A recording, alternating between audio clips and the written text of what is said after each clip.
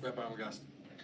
Thank you, Mr. Chair. So my first question is for Mr. Casey. And what you manufacture, who is the primary, I would say, customer base that you have? Is it hunting and recreation, sporting competition, or otherwise simple collection?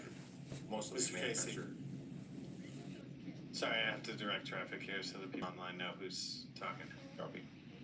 We manufacture primary hunting, automatic hunting rifles. It's quite popular, ship them all over the United States. The AR-15, contrary to popular belief, is available in many calibers, many of which are legal for hunting. Some states, you have straight ball cartridges that are available. Those. Next step in our manufacturing would be sporting 3-gun and long-range shooting, all of which are done with semi-automatic weapons. Rep. Arbogast. Thank you, Mr. Chair. My other question is for anyone on the panel, and kind of going back to what Rep. Caldwell said. It was mentioned earlier that this is meant to be a speed bump. And when we're talking about the Constitution and Second Amendment specifically saying shall not be infringed, how do you see this becoming something only does that? It only infringes on the Second Amendment. And how do you see any of this legislation affecting the fact that going to get guns the criminal way and do criminal things? Mr. Escalante. Thank you, Mr. Chair, and thank you, Rep. Arbogast. I'll be short about this because I'm sure there's others on the panel that would like to answer this. Exhibit A is the state of Illinois. So the state of Illinois passed their firearm owner ID card, and it's been slowly but surely expanded over the years. And now if you go to the Illinois State Police website and you pull up the requirements in order to obtain a firearm owner ID card, I really have to scroll down almost 2 full pages of disqualifications for obtaining a firearm owner ID card. In addition to that, the bill sponsors and the individuals here have said, well, this doesn't touch your the weapons you currently own. It doesn't touch them right now. But I would not be surprised if in the next 2 or 3 or 4 years we're sitting right back here and we're talking about how now we need this firearm owner ID card light, because that's what it is, in order to test firearms. And then you have to register your firearms. And slowly but surely, like I said earlier, if you think it's going to end here, I have a piece of oceanfront property to sell you in Trinidad. There are members of this panel who have called for the abolition of the Second Amendment. It doesn't end here. And AML winner? You're good? Okay. Rep. Espinoza. Thank you, Mr. Chair. This question is for Sheriff Roybal. Hey guys, I've got the audio playing for from Spartan Defense Armory's live stream of the Colorado House Committee Judiciary meeting. So pay attention. You can also go check out their stream. I have to leave. I've got a meeting I have to go to for work. But please, pay attention, support them, support your rights in our state, in your state, and in the state of Colorado. Don't let people infringe on your right to bear arms. My follow-up, Sheriff Roybal, is your point was that only people who are engaging in these kinds of crimes will obtain them illegally. And I just wanted to verify that in that mass shooting, the weapon wasn't obtained legally. Is that was correct? Sheriff Roybal. In Club Q, the weapon was not obtained legally. Okay. Thank you. Rep. Clifford. I wasn't quite ready to ask the sheriff questions. Hold on just a second. Sheriff Roboyle, I'm sorry. Can you talk about the weapons then that were seized in that shooting? Because we have a lot of information on those weapons. Sheriff Absolutely. Thank you. Absolutely. The weapons that were seized from the Club Q shooter were seized by the tactical team in El Paso County Sheriff's Office and remained locked and secure in our evidence facility at the time of the crime. Mr. Chair, can I dialogue? You may dialogue, Rep. Clifford. Let's make it easier for us to go back and forth. Do you have information on where the shooter in that shooting obtained those weapons? Sheriff Roybal, Yes. You may dialogue with Rep. Clifford. Yes, I do have information on that. They were not purchased locally at a gun store. And where were they purchased? Some parts were purchased via the mayor. Some were purchased by others who obtained them for him. That's probably as much detail as I can give based on some other litigation, but some were purchased by others for him and others through the mail. Rep. They were Clifford? obtained illegally. Let me see if I can clarify something. So if we're going to talk about the firearm itself, the weapon, the receiver, etc., not including the magazine, firearm itself purchased legally? Hey guys, did you know some drivers are ditching their car insurance and they're doing this instead? Now the reason why you may be overpaying for car insurance is because a big chunk of your monthly payment isn't even for insurance. It's to pay bill collectors and administrative people. Crazy, right? But my friend showed me this cool little website that changes this around completely. It gives you the ability to pay for just your policy alone. So this website can find liability for as low as $29 a month and full coverage insurance for only $30 a month. I put a link to the website down below. So hey, whatever you see on this video, just go ahead and click that, and it's going to take you directly to the website. To have that kind of capacity is useful in your county? Sheriff Roybal? And we're I dialoguing, believe- Mr. Chair. That type of training, I will tell you, is already being sought after by responsible gun owners, not only in my county, but in the state of Colorado. You go to any shooting range, those people aren't there because they want to purchase a firearm and are required by the state of Colorado in order to purchase a firearm. They are there because they respect the firearm. That is what this is about. They respect not only their constitutional rights, they respect their freedom, they respect the firearm, and they respect the lives of those who they will protect and of humanity as a whole. When I go to a firing range, a private firing range, and practice my craft, I see surrounding me responsible gun owners who are there with their families, with their kids, husbands who are there with their wives and their girlfriends and their daughters, teaching them responsible gun. This is a restriction of those people who are going to be forced to do that, who already do it. The people who will not follow this are the criminals who obtain weapons illegally. Like through this testimony, I have verified the Club Q shooter did not use a weapon that was obtained legally. Rep. Clifford? Rep. Caldwell also has a question. We're over time. Thank you. Make And this your I last have one. some questions for some other members on the panel, if you can some latitude, Mr. Chair. A little bit. Ask one or Understood. two.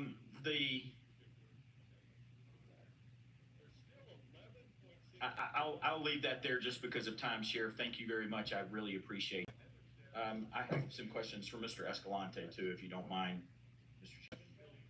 Mr. Escalante, you just described the other lobbyists in the building that are in this space as special interest lobbyists. Do you consider yourself a special interest lobbyist? Mr. Escalante? Thank you, Mr. Chair, Rep. Clifford. We are not paid. We do not take donations from billionaires. So I would argue that we are a grassroots lobbying. We are not a specialist lobbying. Our average donation is $90. Got it. And Rep. Clifford? May I dialogue for time, Mr. Chair? Rep. Clifford, I need to be, keep to these time guidelines as I can. Also, I do want to give Rep. Caldwell a chance to ask a question. If you could ask 2 more questions. Thank you. No further questions, Mr. Chair. Okay. Rep. Caldwell? Thank you, Mr. Chair, and I'll make this quickly. So the intent, if I understand of this, and a lot of the talk from the bill sponsors, is to address mass shootings. So this is a question for those on the panel, and it's a very simple answer, and if you don't know, it's okay. But so some of the worst mass shootings in the history of our country, thinking Virginia Tech, 32 people killed, Thousand Oaks, California, 12, the Navy Yard shooting, 12, and Virginia Beach, Virginia shooting, 12 people killed. Do you know what those shootings have in common? Anyone on the panel? Mr. Collins? I believe all were obtained illegally in those situations, were they not? They were obtained Illegal. Rep Caldwell, that's fine. So they actually, I don't know about if they were legal or illegal. My What I was getting to was they were all conducted or gun-free fitted zones. with pistols. Pistols, yeah. Yes, sir. Thank you. Okay, Rep Clifford, if you have one or two questions. Sure, thank you. And again, Mr. Chair, for time, permission to dialogue.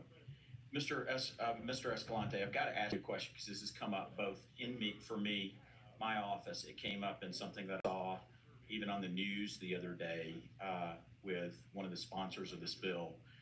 Can you describe the process for your documents that you deliver to the Capitol that you call petitions? Mr. Escalante. Thank you, Mr. Chair. I do not believe this relates to the bill, but if you believe that this is a question I should answer, I will. If the petitions were about this specific piece of legislation, I think it's amount. Thank you, Mr. Chair, for the clarification. I'd be happy to. So we actually have a landing page on our website, and we get these petitions across the state of Colorado. We actually have a box of some. We actually have a box for you out in the lobby right now.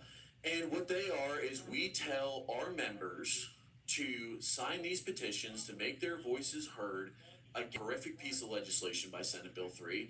And then we very simply go ahead and we deliver these petitions to each legislator. And we break them up by zip code. We try to get them lined up with the districts as best as we can. But we go ahead and we deliver them, and we just very simply say, hey, these are petitions from your constituents, and we want to give you these messages because you have X amount of constituents in your district who don't want you to pass or vote in favor of the bill. Have you ever delivered any petitions in office from constituents? Absolutely. Mr. Escalante. Rep Clifford. Sorry, Mr. Chair. We're already said 1, 2 questions. That was 2. I really want to keep us as close I to the understand, Chair. timeline as I can. Mr. Escalante, I can't have you put under oath. Can you? We're not We can't. doing that today. Mr. Chair, I'm not going to take one question. We're not doing that today. We're not doing that today. Okay.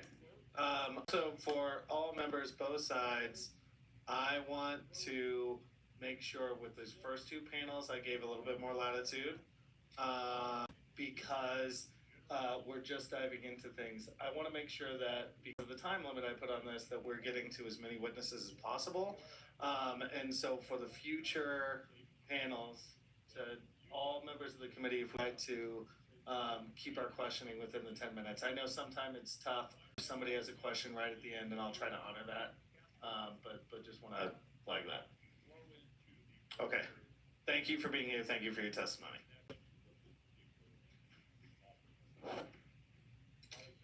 Okay. I will next call up Amber Estes, Kelly Murphy, Eileen McCarran, and Kathy Hagan.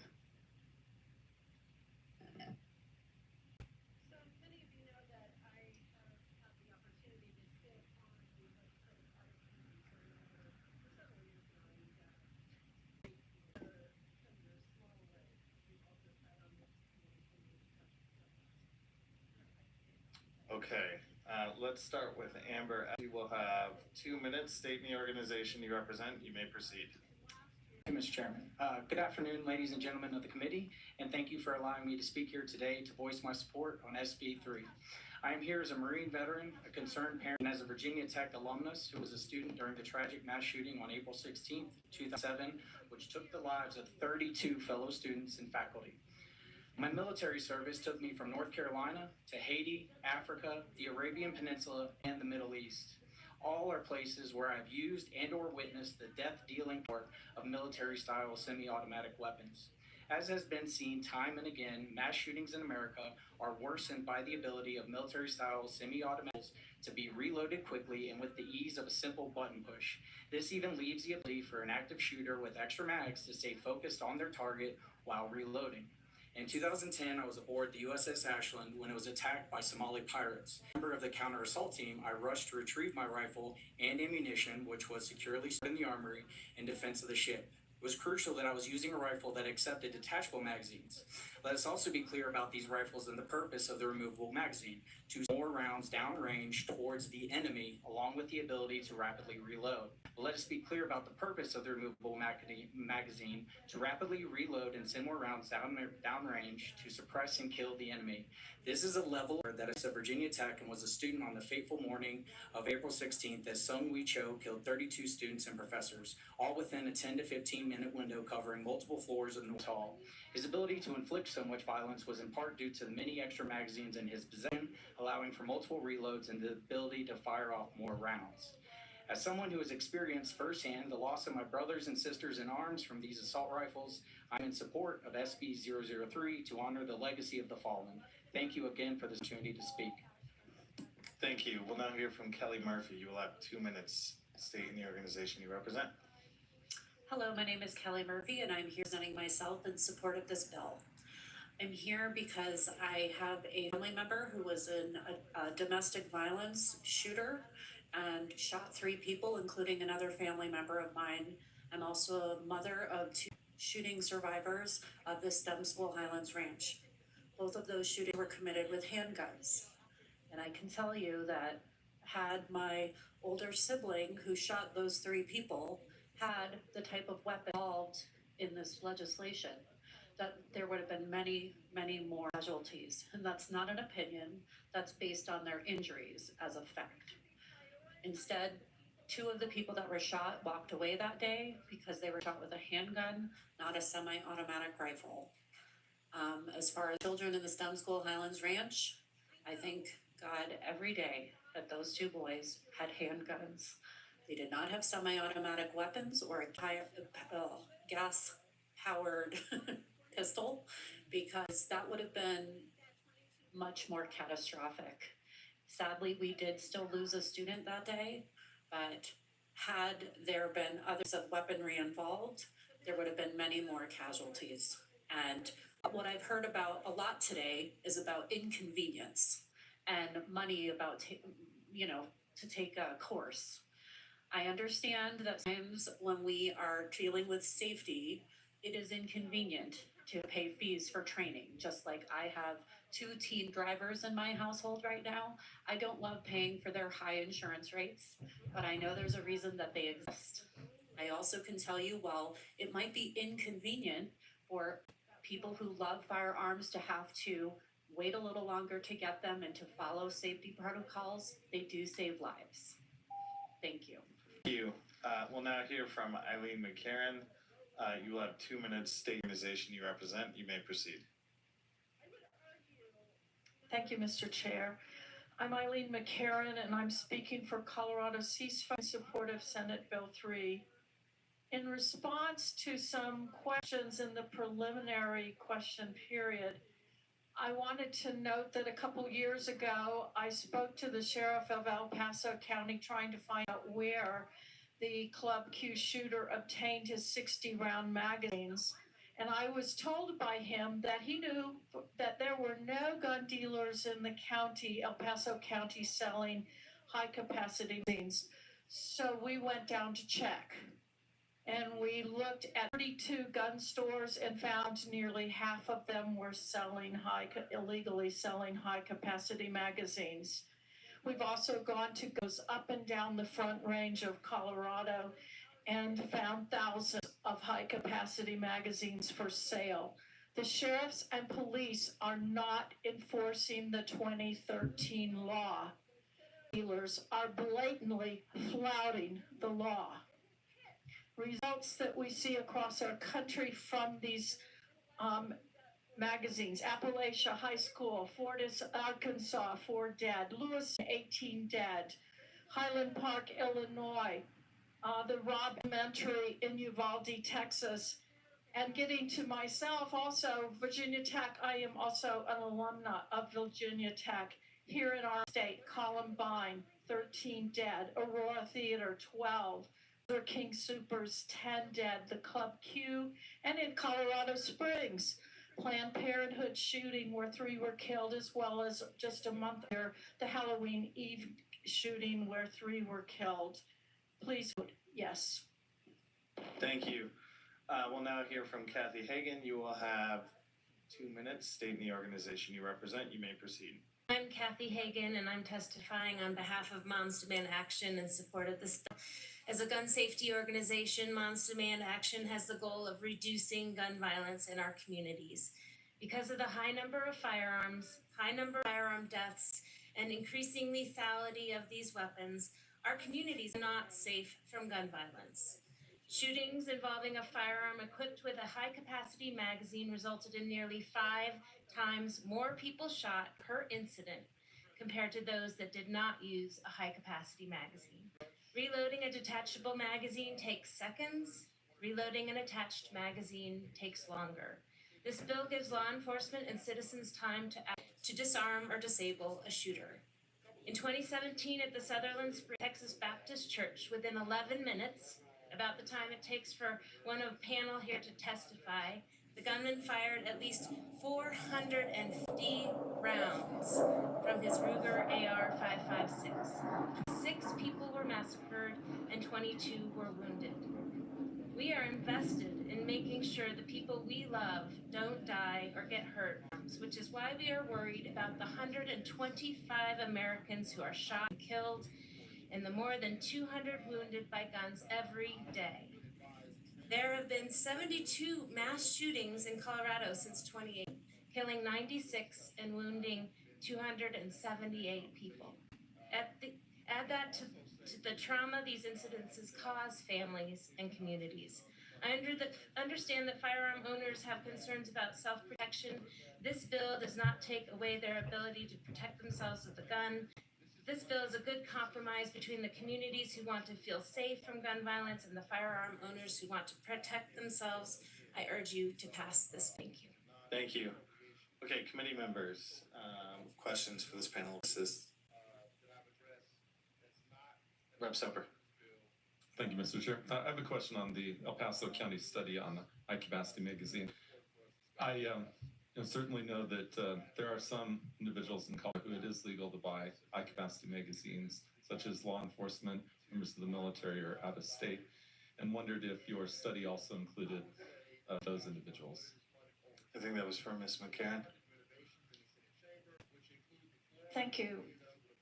With regard to that, one wouldn't know whether the clerks are testing to see if you're of town or a military or a police officer are allowed to buy these magazines. But I observed the sale of one at the Centennial Gun Club here in Centennial, Colorado, where the clerk, seeing that the magazine was a 25-round magazine, took it apart and said, I have to disassemble this, and showed the customer how to reassemble it and put all the pieces in the original container and completed the sale. The clerk never asked the customer, are you from out of town? Are you military? Or are you a law enforcement officer? It was just a regular customer like you or I walking in. So there was no check. So one has to assume, since they're out on the counters, that they're just getting this sold without any verification that the person is a legal buyer. Rep. Caldwell. Thank you, Mr. Chair. This question is for the representative for Moms Demand Action. Thank you for being here. You mentioned the increasing lethality of firearms being justification for this. Do you know when the AR-15 first began being sold to the public? Ms. Hagan. I do not have the specific date, no, but it's been some decades. Yeah, it was developed in the 1950s and first began being sold in 1994 to the public. Any further questions for this panel of witnesses? AML Bacon. Thank you, and this question is for Ms. McCarron. Sorry, thank you all for coming. We've been hearing a lot about weapons needed for self-defense, and I just want to know, in your experience and in your research, firearms are used or claimed to be used in self-defense more handguns or assault weapons? Ms. McCarron. Thank you, Representative Bacon. Actually, you know, a gun in the home is more dangerous to the family than not having one. So I just wanted to say that. I would also say in my very first years of working in gun violence advocacy issues or anti-gun violence advocacy, my mentor, he said, you know, if you really want to have a gun, if that's what you want in your home to protect your family, you should get a shotgun because no mistakes the sound of the racking up of the rounds.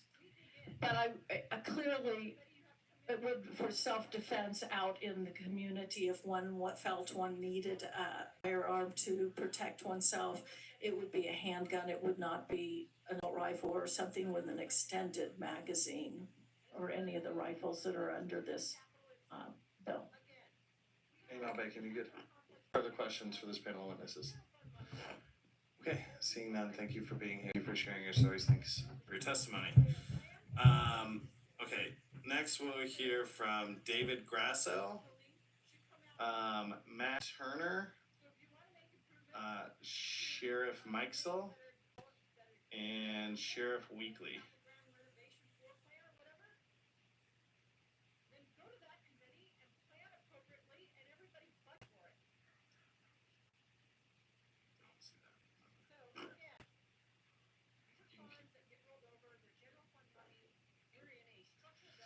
All right, let's start with David Grasso. You will have 2 minutes. State the organization you represent. You may proceed.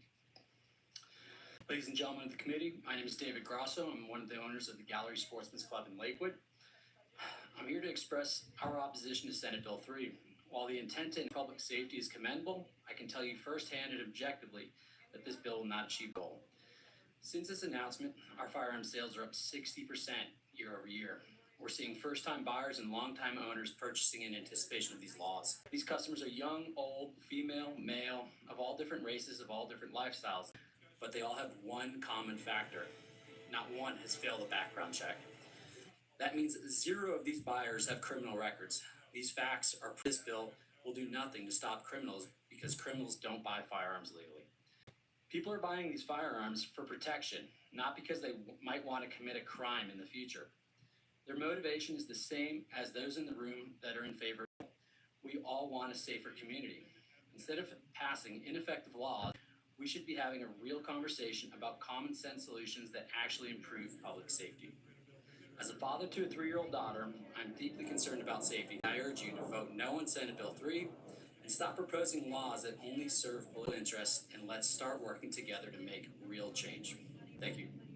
Thank you. We'll now hear from Matt Turner. You will have 2 minutes. State the organization you represent. You may proceed. Thank you, Mr. Chair. My name is Captain Matt Turner.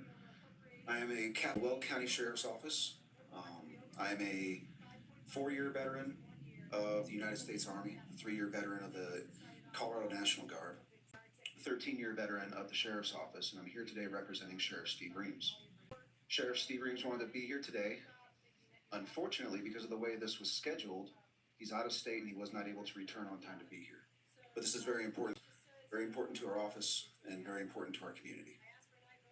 I have a short time to talk, so one thing I want to talk about is the concepts of safety and the... Okay, this was not a want, it was a need. I had to get my hands on this red set. I've never seen a color like it. This is from Comfort's brand new minimalist collection. The fit of this collection is more oversized than the others, bigger arm seams, bigger hood, and this design is so simplistic and monochrome, it's perfect. The material that they use is something I've never felt before. It feels like you're walking around inside of a blanket. Whatever Comfort makes usually sells out instantly because they make all their stuff with a slightly weighted material that's supposed to help with stress and anxiety, which is exactly what I need. You can just tell how high quality this set is. I'm 5 feet tall, wearing a size small, but if you in red, I know people are gonna go crazy over it, so I would run.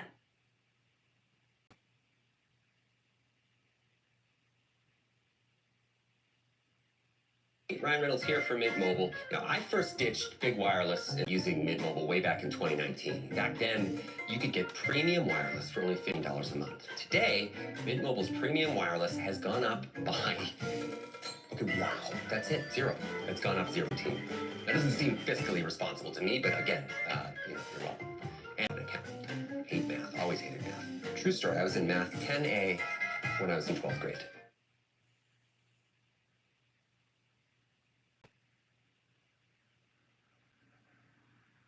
have 2 minutes, stating the organization you represent. You may proceed. I'm Sheriff Jason Mikesell with the Teller County Sheriff's Office. I'm speaking on behalf of my citizens throughout my county. I want to talk to you about a story. 10 dead, 15 hospitalized. Canada, a mass stabbing. Mardi Gras, New Orleans, F-150, white in color. Both of those committed mass killings inside the United States internationally. So we talk about international, but we don't talk about the fact that those nationals are using other things than guns. Mental health is the largest issue for any of these types of mass killings, not firearms. Here's the other side I'd like to talk to you about and ask you. This bill is for public safety and how many public safety members are in front of you right now yelling they want this bill to be in place? You have members of the Sheriff's Association saying it's a bad bill, police chiefs that don't want this bill. Where's your law enforcement or public safety that are actually here today saying this is a great bill, we want this?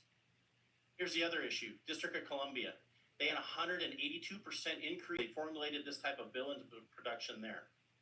They had one of the highest amounts of murders in the United States for their area after this type of bill was established. So I ask you, what really are you attempting to fix with this bill? We see is the fact that this is going to now establish criminals and people with mental health issues, because that's your true issue. Not one mass killing has ever been conducted where somebody wasn't doing it criminally or they're having a mental health issue. Nowhere inside the United States. If somebody could quote one, I'd love it. But again, public safety is sitting in front of you telling you that we don't want your help. We want you to listen. Listen to us for the first time in my career coming up here and talking about guns to tell us why we need this. Because we're telling you we don't. Thank you for your time. Thank you. Now we'll hear from Sheriff Weekly. You will have 2 minutes, stating the organization you represent. You may proceed. Thank you, Mr. Chair. My name is Darren Weekly, and I'm the elected sheriff of Douglas County, representing myself. You will hear from many people today about how unconstitutional this bill is, how this bill does absolutely nothing to prevent crime, how criminals laugh in the face of the laws created in this building. After 31 years as a cop, I can tell you this will not stop murder. It will not stop a mass shooting. It will not stop suicides for those who are committed to ending their own life. I agree with everyone who will reiterate these talking points throughout the day into this evening. I also agree that you shouldn't have to get approval from the state of Colorado or a local government to take a class, pay fees to exercise your God-given constitutional rights. I also agree that this bill is just the framework of what's to come during future legislative sessions. That anyone who supports this blatantly unconstitutional bill will be on the wrong side of history. Whether you're a legislator, or the governor himself, who by all accounts has his eye on the presidency, your constituents are paying attention. Many voters, whether they be Republican, Democrat, or unaffiliated, like this bill. Several seats in this building changed during the last election cycle, and I'm not talking Democrat to Republican. I'm talking overall. The average Coloradans who are typically oblivious to what happens in this building, starting to pay attention. They are fed up with crime. They are fed up with coddling of criminals. They are fed up with legislators making Colorado unaffordable. They're fed up with regulation, and they are fed up with taxation disguised as fees in every bill they have to pay and many of the roads that they have to drive on. And they are also fed up with the infringement of their Second Amendment rights. I've already been told this hearing is a formality. The bill is going to pass and the governor is going to sign it. Very respectfully, I hope that's the case. I hope you simply don't vote party lines. I hope you vote to be on the right side of history. Please vote no on this bill. Thank you. Thank you. Committee members, do we have questions for this panel of witnesses? Rep. Armagas. Thank you, Mr. Chair. First question before Mr. Grasso, if you can talk about your experience in retail and firearms, how many experiences you have where you've had a firearm come back to you as far as trace or anything for any kind of criminal use? Mr. Grasso. Rep. Armagas, thanks for the question.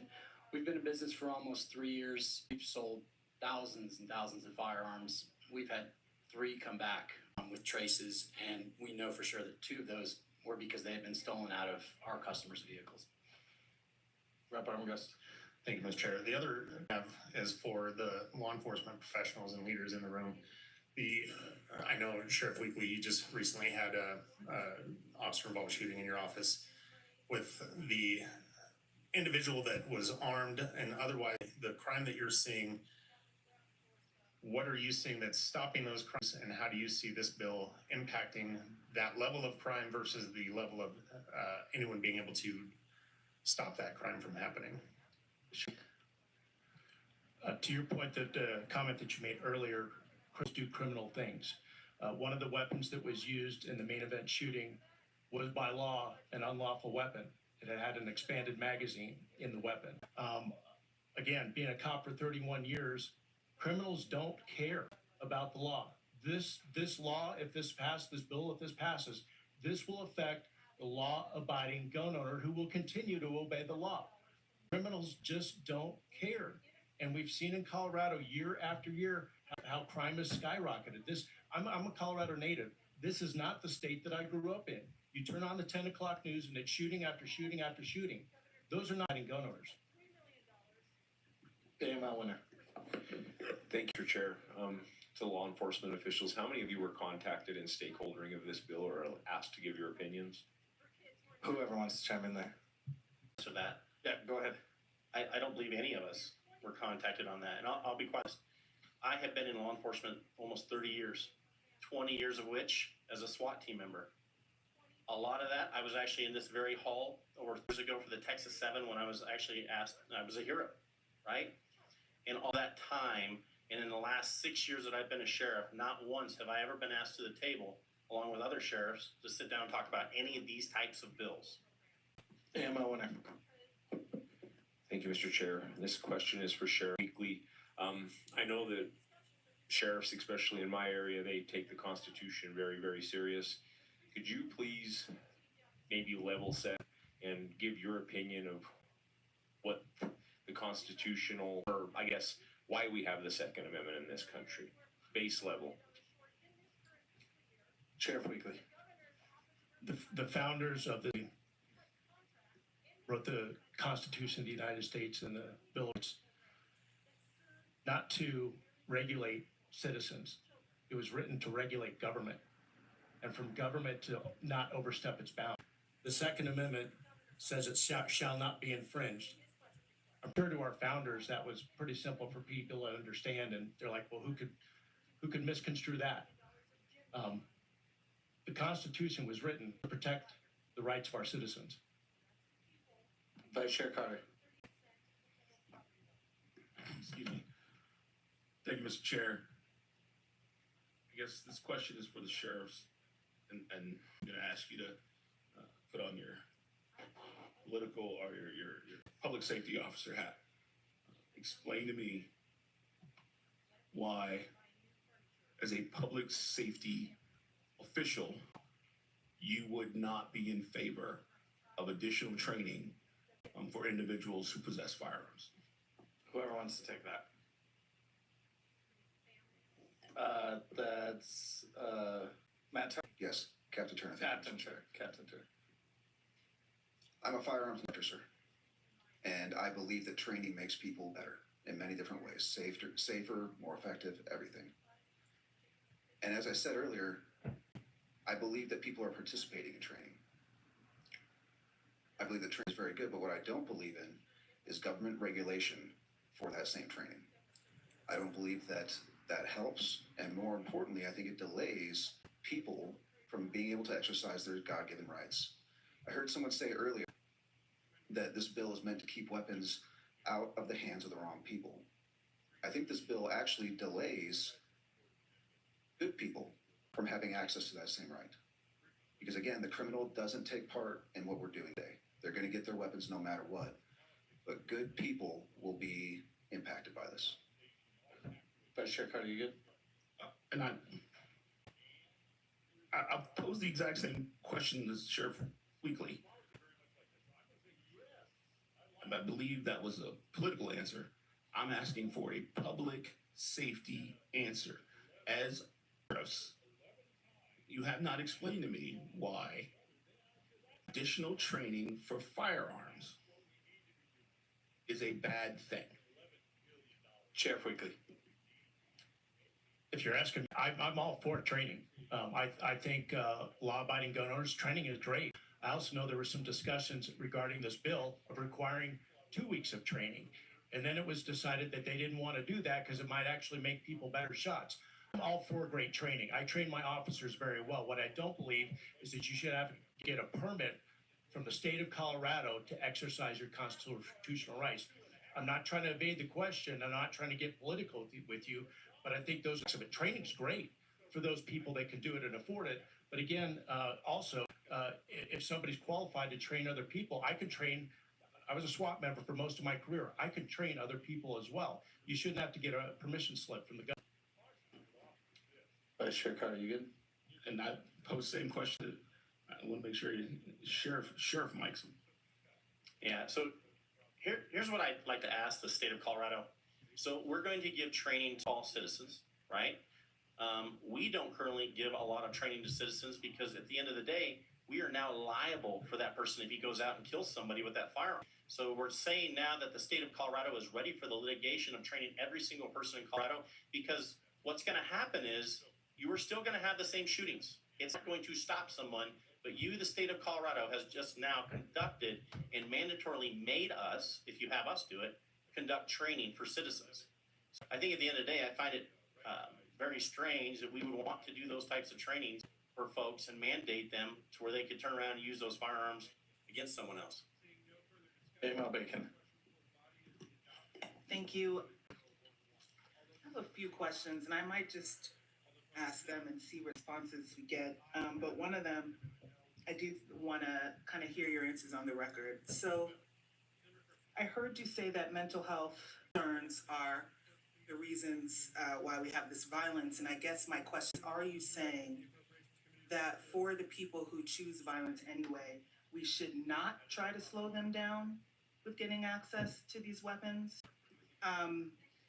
And I think, given the example of New Orleans and somewhere with a knife, I'm like, do you believe that had the Vegas shooter had knives, he would have been able to kill as many people, or if the New Orleans offender had an assault weapon, he might have been able to kill more? And then, but more importantly, I want to understand to this last point, does the government, I'm not even entirely sure we're saying the government needs to train people, but the government currently trains people to hunt. And so I'm trying to figure out what the difference may be by way of the liability argument you just gave. But lastly, the question that I do want to hear from all of you is if you intend to enforce this law. Because I've heard in regards to the mental health piece, I sponsored the ERPO bill, but I did hear a lot of commentary from the sheriffs of not wanting to enforce that, which concerns me as a matter of your post certification. But, and quite frankly, this is why I get a leery of law enforcement being political, because I don't want you all to feel like you have to be in a place to not uphold the law. And so the questions generally on, do you believe, again, that someone who is going to kill someone or has a mental health issue should not be slowed down? Do you believe that the offenders that you cited would have been more or less lethal with assault weapons? And the government does train on hunting, so how does that compare to what you did by way of liabilities? And I'm very sorry, that was like 11 questions. That's okay. If there's any one of them that you want to answer, but if all of you would answer, if you intend to uphold. Sheriff Maxwell. So it's a multi-part question. Yeah, right? Sorry. So here's the first part on that. In the New Orleans mass killings, he did have a firearm in the vehicle, which he didn't know how to use. Secondarily, in that, people with a mental health issue, they're going to do it anyways. They're going to find a weapon. They've been researching and rehearsing this for a very long period of time. A lot of studies show that. Mr. Deers, that opened fire at Planned Parenthood in Colorado Springs, had mental health issues and is still dealing with the mental health problems, which this would not have stopped him from obtaining a firearm, nor would somebody that's a criminal that's obtaining a firearm, right? They do it through illegal means. The mentals that have these types of major issues, a lot of times they're receiving it through the wrong means. It's illegal. So the other side to your point about the training piece to it is, why wouldn't train people on a mass level through the state to receive anything? We do it for hunting. And that's usually for small children to make sure that they can strike the target. They understand the responsibilities of hunting wildlife to do those things. I've been through the hunter safety course. I don't know if you've been through a hunter safety course. but it has to do with hunting. Now you're going to get a state agency that deals with hunting, and you're now going to have them train a mass population on how to deal with this. This is not going to be a week issue, not 2 week issue. It's going to be months issue. Because there is no way. I work with Division of Wildlife. They're in my office. You have very few of them. What this is, my office, it would take months and months to deal with this same issue if I did it. So the mental health concerns, I think, are bigger issues. And do I think that through the mental health issues, people would be just as lethal with a truck, more lethal with a truck a lot of times, because it's all at once. It's in a crowded location. Shooting takes a level. Weapons are single point directional weapon systems. They're not multi-directional, which means they have to be in a specific area and fired around to strike a target. A truck, a knife, they're what's called multi-directional weapons, because I can strike at any angle into larger groups of people and create more chaos and more trauma. So it doesn't matter the weapon system is what I'm trying to explain. It matters with the mental health capacity or the criminality of an event. And weapons are not the piece that create the mental health issue or the criminality issue. They do. All right, Rep. Bacon asked every member of law enforcement to ask or answer a specific question on intent to enforce. So starting with Captain Turner, and then Mikesell, and then Sheriff Weekly. Thank you, Mr. Chair. The term intent to enforce is confusing to me. What I will say is that as the bill is currently written, if we are the holders of these permits, we don't have the staff to keep, and the 350,000 residents in Weld County will feel a significant delay in being able to exercise their rights. Sheriff Mikesell. There's nothing to enforce in this ridiculous law at this point. Sheriff Weekly. I always follow the rule of law. All right, in the interest of fairness on the last panel, I asked Rep. Clifford, who had his hand raised, to ask a final question. I saw Rep. Armagast quite a bit ago, so with Rep. Armagast. And sorry, my winner, Armagast was before you. If he wants to do you, he can. Nope. Thank you, Mr. Hey, Chair. Rep. Armagast. No, my question is just for the law enforcement leaders on the level of what you see as the biggest threat.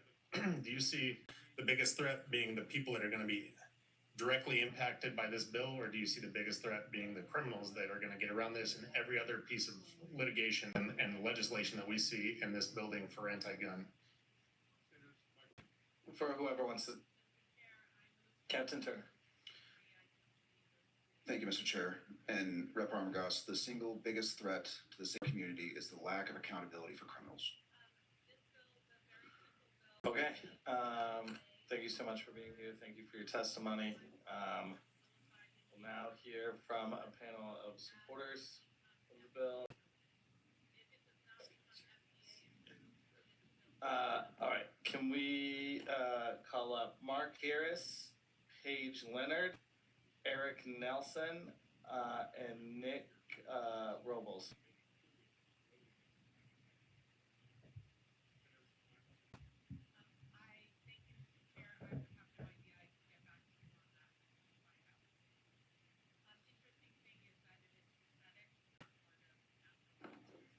Okay, is Eric Nelson here?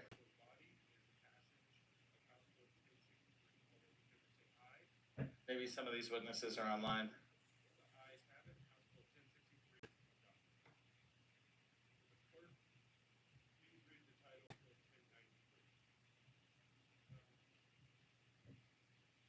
Okay. I don't know exactly who we have here. Let's start with Mark Harris. Is Mark Harris here? Okay, Mark Harris. You'll have 2 minutes. State any organization you represent. You may proceed. Thank you, Mr. Chair, members of the committee. Thank you for this opportunity. My name is Mark Harris. I'm on the board of Colorado Ceasefire.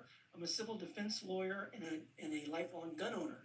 I'm here to speak in favor of this bill. And before I get into the main thing, I just want to say sheriffs are not to decide the constitutionality of you folks pass. They're supposed to enforce those laws. Now, there are 400 million in the United States. In 2013, this body decided to enact a public safety law, the high capacity magazine ban, which limit 15 bullets. For the last 12 years, that ban has not been effective because of evasive manufacturers and sellers' efforts and because of the lack of law enforcement on that ban. I have personal knowledge of those issues. I've gone to gun stores and gun shows in El Paso County, Adams County, Pueblo County, Arapahoe County, and Douglas County. We have some of the sheriffs here today. Go to gun stores. I see magazine extenders, which explicitly circumvent the high capacity magazine ban. For every handgun you can imagine, there is a magazine extender. When I asked the gun store folks about high capacity magazines, they said, don't worry. In El Paso, this was in El Paso, they said the sheriff of El Paso doesn't enforce the high capacity magazine ban. Then I go to gun shows in all those counties, and every single one of them has high capacity magazines, 20, 30, 50, 800 round drums of the type that we see in these mass shootings. This bill addresses the overwhelming lethality of military style weapons with detachable magazines that can be extended with combined trigger activators or bump stocks. They become machine guns. Let's pass this bill. Thank you. Now we'll hear from Paige Leonard. You will have 2 minutes. State the organization you represent. You may proceed. Thank you to the chair, committee members. My name is Paige Leonard. I am representing myself, and I strongly support this bill. Here is just a sample, not all, of the lives taken and those injured specifically by weapons with high-capacity magazines to remind you how lethal and dangerous these weapons really are. Sutherland Springs, 26 people killed, 20 people. Orlando, 49 killed, 53 injured. Las Vegas, 60 killed, 439 injured. Hello, Salt Lake County. This is the Blonde Ginger from All Green Pest Control and Lawn Care. Are you ready to make your lawn great again? Do you have a lawn that looks like this with oxalis, crabgrass, and brown patches? Or this, a lawn loaded with morning glory and common mallow? A lawn like this that looks a little tired, but you want it to look like this. Now, is what you're currently not working anymore and you're frustrated because you don't know where to start, what to do, or what to buy, or you're just plain tired of doing it yourself? The professionals at All Green Pest Control and Lawn Care would love to make your lawn great again. And now is a perfect time to start. Now, believe it or not, prices are very similar to what you'd be spending to doing it yourself at the big box stores.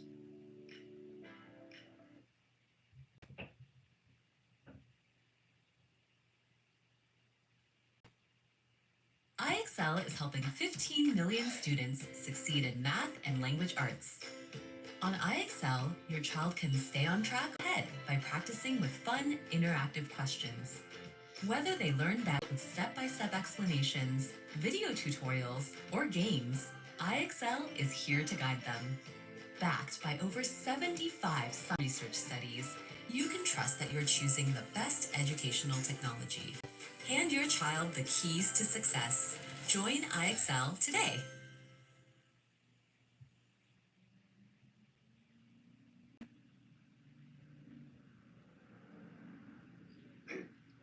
Policy Analyst, Boulder County Commissioner's Office. I will be reading County Commissioner Martha Lochiman's testimony, who could not be here today due to a scheduling conflict. I'm Martha Lochime, Boulder County Commissioner, testifying in support on behalf of myself, my constituents, my family, and Boulder County in support of Senate Bill 3. As a Latina mother of 2 young men, a former educator, a businesswoman, leader of a local government agency with over 2,500 staff members, I think about preventing gun violence every single day. I've testified previously in this committee. Gun violence disproportionately impacts Black and brown people. Each year, more than 4,700 Latinos die from gun violence in the United States, about 13 people deaths per day. Latinos and the Latino community suffered huge losses in multiple recent mass shootings motivated by racism and homophobia. National poll of Latino voters conducted by Unidos US and Mi Familia Vota in 2022 showed that addressing gun violence is among the top 2 most important issues for Latinos and strongly support policies to address gun violence. A couple of friends and real estate colleagues of mine went out for dinner in early February 2021. Like me, Pam was a single mom of a young boy. She accidentally hit a car in front of her heading towards I-25 when it unexpectedly stopped. A 14-year-old child got out of the car and shot her with an AR-15 weapon, execution style, in Denver, Colorado. Semi-automatic weapons are military-grade weapons designed for modern combat and have no place or need for civilians in our communities. In 2022, my fellow commissioners and I passed 5 local ordinances to prevent gun violence, disparities, and death in our communities through the authority granted in Senate Bill 21256, including an ordinance to prohibit semi-automatic arms. Every community and statewide effort we make as elected officials to prevent gun violence is a required effort to save lives and a required response in the face of immense opposition from the gun lobby. Thank you. Okay, committee questions for this panel of witnesses. Rep. Sober. Thank you, Mr. Chair. I have a question on the chart that was handed out. You have this nice graphic on high-capacity magazines and no high-capacity magazines, in which illustrating that 5 times as many people were shot. I would just like to know a little bit more of a breakdown, particularly in a place like Colorado, where since 2013 I've had a limit on high-capacity magazines to 15 rounds or less. Has your analysis actually played into changes in law with different states? Because this appears to lump in every mass shooting in the United States, at least according to your source note. I wondered if you've actually looked a little bit more specific at how that may have changed. Whoever wants to take that. I was the one that passed out that question, Ms. Chair. Leonard. Sorry. So I will answer that question. I think that illustrates, again, that if you're in a grocery store and a person came in with a weapon with a high capacity magazine, 5 times as many people around you would be shot. Twice as many people around you would be killed. And 10 times as many people around you would be wounded. That is what the graphic is showing about the dangers and lethality of high capacity magazines. Rep. Sober. Thank you, and I appreciate that. Just a quick follow-up. Have you also looked at how many of the high-capacity magazines were purchased legally, illegally? I think, Ms. Leonard. Mr. Chair, I think it's been stated already in previous panels that there are many gun dealers that are illegally selling high-capacity magazines. So still is existing in our state today. That has already been stated. Okay, any further questions? Amo Bacon. Sorry, my question is for our first witness. Can you tell me your name again? Yes, Mark Harris. And are you an attorney? Yes, sir. Yes, ma'am. I'm sorry. Mr. Chair, may I dialogue? You may. Okay, sorry. I just wanted to ask you this question. I'm curious if you've been watching or listening today. Commentary on the Constitution and what you believe, folks believe the founding fathers intended. But I was just asking your opinion as an attorney. What have we determined as a course of law? Over I don't know. Let's just talk about this century when it comes to firearms. Do you have any insights to share? I have many. Thank you for the opportunity. The Second Amendment wasn't given to God. It was given to us by James Madison and the founders of our country. And the first part of that law, first part of that amendment, it says a well-regulated militia being necessary to the security of a free state. The right of the people to keep and bear not infringed. That's the full amendment. We never hear about the full amendment. Now, to specifically answer your question, for the last, I'd say, about 30 years, gun laws, the last decade, so the 30 years prior to that, it was a pendulum working towards, fewer and fewer gun regulations, lack of gun safety laws, etc. And for the last 10 years, we've been clawing our way back with waiting periods or age limits or ERPO, in providing some semblance of reasonableness to address the serious public safety concern of mass shootings in general and suicides. So I think the pendulum might be swung a little bit back in the direction of public safety. That's how I see it. And as a matter of the constitutional law premises, do you believe that the founding fathers intended in the 10th Amendment and any sort of, and what are the premises that kind of live in between individual rights? So for example, First Amendment we have limitations on it if what, right? If there's compelling state interest, right? And so I'm curious about your thoughts on the founding fathers' ideas of how we would find balance, especially where we would place public interest and public safety. Thank you. That is a great question. The amendments to the Constitution, as I have gone to law school and practice, they've all been adjudicated by applying a balancing, balancing the rights of free expression, freedom of religion, with safety aspects, public safety, that sort of thing. And all of the amendments have that balancing test until we came to the Bruin case a couple of years ago, which changed that standard, and the balancing test was eliminated for the Second Amendment and the Second Amendment only. Now you look at the text and the historical traditions. But even then, when we look at historical traditions, we find there were reasonable limitations on who can have a gun, what type of weapon, under what circumstances, under what locations. So there were always limitations throughout our history, and we find that in the cases that are now winding their way through the courts of appeal. Thank you. Further questions for this panel of witnesses?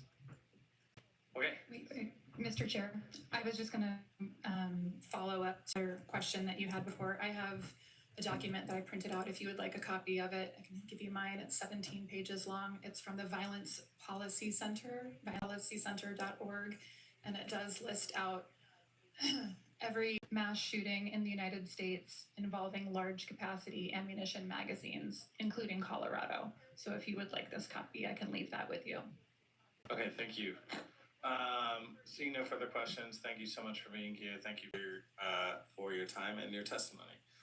All right, now we'll hear from Under Sheriff Dyer, Nephi Cole, Ava Flannel, Matt Grogan, and I have one remote witness, Ty Petersburg. And I understand Ty Petersburg is here for questions only.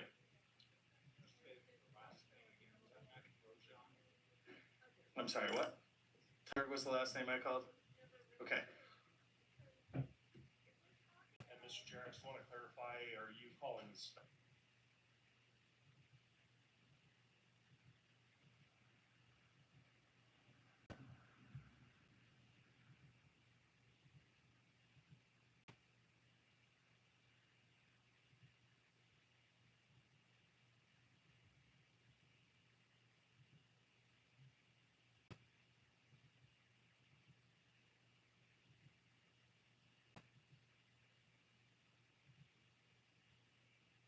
Bottle it.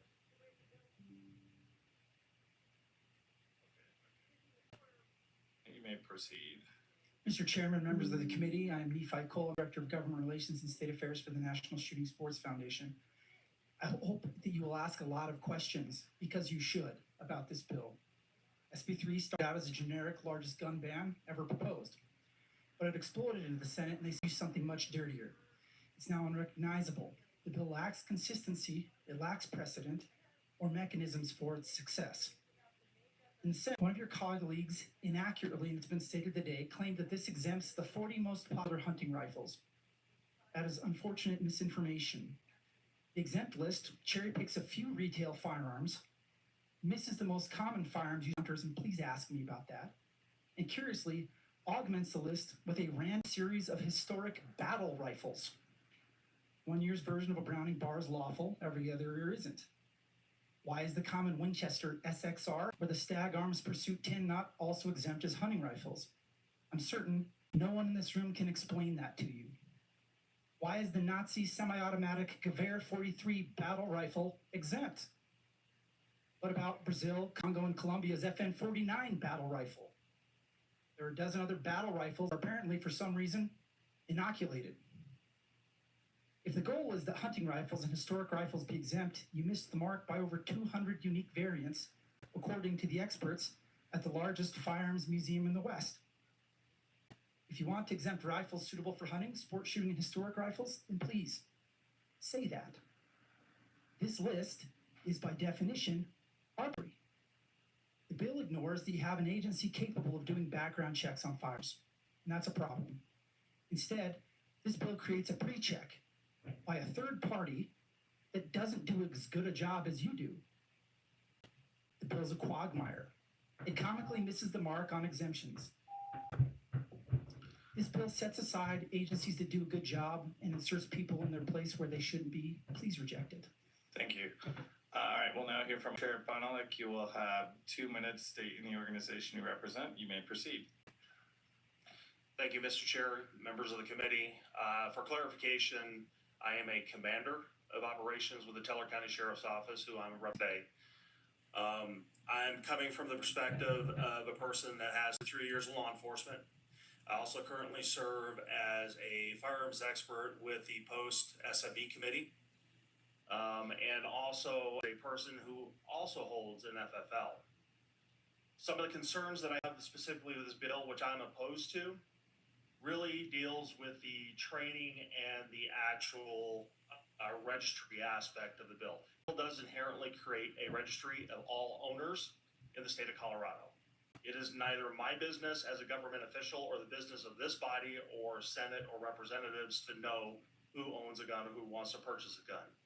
When we look at the aspect of training, this creates an issue that will backlog law enforcement in general, whether it stays with the sheriffs or moves over to Colorado Parks and Wildlife, to a point where the law specifically states there's a verification process of those particular instructors. That verification will be done by that law enforcement agency. That is going to take time. The other problem is the structured fees. We're going to have fees for us to be able to buy into the pathway of purchase. Not only that, we have to pay the instructor fees. We have to pay fees to CPW. We have to pay fees eventually when we go to an FFL, the file of 4473. This all creates nothing but a gap in time. The other issue that I have here, this would create a huge increase in operational cost for my office to hire additional personnel to handle those incoming verification procedures, not only to mention the eligibility cards that would be required to be issued after a background check has been completed. These citizens have to suffer 2 separate background checks, not only from law enforcement side, but from the FFL. I ask for you to vote no. Thanks. Now we'll hear from Matt Grogan. You will have 2 minutes stating the organization you represent. You may proceed. My name is Matt Grosjean. I am here today representing myself, Centennial Gun Club, and our over 120,000 customers. I am also a survivor of the worst mass shooting history of this country, and I am here today urging you to vote no on SB 3.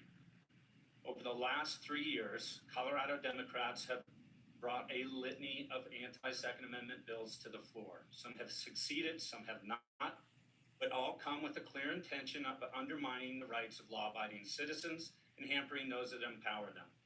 Those voting for these bills claim safety is the reason that we as citizens need to cede more control, pay more money, just to protect ourselves and our loved ones. No research nor any statistics have ever been presented as to how these laws will make us safer. In fact, the measurable result achieved in their passing has been an increased financial burden on Colorado citizens and taxpayers. Our new 8-hour CHP course, our excise tax, our state-run licensing bureau, as well as other bills positioned to come into law, create much larger financial burdens for your voters to exercise the right to protect themselves. With this proposed training requirement, SB 3 would be the icing on the cake. Passes, the conclusion Colorado voters will have, and the rest of the country for that matter, is that constitutional rights are only for the rich in this state. I am perplexed, though, as to why one would vote for this bill if one were sitting in your seat. Can't believe that any of you think that murderers and criminals will somehow decide not to commit their crimes because their victims now have a 12-hour training requirement to protect themselves with the very same firearms that might be used against them. There is zero logic in this argument, and everyone in this room knows it. A no on SB 3 is a clear message that you care for Coloradans and keeping the balance of power in the hands of its good. Thank you. And I understand, Ty Petersberger, you, just to confirm, here for questions only. Okay, great. And then finally, we'll hear from Ava Flannel. You will have 2 minutes. State the organization you represent. May proceed. Members of the committee, my name is Ava Flannel, and I'm the Vice President of Legislative Engagement for Colorado State Shooting Association. This bill would impose the most prohibitive requirements in the country for purchasing a semi-automatic firearm. In fact, it is so restrictive that legally purchasing a Class 3 weapon regulated by the ATF, such as a machine gun, short-barreled rifle, sawed-off shotgun, bazooka, or suppressor, would be easier than buying a common semi-automatic rifle if this bill passes. Here's a comparison to other states. Illinois, which is ranked as the third best state for gun control by Everytown for Gun Safety, has no training requirement and only needs a pre-shopping background check. On February 11th, an Illinois judge struck down the firearm owner's identification card, saying that charging a fee was unconstitutional. Minnesota has no training requirements and mandates a pre-shop check that's free. Washington State, which has some of the strictest laws on semi-automatic rifles, allows a hunter safety course or a 2-hour online class. California, Hawaii, and Massachusetts, all states known for their strong gun regulations, accept a hunter safety course to meet firearm purchasing requirements without additional costly or burdensome training mandates. Washington, D.C., which has some of the toughest restrictions on firearms, provides a free 30-minute course. Colorado's proposed law goes beyond all of these by requiring an extended permitting process, mandating in-person training and excessive bureaucratic hurdles. Members of the committee, if your goal is to incentivize Colorado citizens to purchase machine guns, then leave this process as erroneous as it sits in this bill today. If you want a process that is fair and justifiable, you need to vote no on this bill. Thank you. Committee members, do we have questions for this panel of witnesses? Rep. Clifford. I appreciate the ease with which citizens can purchase a bazooka. Ms. Flannel, can you tell us what else would be, what the biggest differentiating factor? Is there something different when you have the type of license that would allow you to have a rocket-propelled grenade launcher at your house? What else might be different about that? Ms. Flannel. Sure, thank you, Clifford. So in order to purchase a Class 3 firearm or NFA item, it would be an online process. Law enforcement is informed, they are not approved. It's a one background check, not two. You would take fingerprints, there's no training requirements, and sometimes you are approved within less than 24 hours. Rep. Clifford. Does that also open wherever you have the weapons up to warrantless searches beyond that point? Ms. Flannel. I believe so. Rep. Clifford. So the difference is that if you did go through the process to have that type of weaponry, then presumably at any point in time, someone could enter your home and inspect those weapons and how you're storing, et cetera. Ms. Flannel. I think that regardless, there's still going to be a record of somebody owning a firearm. So whether they come knocking on your door or they knowingly know that you have that firearm, I think that it's still on the record. Clifford. Would you feel better if we reduced the training requirements here, but made residents available for search under this bill? Ms. Flannel. No. However, I don't think that, like I said, I think that this bill goes too far. Got that. Thank you. Rep. Clifford. The other thing, and this can be from anybody on the panel, thank you very much, Ms. Flannel. Anybody on the panel, we've talked a lot about this bill over the last few days, and I actually do have a ton of constituents me to vote yes today. I'm surprised at the outreach that I get and the lack of people from House District 37 that actually engaged me to ask me to vote no, juxtaposition the others. And I'm happy to share those numbers with you. We keep all the documentation, and I'm really upfront about it. One of the things that it seems to be in this bill with the fundamental nemesis here is the detachable magazine and the difference between purchasing an AR-15, for example. There would be no right given up in this bill. You could still purchase them all day long as you were willing to stop. My husband lost 10 pounds until I discovered his little secret. No matter how much my husband works out, he just struggles to lose his dad bod. Then he got these shirts from True Classic. They're designed to be tighter in the arms and the chest, but have a little room in the belly to hide his dad bod. These shirts are buttery soft, super comfortable, and they don't shrink in the wash. Plus, True Classic is way more affordable than his favorite brands. So if you're struggling to lose extra pounds, make sure to check out True Classic.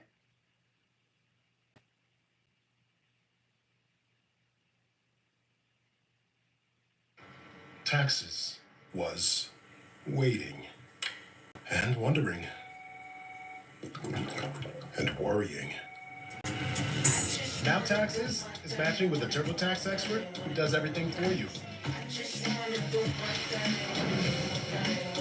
Who can do your taxes in a day, so you can get up to $4,000 instantly. Now this is Taxes. Intuit TurboTax.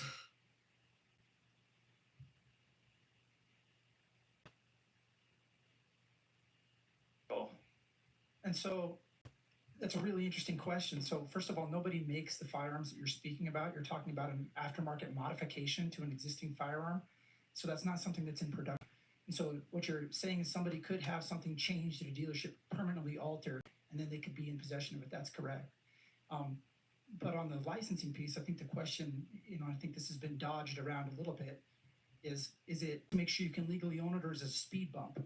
One of those things is okay. A background check is permissible under current rule of law. The question is your intent to make sure that people can legally own a gun, or is it to impede or infringe upon people legally owning a gun?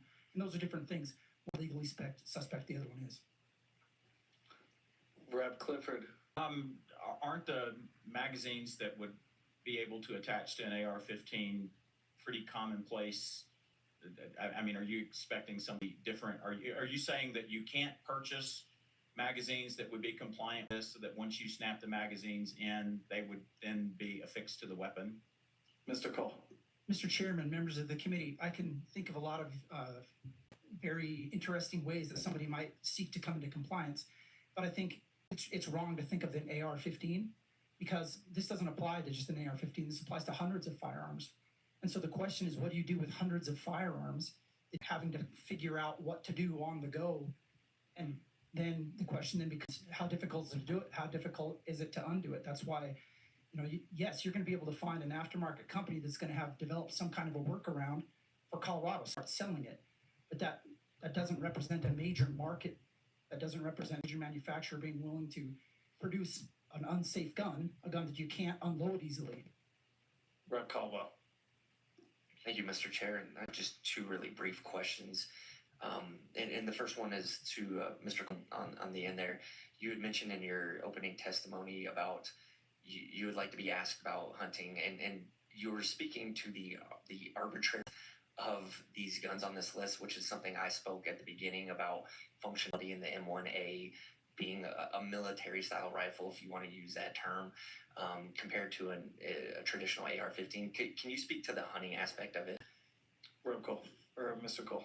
Mr. Chair, members of the committee, thank you very much. So yeah, the M1A and an AR-15 are a great example, both historic service arms of militaries that are used in conflicts and have been throughout the world. And of course, there are civilians, but I think what you see is that there are this series of strange battle rifles that are in there, and it's clearly not all of them. An M1 Garand is not included, for example, as exempt. But hunting guns is more important, because a hunting is simply a firearm and a caliber that's legal to take big game in the state of Colorado, and there's only some of them that you exempted here. The best example I can think of is a Browning bar, where this bill freezes in time. This list, right? You need to remember that. It freezes in time the guns a day. So Browning bar Mark III, only one SKU of the 20 existing Browning bar SKUs right now, that's exempt. What about a Browning bar Mark II? What about the Mark I? What about next year's Mark IV? And that's just full of one commercial firearm. I think when you remember this, the Feinstein weapons ban exempted 33 sporting rifles in particular for big game. And this bill bans 17 of the guns that Feinstein said were just fine in the assault weapons ban. So That says to me the work did not get done on this bill. You owe it to the people to do the homework. You shouldn't just pass this. Rep. Caldwell, you good? I am good. I just had one quick question for another panel member. Thank you. And thank you for that answer, Mr. Cole. It does kind of seem like it was just Googled what's the most popular firearms, and that's what ended up there. To the gentleman in the middle, I'm sorry, sir, I do not remember. Grosjean. Matt Grosjean. Grosjean, thank you very much.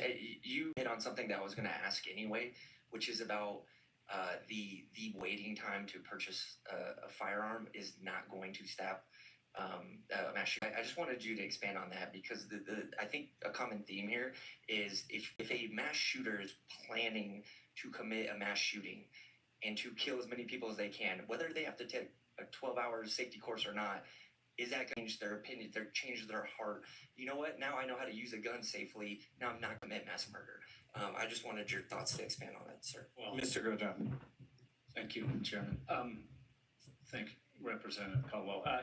From personal experience, you know, it is very obvious to me that these mass shootings that we're talking about, they are the purpose of the individual executing these is his victims at disadvantage. That is their number one goal. They don't want to fight back. They don't want anything but helpless victims. That is consistent. And if we are looking to regulate firearms for law-abiding citizens and take that advantage and give it to the criminal, we are shifting that balance of power towards the evil perpetrator. You know, we're talking about, I've heard about the lethality of these weapons in question, these firearms in question. Why should it be that the potential victims do not have access to defend themselves with the same lethality that the perpetrator is? That makes no sense to me. And I left that day vowing to not let that happen to me and made it my goal to not let that happen to anybody else as well. All right, last question, Emma Winter.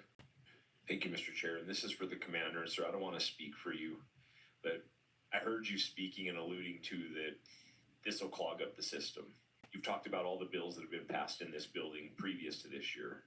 Do you think that the legislation that we're seeing is essentially set up to make it almost impossible to exercise your Second Amendment right, wording the constitutionality of actually eliminating the Second Amendment?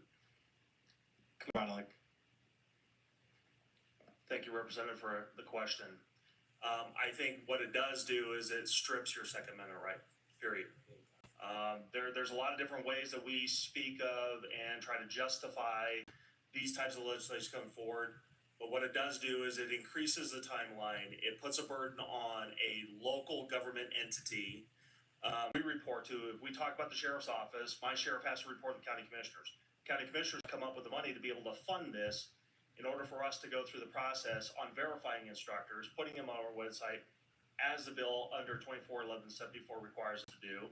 And then on top of that, now we have to go through the process of running all these criminal backgrounds, all these citizens who want to exercise that right. All we're doing at that point is we're just exceeding the constitutionality of the Second Amendment. We're getting rid of it. Quick follow-up, Emma Winter. Thank you, Mr. Chair. So as busy as you all are, do you think by taking the time to do all these tasks against a law-abiding citizen that it'll affect your time actually protecting citizens from the real criminals? Commander Bonnelly. Absolutely. It's removing me from what I'm sworn to do by protecting the citizens, by doing administrative duties in order for people to buy back their Second Amendment right. Rep. Armagast. Thank you, Mr. Chair. My question is for CPW. Basically, if this is something that even really fits in the purview as far as doing this kind of a preemptive certification or validation of somebody purchasing a firearm for CPW to be able to be a certifying agency, and with that, how much of an undertaking are we looking at, since we already have rural areas that are waiting long, kids and even adults waiting long times, very extended long times to get an instructor that's a beach hunter education. Mr. Petersburg. Thank you, Rep. My name is Ty Petersburg. I'm the Chief of Law Enforcement for Colorado Parks and Wildlife. Specific to the question as far as how does this fit into our mission, certainly not something we've taken on in the past. Our mission is to perpetuate wildlife, a fantastic state park system, and natural resources. So it is not in our bailiwick. It would certainly be a new function that we run. Regarding the accessibility, I can speak to hunter education now. That's I wouldn't say similar, but at least a program that you can sort of hold up and look at. Currently, we have 13,000 people annually through hunter education class. That is primarily an online function where a student can do most of that online, but by regulation, they need to come in and finish that up with a completion class. Right now, those students sometimes are waiting 120 days or want to get into those completion classes. That's statewide. That doesn't take into account some of the other factors we might be talking about. All right. Seeing no further questions, thank you for being here. Thank you for your testimony.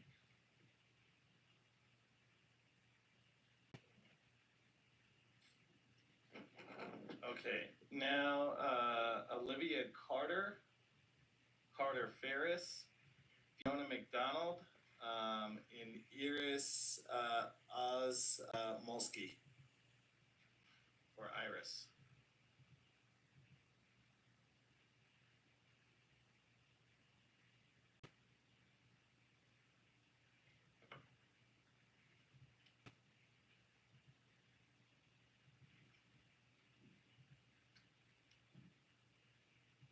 All right, let's start with Olivia Carter. You will have 2 minutes. State any organization you represent, and you may proceed.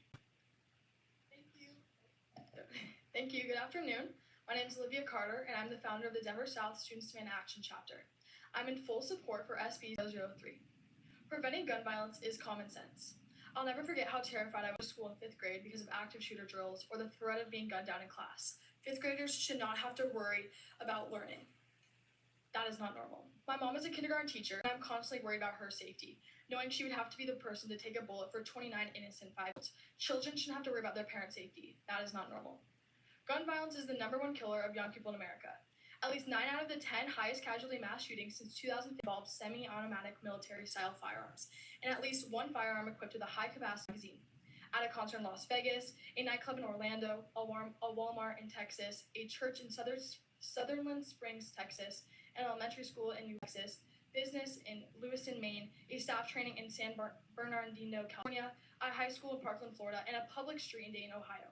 That means people in America not only fear being shot at school, whether it's at home, walking to the park, or going to the movies. In America, gun violence follows us, from our childhoods into our adulthoods.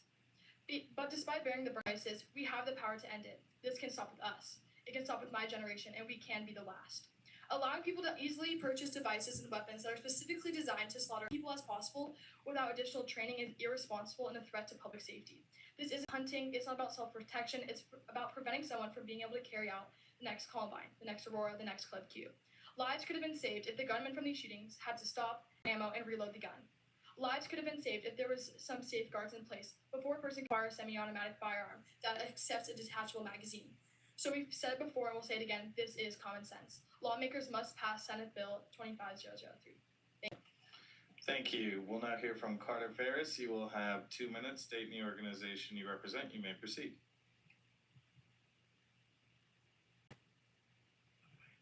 Good afternoon, members of the committee. My name is Carter Ferris, and I am a sophomore at Regis Jesuit High School and the president of our Students in Action chapter. I will not be another statistic.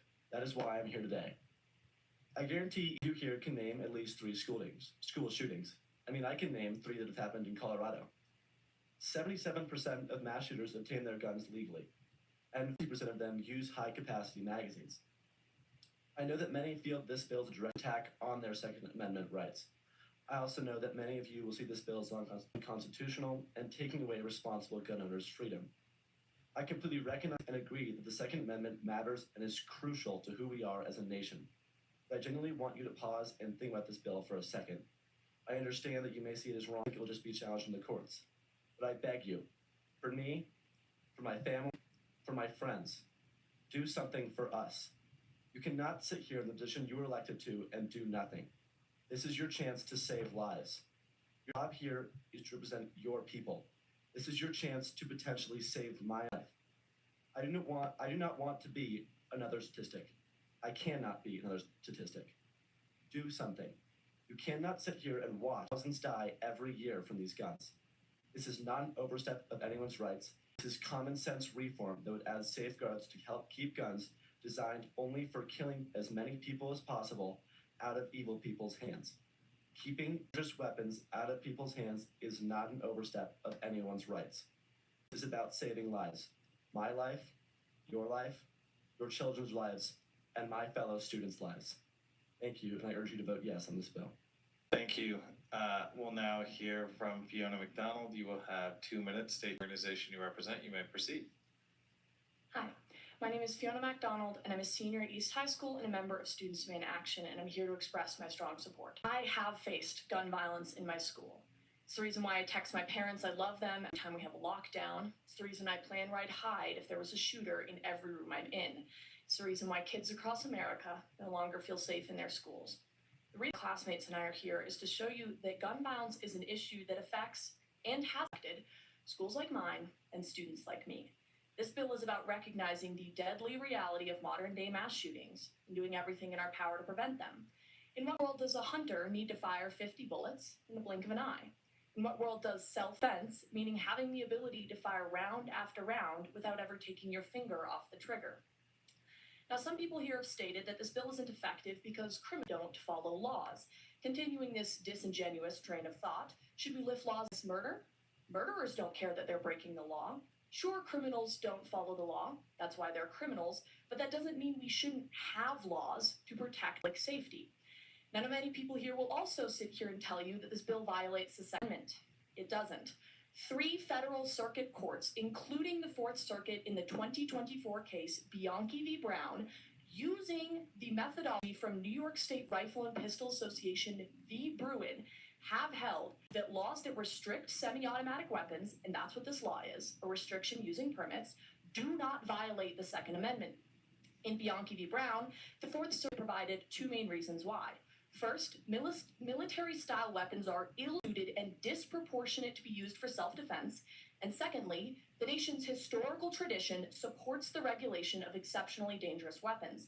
Additionally, Bruin itself states that permitting for owning firearms is allowed if there's medical objective criteria, which this bill provides. I urge you to pass it. Thank you. Thank you. All right, we'll now hear from Iris Molsky. You will have 2 minutes. State the organization you represent. You may proceed. My name is Iris Molsky, and I'm a junior at East High School, speaking on behalf of Students Demand Action in support of this bill. In 2013, Colorado passed the high-capacity magazine ban. However, this was not enough. People are still able to drive 3 hours away to purchase high-capacity magazines, so this law has unfortunately been exploited. I want to feel safe walking into school, walking into the grocery store, and walking around the park. The only reason someone would need to have a gun with a high-capacity magazine is to kill as many people as possible. This can be seen in the Aurora shooting where 12 people were killed and 58 injured using a high-capacity. It is vital to make change, and the ban is already passed, so please pass Senate Bill 3 to help enforce the ban and address the loophole. This enforcement addresses a deadly loophole that can save millions of lives. Military-style weapons inflict harm across our whole state, and because of these high-capacity magazines, the casualties, which if the original bill was effective, deaths and injuries could be minimized. This bill is not taking away guns from responsible gun owners and is not infringing on their Second Amendment rights. Instead, it's putting in safeguards to help block access to the most dangerous firearms on the market by those with the sole intention of inflicting mass harm on those around. The government is supposed to keep us safe, and by passing Senate Bill 3, we can take a step to save hundreds of lives. Thank you. Okay, committee members, we have questions for this panel of witnesses. I have a few questions, and then AML Bacon.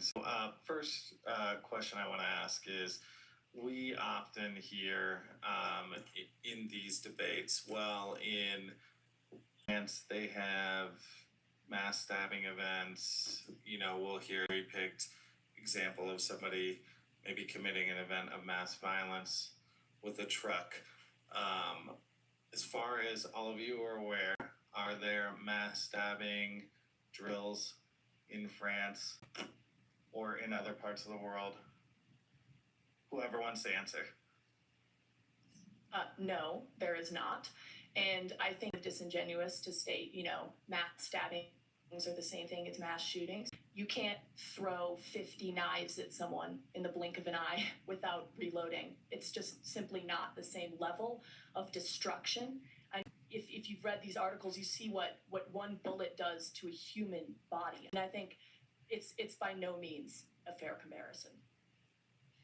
And what about mass violence in schools generally?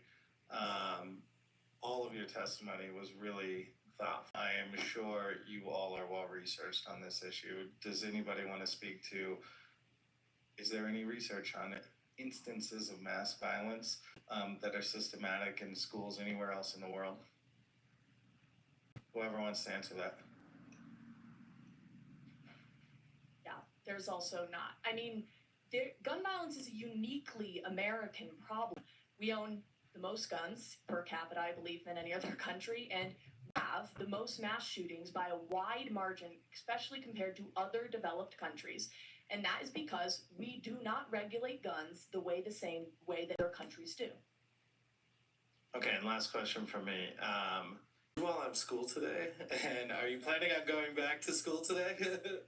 Okay, I see nodding. AML Bacon. It's like, I know your principal. So I want to apologize. I did miss the first two witnesses doing some bill work. But last year, one of the sponsors of a version of this bill talked about what it meant to be Gen Z in relationship to the issue. I don't know. Is there another letter? Are you Generation III or Roman numeral 2? Okay. And I think what I'd like to hear from the young people here is an articulation of how this issue has defined your generation. You all is it fair to say that you all have never known not doing mass drills? And when you have conversation, I'm sorry, Mr. Chair, can I head nod dialogue? Yes, yes, of course. And is it also, I'm curious what your conversations may be like. I hesitate to say grandparents because they're my age.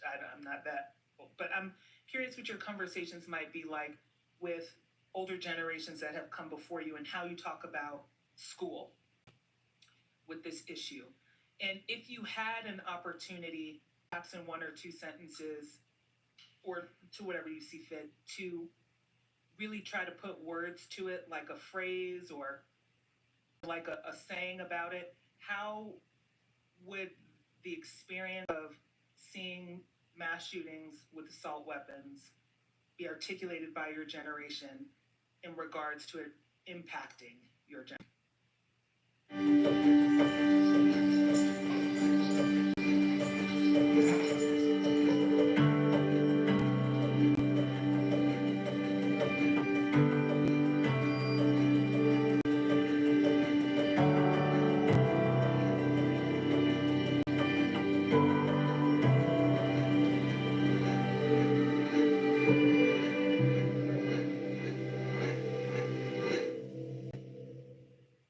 At Mint Mobile, we're always looking for innovative ways to save you money. You can keep paying $15 a month for premium wireless. That's why instead of hiring an expensive director for this commercial, we found someone willing to work for candy and approval. Hey, Daddy, sweetie, Daddy's face is up here. Okay, there you go. All right, admit. No, too high, honey. There you go. Hey. Nap time. So embarrassing. Sorry, guys, this one's on me.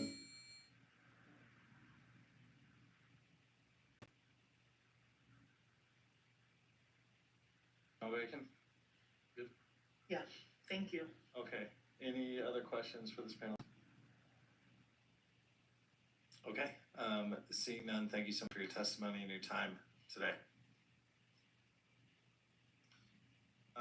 Okay. Rick and Linda Weber. I don't know if they're in person. Sheriff Rowell, Sheriff Martin,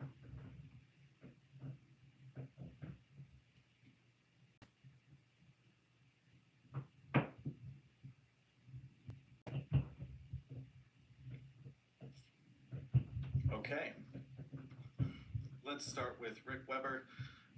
You will have 2 minutes. State any organization you represent, if any, and you may proceed. I'm Richard Weber, Mesa County.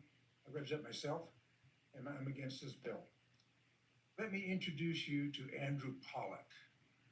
How he adamantly stands 180 degrees against the position of the 2 sponsors of the Senate and the sponsors here. And to others who support yet another gun control bill will do nothing to stop school and other mass shootings, as 64 clerks have attested to. So who is Andrew Pollack and why is his opinions matter? Andrew Pollack stands equal to Senator Sullivan, who lost a child, as it was his daughter Meadow who was murdered in the Marjorie Stoneman Douglas High School shooting in Parkland, Florida in 2018. Andrew Pollack is the author of this book, Why Meadow Died, The People and the Policies That Created the Parkland Shooter and Endangered America's Students. Andrew Pollack wrote the foreword to John Lott's well-researched book, Gun Control Myths, Why Everything You've Been Told About Gun Control is Wrong. Andrew wrote these words, quote, you hear control advocates say all the time, guns kill people. And you hear a lot of Second Amendment people say, no, people kill people. No. And Andrew says, but what you have to understand and what you will understand after reading this book is control kills people. Referencing this book that he read. And why is he still resoundingly on the opposite side of gun control after losing his beautiful daughter Meadow? Because he chose to put his emotions, his anger, his ideology aside to find true answers to why Meadow died. He used reason, logic, common sense, and critical thinking and found knowledge from thorough study and research on the subject of school and mass shootings, and the ultimate is from John Lott's book, Gun Control Myths. I really suggest that if you postpone the vote on the bill before you read these. Thank you. We'll now hear from Linda Weber. You will have 2 minutes. State any organization you represent, and you may proceed. Thank you. My name is Linda Weber, and I'm here today from the western slope of Colorado. I'd like to give you just a couple of statistics from Dr. John R. Lott Jr. He's an economist and a world-recognized expert on guns and crime. He is currently the Senior Advisor for Research and Statistics at the U.S. Department of Justice. From a speech he gave to the U.S. House Subcommittee on December of 2022, he says, and remember, he's an economist, not an advocate, 94% of mass public shootings occur in places where civilians are banned from having firearms. Another statistic, 92% of violent crime in America has nothing to do with firearms, and that percent has remained fairly steady for the last couple decades. He also went on to say that these mass shooters, manifestos and notes, spending a great deal of time explaining why they picked their target. From one shooter, he said, attacking in a weapon-restricted area may decrease the chance of civilian backlash. Schools, courts, and other areas where concealed carry are outlawed or prohibited may be good areas of attack. Areas with strict gun control laws are also great places for attack. Close quotes. Also, from John Lott, all mass shootings since the implementation of gun-free zones happen in gun-free zones. In fact, an interesting thing I heard yesterday, Wyoming just passed overwhelmingly a law eliminating gun-free zones. Now everyone in Wyoming can help protect everyone else by using a firearm. So what I would ask before you vote on this bill, please become informed on all the aspects, understanding crime and the consequences of gun control laws.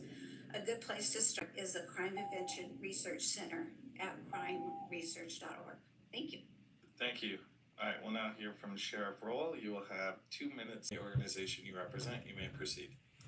Mr. Chair, members of the committee, thank you for the opportunity to speak to you today. My name is Todd Rowell, and I'm the Sheriff of Mesa County. I am here in opposition to this bill. My opposition also represents the position of the county sheriffs of Colorado, the 64 elected county sheriffs trusted to keep our communities safe. Make no doubt, I condemn illegal gun violence, and I have nothing but compassion for the families of loved ones who have lost their senseless attacks. Over the past 6 years, my county experienced 22 homicides. Past 6 years, my county has experienced 22 homicides. We've also experienced 6 mass shootings in the last quarter of the century. Not a single one of the firearms used in the 22 homicides or the 6 mass shootings involved a weapon on the specified semi-automatic firearm under this bill. I will remind you that criminals do not obey the laws. First-degree murder is illegal in Colorado and has a minimum sentence of life in prison. Someone who is willing to commit this heinous crime will not be detoured by a Class 2 misdemeanor that has a maximum sentence of 120 days. No, it is the law-abiding citizens that will be affected by this bill. Being a county of over 3,300 square miles, law enforcement response may be delayed by up to an hour in some remote areas. Relying on police protection may not be an option. As the sheriff of the most populated county outside the I-25 corridor, I expect law-abiding residents in my community to have the ability to protect themselves from violent criminals who wish to do them harm. Committee members, I am beside you to improve mental health in crisis, where we always fall in the 10%.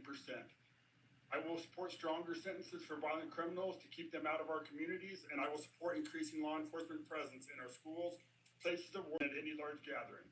But I am opposed to passing a law that will have no effect on violent criminals and disarm our law-abiding citizens. Thank you. Sheriff Martin, you will have 2 minutes stating the organization you represent. You may proceed. Thank you. I'm Sheriff Dave Martin, elected sheriff of Moore County. It's about 75 miles from here up the I-76 corridor.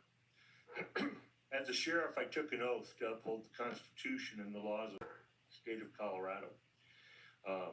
Also to protect the rights of our citizens of our county. In fulfilling this duty, I must voice my strong opposition to Senate Bill 25-3, which seeks to ban the manufacture, sale, transfer, or possession of commonly owned semi-automatic firearms and related accessories. This legislation is a direct infringement on the constitutional rights of law-abiding citizens. The Second Amendment guarantees individuals the right to bear arms, whether for self-defense, hunting, or sporting purposes. Senate Bill 2503 unfairly penalizes the responsible gun owners while doing little to address the true cause of violent crime. Disarming abiding citizens does not make our communities safer, rather it leaves them more vulnerable. Criminal by definition follow the law. Restricting access to firearms for law-abiding individuals does not deter those with criminal intent, instead targeting responsible citizens. We should be focusing on enforcing laws, addressing mental health issues, and strengthening penalties for firearm-related crimes, such as mandatory minimum sentencing. Today, stealing a firearm in Colorado is not even a felony. Public safety is my top priority. I firmly believe that effective crime prevention comes from strong community partnerships, proper enforcement, and funding of law enforcement. Holding criminals accountable, Senate Bill 2503 is not a solution. It's an overreach that undermines the rights and freedoms of our citizens. Thank you. Okay, committee members, do we have questions for this panel of witnesses? Rep. Sober. Thank you, Mr. Chair. And first I want to thank 3 members of the panel coming from my district out in western Colorado. I know it's a long ways to get here, 4 hours one way. But we've improved, so it's also 4 hours back. A question for Sheriff Rowell. I did want to ask you about velocity, and if you could explain the difference between like 223 or 556 and just the difference between, say, a hunting rifle and then those that may have a higher velocity that certainly are not really included here. Sheriff Rowell. Thank you, Mr. Chair. Representative Sober, the conversation came up earlier about the muzzle velocity on the typical AR-15. the 5.56 and 2.3. So the common muzzle velocity is 2,800 feet per second, which falls in kind of the mid-range of a hunting rifle. You can get them up to 3,400 feet per second. It's not, obviously it's faster than a handgun. For a typical rifle, a 2.23, just because it's semi-automatic, does not increase the velocity of the bullet. Rep Supper, you good? Yeah, Rep Supper. Yeah, thank you, Mr. Chair. And just a quick follow-up to that. I appreciate in your testimony you talked about Mesa County statistics that you've had over a number of years. With this bill, because there's still a pathway to purchase that's in here, I guess I would like to know from your experience as a sheriff and in law enforcement for a career, what have you seen as far as individuals following certain laws versus someone committing a crime with absolutely no regard to the structure we've put in place? Sheriff Rowell. Thank you, Chair. So as it applies to this law, the citizens of my community will argue laws, and in the end, all of our law-abiding citizens will complain about it, and then they will follow the law. The criminals will never even know this is a law. They will go steal a firearm. They'll take somebody else's firearm. They'll end up with a firearm to another state and get a firearm. They'll probably not even know it's a law. My law-abiding gun owners are going to have to go through a rigorous process, whether it's left up to the sheriff's office or if it's pushed to DOW. DOW is going to push that out a long ways. I'm not going to lie to you. The state is not good at doing things. I don't mean that anything bad to my relation with my partners, but if your child gets raped right now, they have to wait 500 days before the CBI will give them the result back. A 500-day waiting list. So we're talking about guns. I don't know why we're not talking about that a little bit more, but it does not do a great job. Please do not give this to the state. Rep Caldwell. Thank you, Mr. Chair. My question's for the sheriffs on the panel. Thank you to everyone for being here. So at the heart of this bill, right, the crux of it is trying to prevent mass shootings, or at least deter them. Now, and we're putting all these hoops that you have to jump through with 12-hour safety courses, and then, I don't know, curiously, again, I will use the word arbitrarily, exempt a whole bunch of guns that functionally act the same way as the guns you have to have a 12-hour safety course for. So just in your professional opinion, if someone's going to mass shooting, like say in a school, like the panel that we had before you, and I empathize, I have 2 children in elementary school, I think about it every day, it crosses my mind at least once a day. My question to you is, if this bill were to pass exactly how it is, does that stop the next mass shooting at a school or at a grocery store or wherever? Sheriff Martin. Absolutely not. As I said earlier, criminals don't follow these laws. Sheriff Rowell said criminals probably won't even know this is a law.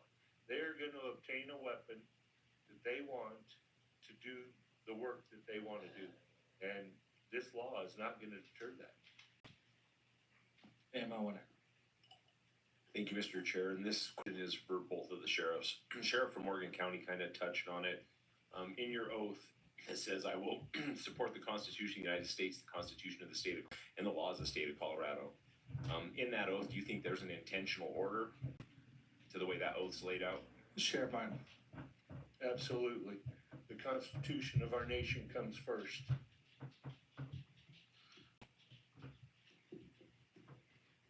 Sheriff Rowell. Ask that question again, make sure I understood it. I was just wondering if you thought there was any intentionality into the order of what you pledged to uphold and defend. Absolutely. Order operations matters in any form of life. AML Bacon. Thank you. I heard a few things, and I'd like to know your response, particularly the last question. I mean, in all fairness, I asked it to a panel before you. You were talking about the order operations, but your job as, and I'm sorry, I'm speaking to the sheriffs, as your post-certification and, per the oath, is to execute, if not enforce, the laws of the state of Colorado. And so my question for you is, if this bill passes, will you uphold that law? But also, when you say the order of operations is the United States Constitution, what do you need as a determination as to whether or not something's constitutional? You know, a matter of law. So I'm curious for both of those questions. Sheriff Rao. Thank you, Chair. Thank you, Representative Bacon. I'd love to answer that question. So when you take notes of the Constitution, it's also the respect for the separation of powers. And I tell every group I meet with doesn't want me to enforce the law. I fully respect the separations of power and that this committee and this building creates the laws. That's why I'm here trying to influence as someone that sees the effects of these laws on the ground level. There has never been a law that has come out of this building that I have come out and said I will not enforce. The magazine ban, I don't agree with it. Have we enforced community? Yes, we have. Do I prioritize it? No, I don't. And I'll admit to that today. I prioritize things in my community that affect our public safety. And that has not affected our public safety. So a group of a shooting club coming through and shooting at Cameo shooting range, and they have 30-round magazines. I've never had a crime come out of that shooting range. Why would I be out there enforcing that? Now, if I come into the community and there's some place that somebody steals a firearm and it has a 30 magazine, yeah, I can show at that moment that they haven't continually possessed that, and absolutely I'm gonna charge them with that 30-round magazine. AML Bacon. And I just reminded me of something. I don't wanna put words in your mouth, so I'm gonna repeat back, and please correct me. You know, I think I heard you say, you know, separation of powers, we make the laws, you uphold them and execute them. But laws like this, I'm gonna go back to the example you just gave of like the shooting competition that came through.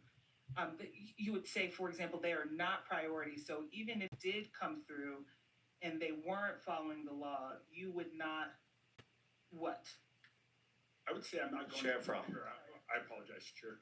I'm not going out there to try to figure out if they're following the law or not, if there's no criminal conduct coming out of there. I know that there's a lot of drugs that drives through my community on I-70 every single day. That doesn't mean I stop every single car coming through. If it becomes an issue, yes, I will apply resource system. But if it is not an issue for my community or our public safety, I don't apply issue. And that's a complex issue. Half the people may own those 30-round magazines legally. AML Bacon. Sorry, and have you ever, I feel like, and again, please correct me if I'm wrong, I may be familiar with, and I think it was Mesa County, you know, with the petition that come through, or a shooting competition that came through. Was there ever communication to people that you would not prioritize, and I would go so far as ask anything around your interest or willingness in enforcing particular gun laws? And I think some that we may have passed in the last couple of years when a competition came through Mesa County.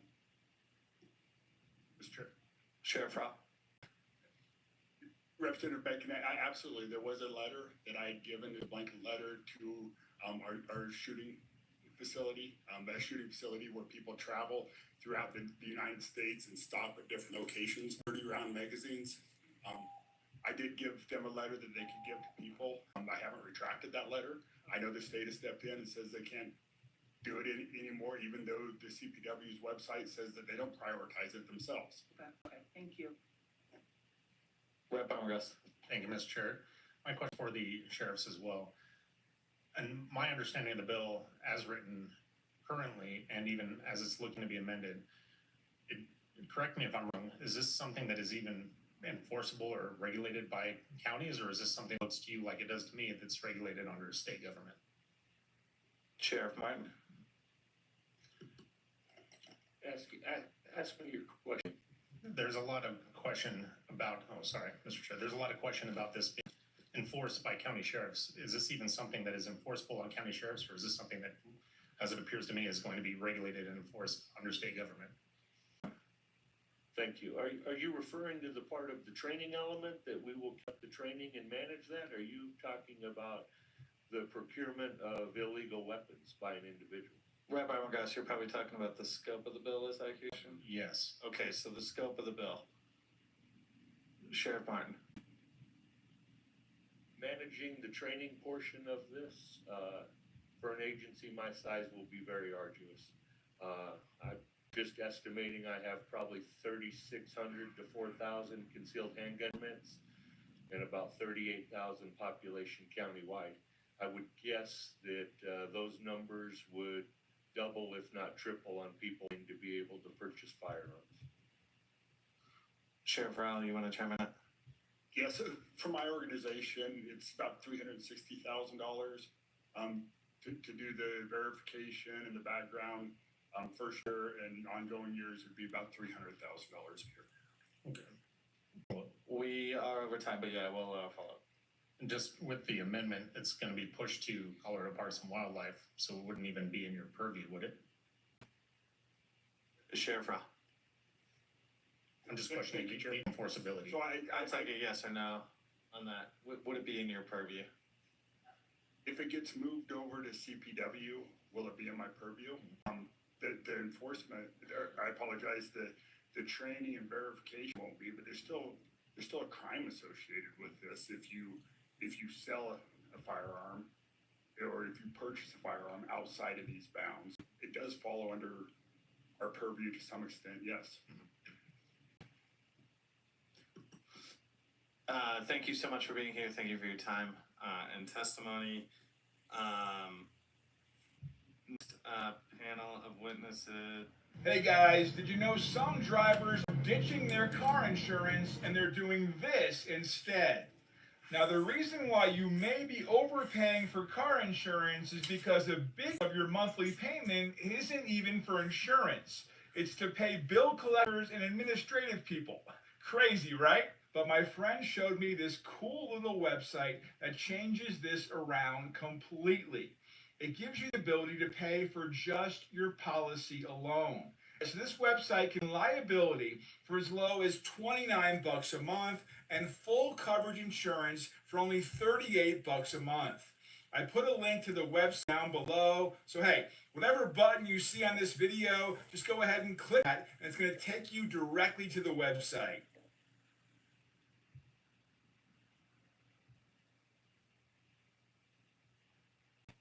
Inside the race with Max, the exclusive home for the all-new NASCAR driver cam. There's every in-car camera with real-time driver data, multi-view options, and full team audio. NASCAR driver cam, all season long, only on Max.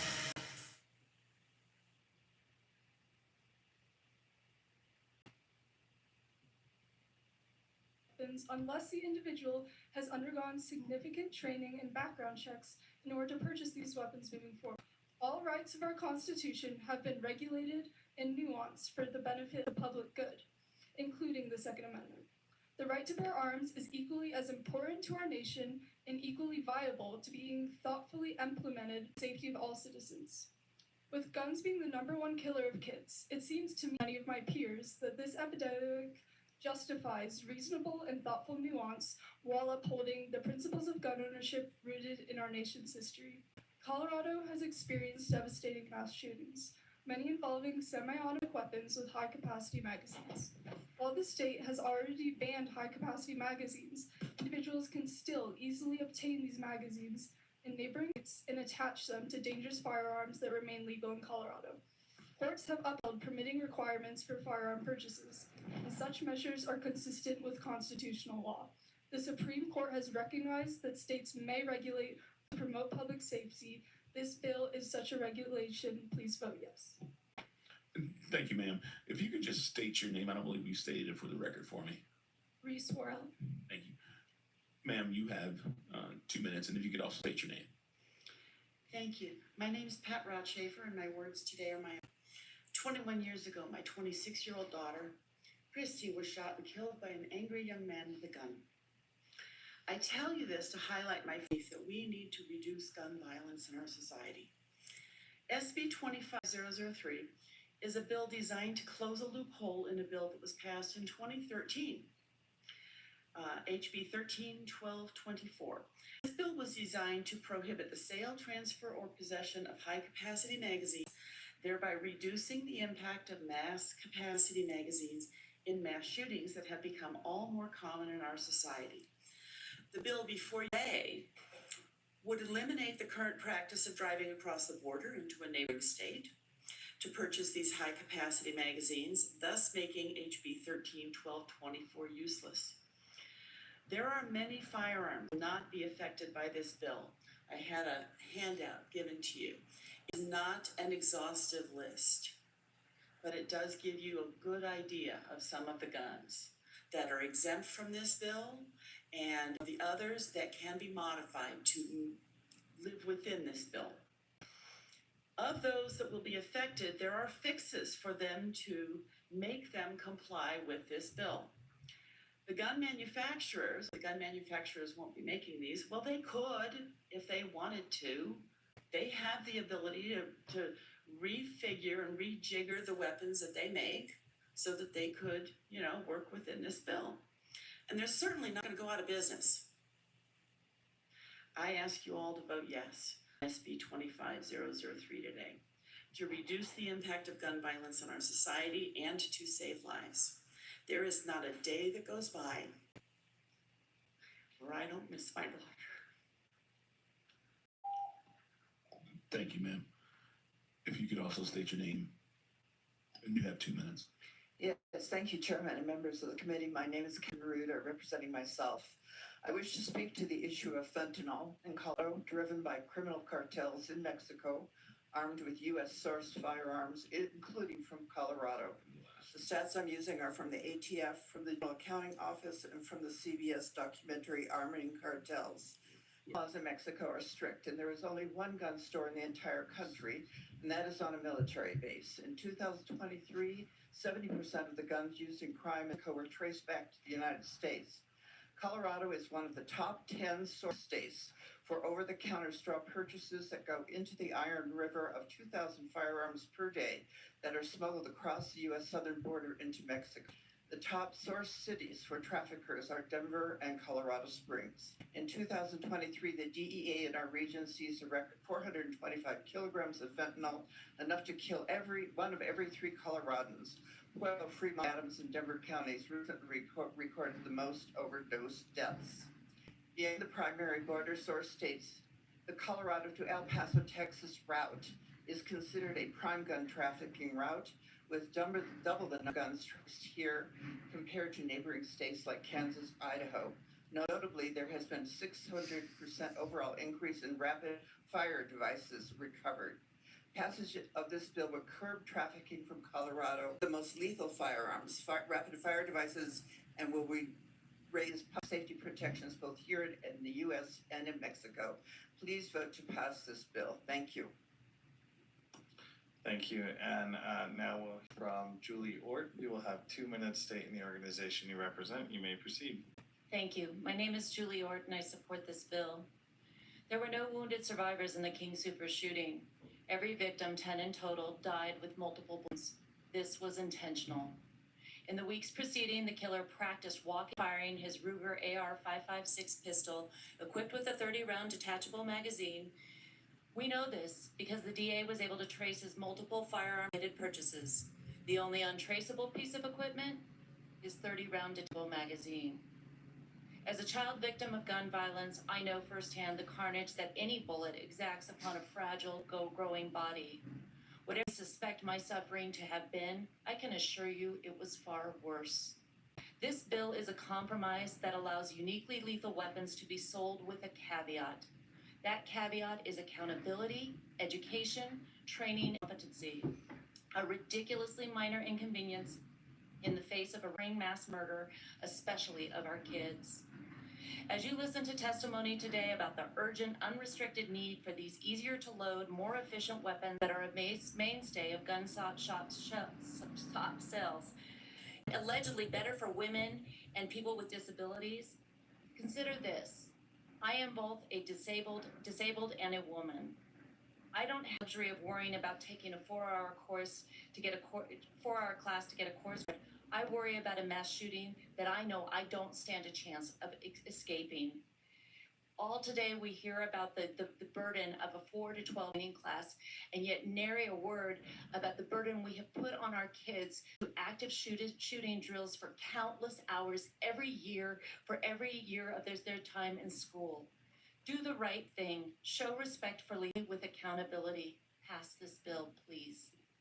Thank you. Okay, committee members, do we have questions for this panel of witnesses? AML Bacon? Sorry, I think there was a point you were trying to make in regards to the cartels, and I want to maybe flesh that out a little bit. Also, thank you for being here. Thank you all for being here. I guess what I'm trying to understand and figure out if what you're also saying or intimating at is, you know, the weapons that these cartels have are not as if the manufacturers are selling directly to them, right? We're talking about where they are getting them from. Is that fair to say? That is correct, yes. Okay. Thank you for the question. Yeah, thank you. Sorry. Okay, any further questions? Rep. Armagust. Thank you, Mr. Chair. And when we're talking about where people are getting the firearms, how do you see this bill affecting the criminal purchase, which could even exaggerate the criminal purchase of firearms? So people obtaining firearms illegally to use them illegally, where does this bill put a speed bump in that? Was that for any particular witness or just anyone? And whoever wants to take it. Yes, Miss Rudd. Oh, sorry, I got your names mixed up. It's all right, Captain. I'm not quite sure I understand the question. I was speaking about straw purchasers here in Colorado. So straw purchasers are people without criminal background, criminal records, going in on behalf of people with criminal records to purchase firearms for the criminal and handing them over to the criminals. So what was your question again? Rep. Armagust. Thank you, Mr. Chair. How does this bill impact the criminal or illegal obtaining of firearms? Well, I think the fact that, you know, for instance, the gun battles in Mexico, you know, recently they've been as many as 500, you know, military people or police killed in some of these gun battles. So the cartels really outgun law enforcement down there, right? So they want the most powerful, easy to use, you know, maximum lethality in the weapons that they're looking for. I think the passage of this bill would be a discouragement. Okay, Rep. Armagust, any further questions? Oh, yeah, if you want to If I could address that as well, because I about that today. If indeed this bill passes and gun manufacturers find a way to create the guns that fit within this bill, etc., as we go forward, because we're only talking about guns that can be legally purchased as we go forward. As we go forward, there will be fewer and fewer of the detachable magazine guns out there, and there will be the types that we've got here. And as such, it will reduce how much shooting can take place in a given period of time. And Ms. Art, did you want to chime in? Yeah, I just wanted to also comment, even with the King Super Shooter again, you know, the speed bump is that there's some scrutiny, that there's training. I think all today we keep hearing talk about how this is a mental health issue, as if mental health is a stationary issue. People go through crisis in their time. Sometimes they have poor mental health and sometimes they recover from it. Any one of us could be in crisis after a divorce, a bankruptcy, a job. We know that. We know that often these crimes are because of a rich instinct that's temporary. It's not permanent. Not all of these are this idea that there are bad people and good people. There are just people living their lives who sometimes make really horrible decisions and go about things wrong. Espinoza. Thank you, Mr. Chair. I'd like to follow up with that, Ms. Ort, because what I've been thinking about in this issue is the question of depravity. I think the sheriff's office will refer to, and they talk about the criminals are the only ones that with these guns would use these guns or use them illegally, and everybody else is not going to use them.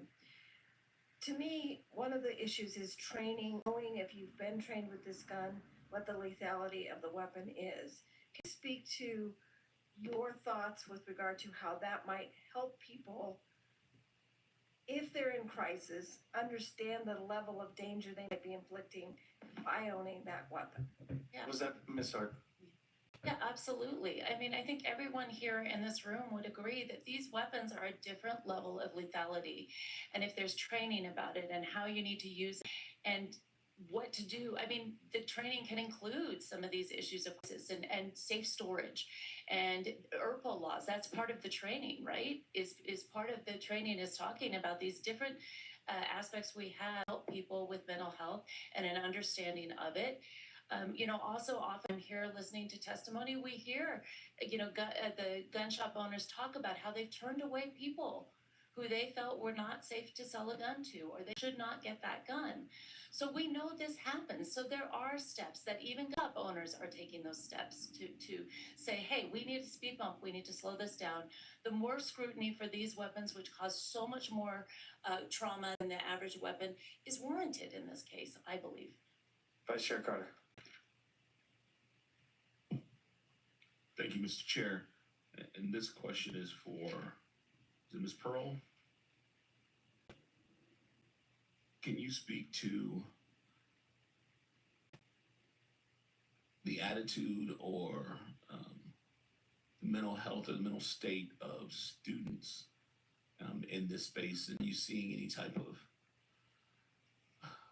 fatigue or ambivalence towards gun safety in that space? Ms. Well.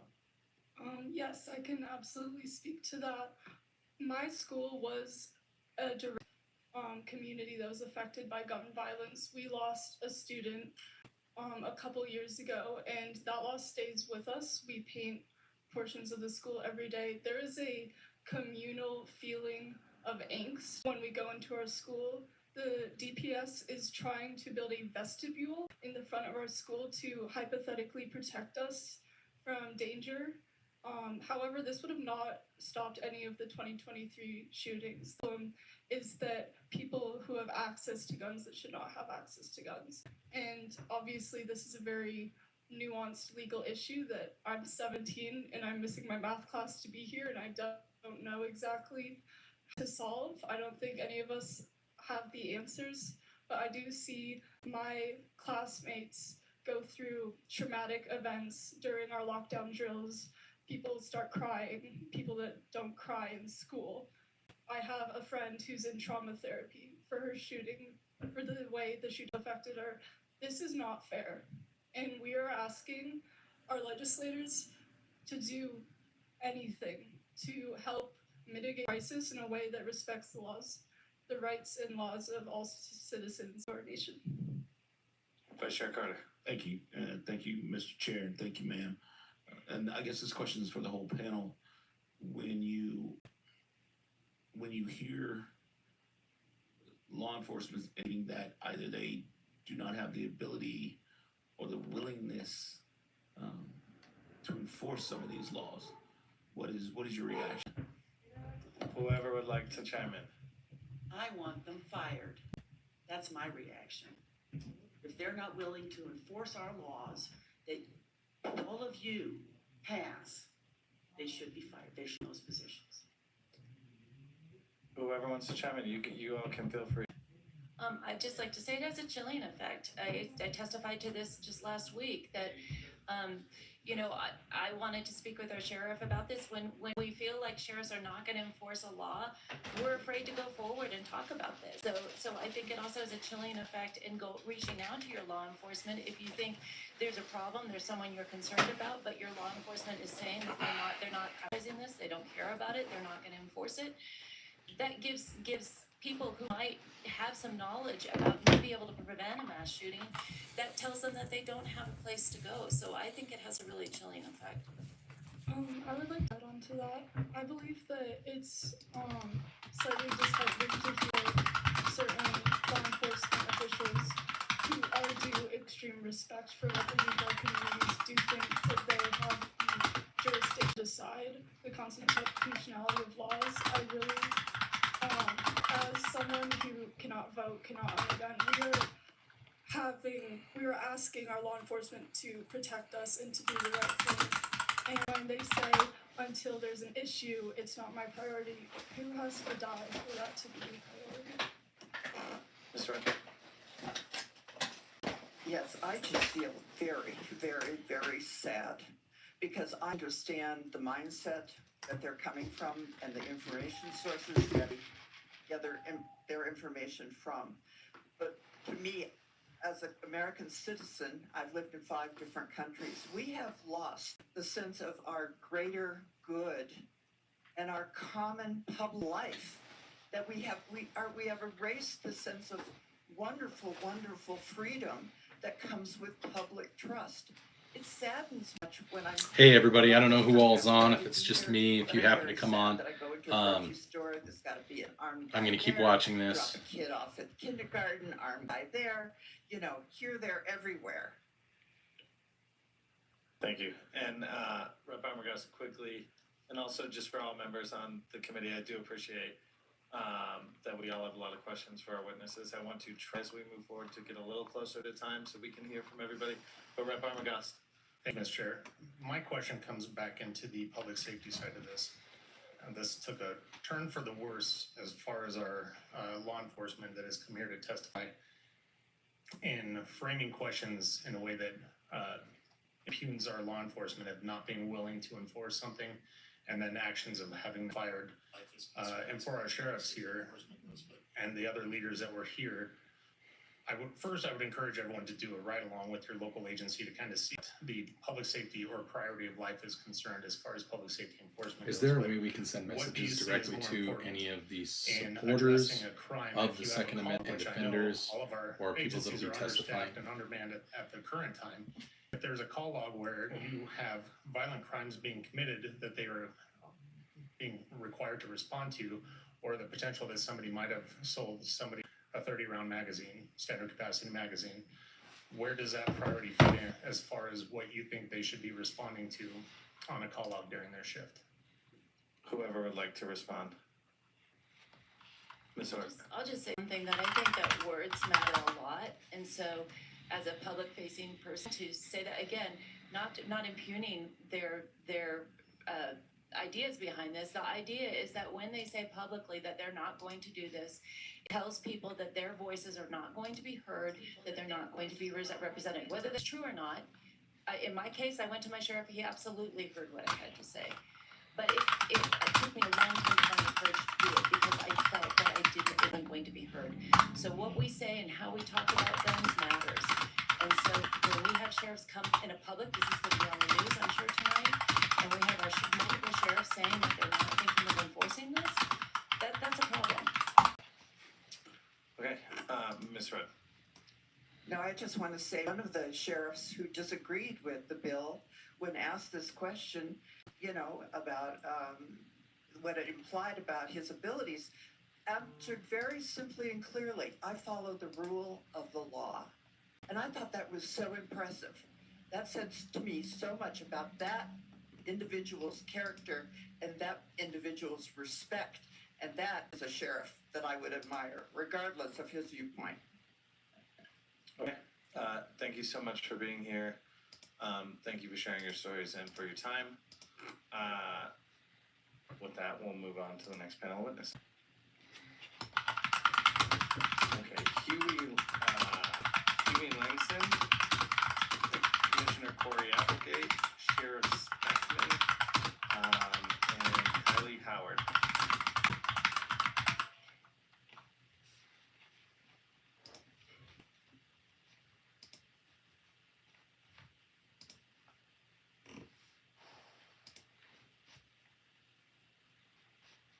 Kyle, okay. I was wondering. Okay, are we missing? I called Huey Langston, Sheriff Speckman. Do we have Commissioner Corey Applegate? Online. Okay, it should be online.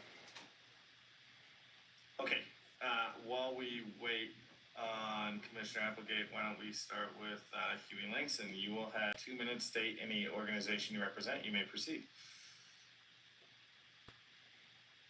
turn on your mic too. There's a button at the bottom of the mic. Thank you, Chair, members of the committee. My name is Huey Logison, Executive Director of the Colorado State Shooting Association. We are the official state association of the NRA. When I first read Senate Bill 3, when it was introduced, I thought you couldn't possibly write a worse piece of legislation. But that's when the Senate Democrats said, hold our beer, and proceeded to add several amendments, making it even worse. They made an exception for Hollywood movie makers and followed that up by rejecting an exception for survivors of domestic abuse and stalking. That is shameful. Then they added a discriminatory permitting scheme for permission to purchase firearms, a program that many of the most vulnerable to violent crime, low-income individuals, many of whom are minorities, simply won't be able to afford. Cindy Romero, who was terrorized by Trenday robbery gangsters at her Rowan complex, and attested she likely wouldn't have survived without having a semi-automatic firearm for self-defense, is just one example of a low-income minority who will not be able to afford this permit. Unlike Colorado's concealed carry permit, the bill doesn't require the state to give you a permit. This bill gives an official authority to make a subjective call on whether or not you can even get to the starting line of this process.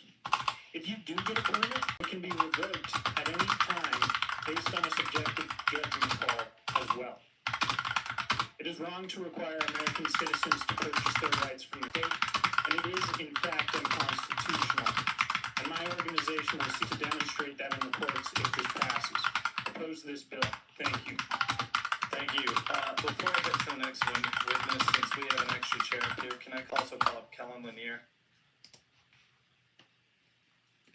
Okay.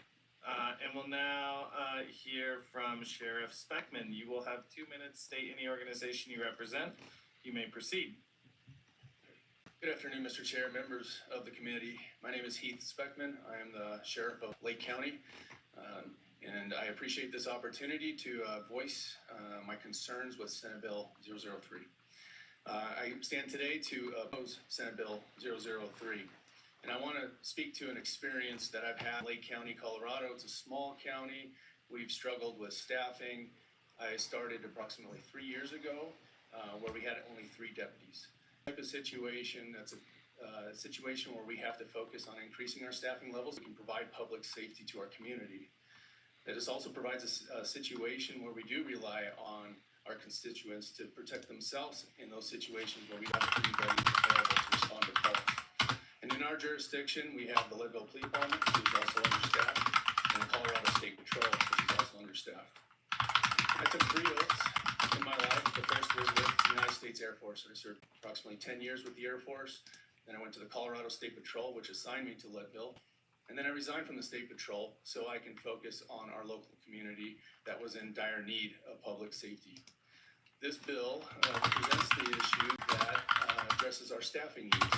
And I bring that up because of my experience in rubbing shoulders with those that are willing to do this type of work, those that are guardians of our community, protectors, those that are warriors in times of need, appreciate their Second Amendment. They exercise their Second Amendment. And this is part of the problem that I have with recruitment and retention. A lot of aspects that I have to address in our staffing needs, and this one just prevents us from recruiting those that are willing to defend our community. So I request this committee to have a thorough examination of all the testimony today. I appreciate again the opportunity, and I request that you vote no on Senate Bill 003. Thank you. Thank you. All right, we'll now hear from Kyle Howard. You'll have 2 minutes. State the organization you represent. You may proceed. Good afternoon, everyone. I'm Kyle Howard. I own Empire Gun Club. I have issues with the financial notes on this, considering the $1.3 billion deficit we're facing. That doesn't just appear overnight, and it would be wise to get a second opinion. Washington State has a similar bill, and it's requesting $58 million over 5 years. Illinois Sports System is asking for $33 million alone for next year. But we've spoken to a handful of wardens and other CPW officers and looked at their numbers, despite the fact that they said they don't want this or any part of it, and they have to say so in private. They also can't handle it. In 2024, CPW provided 470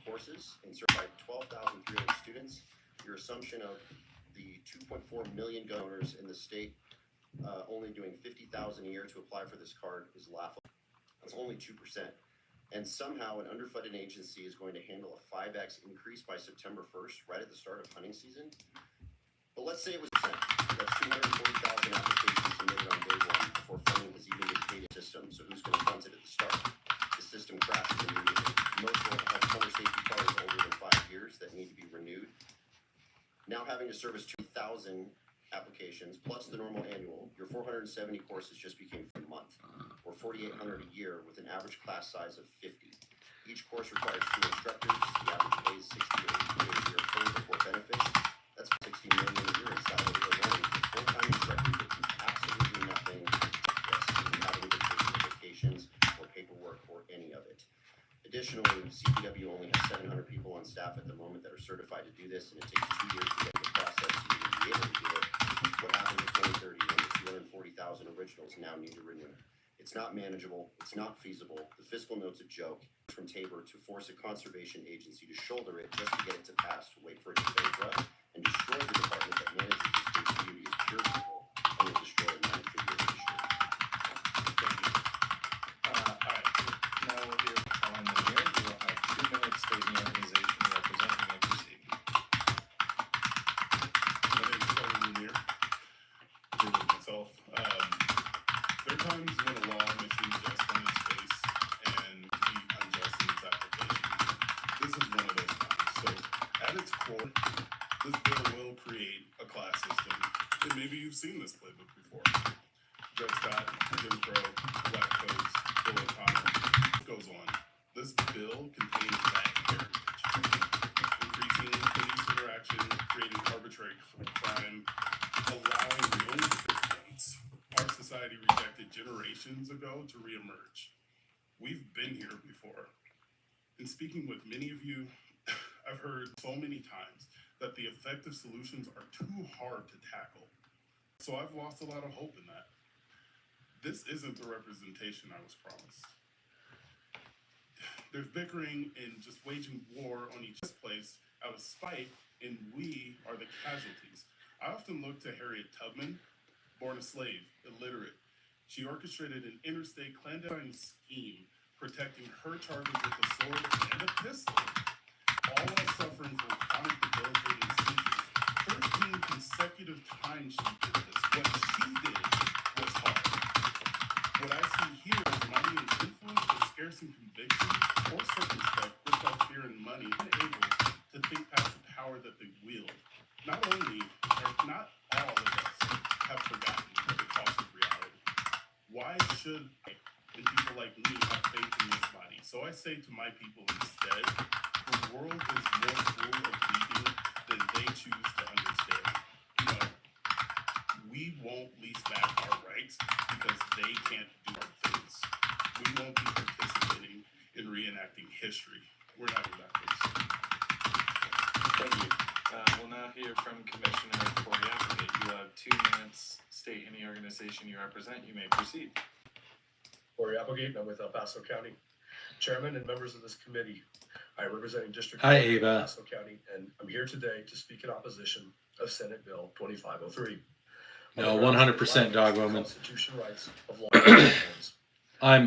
I'm writing some things on X, and Even with the I'm recent amendments, this bill writing still some holds reports constitutional ban for my on job, common and law I'm and also firearms with the trying to actual write magazine. to my senator here in Second Utah. Amendment, as affirmed by I the want Supreme Court, my and the Bruin political decisions, leaders protects the rights to of stand individuals up to own firearms and in common use, vocally, self-defense, and any other lawful purposes. like, speak out This against bill what's directly happening. contradicts those rulings by restricting access to firearms that millions of Americans own legally. The so-called exemption requiring excessive training and the sheriff's approval does not fix the bill's unconstitutional flaws. A right cannot be conditioned on excessive government-mandated hoops, especially when those hurdles include arbitrary training requirements and local law enforcement discretion. These restrictions create an undue burden on responsible citizens exercising a fundamental right, treating gun ownership as a privilege rather than a constitutional protection. It is. Furthermore, this legislation does not stop criminals who will obtain firearms through any illegal means. It is unfairly punishing fighting Coloradans by restricting access to firearms for self-defense, hunting, and sport. We should focus on enforcing existing laws against these violent offenders, rather than passing unconstitutional restrictions that only impact reasonable law-abiding citizens. For that reason, I urge the committee to reject Senate Bill 2503. Thank you, Mayor. Thank you. Committee members, do we have questions for this panel of witnesses? Rep. Prendergast. Thank you, Mr. Chair. I had a question for the sheriff, but after hearing, I have a question for you. You mentioned that this bill falls under a similarly racist level of gun control. I wanted you to elaborate on that versus the argument and the people supporting this bill, the problems that they see it potentially solving. Mr. Lemay.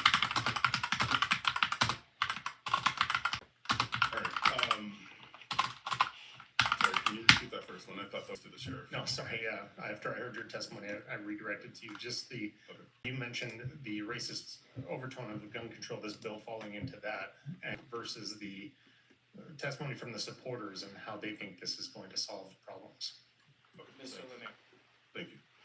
Well, I mean, if you let the intent and some of the language that we've heard around this bill, and then you go back to some of our founding documents. So Declaration of Independence, just to take it back a little bit forward, that was a little bit further. That was the 13th grievance of the Declaration of Independence. And it didn't stop there. You know, I had mentioned to Scott all of those things where it was, you know, when you read it, that was the intent, was to come up with creative ways to restrict racism. I think some of you might be more well-versed in that than I am. But looking at this fiscal note and the disparity study in it, it echoes the same thing that we've seen in those. We have, I believe the note predicts based off of prior convictions and all of those things that Black Coloradans would be around 42% of those convictions when we make up a percentage of the population, not even in double digits. So, I mean, it's kind of right there too. Rep. Prendergast. Thank you, Mr. Chair. Just want to get back to the sheriff on the question I asked the previous panel. What is your biggest threat as far as any of this is concerned? The law-abiding citizen now has to go through the Circus Act of all the bureaucracy and the things that we've created for barriers for them to purchase firearms legally. Are you more worried about those people obtaining firearms, or are you more worried about the criminal that's going to be illegally obtaining firearms through theft and otherwise? Sheriff Speckman. Thank you, Mr. Chair. Thank you, Representative. That is a good question to ask. I am more concerned about those with criminal intentions and have received those firearms versus the law-abiding citizens who go through the process. No, Asula, this is a live stream. I am watching something that's going on in the state of Colorado. They're state neighbors, and I have some friends there and some family there, and there's just some terrible things that are happening regarding the ownership of firearms and guns. And so I'm supporting them, and I'm writing some of my leaders here locally. I encourage anyone from any state to do the same thing. Pretty sure you left, but that's okay. Thank you, Mr. Chair. Just a few questions. Thank you. Ethan, if you're still in the chat, that was some funny shit. I just wanted to get the quote correctly. This is from Mr. Kelly.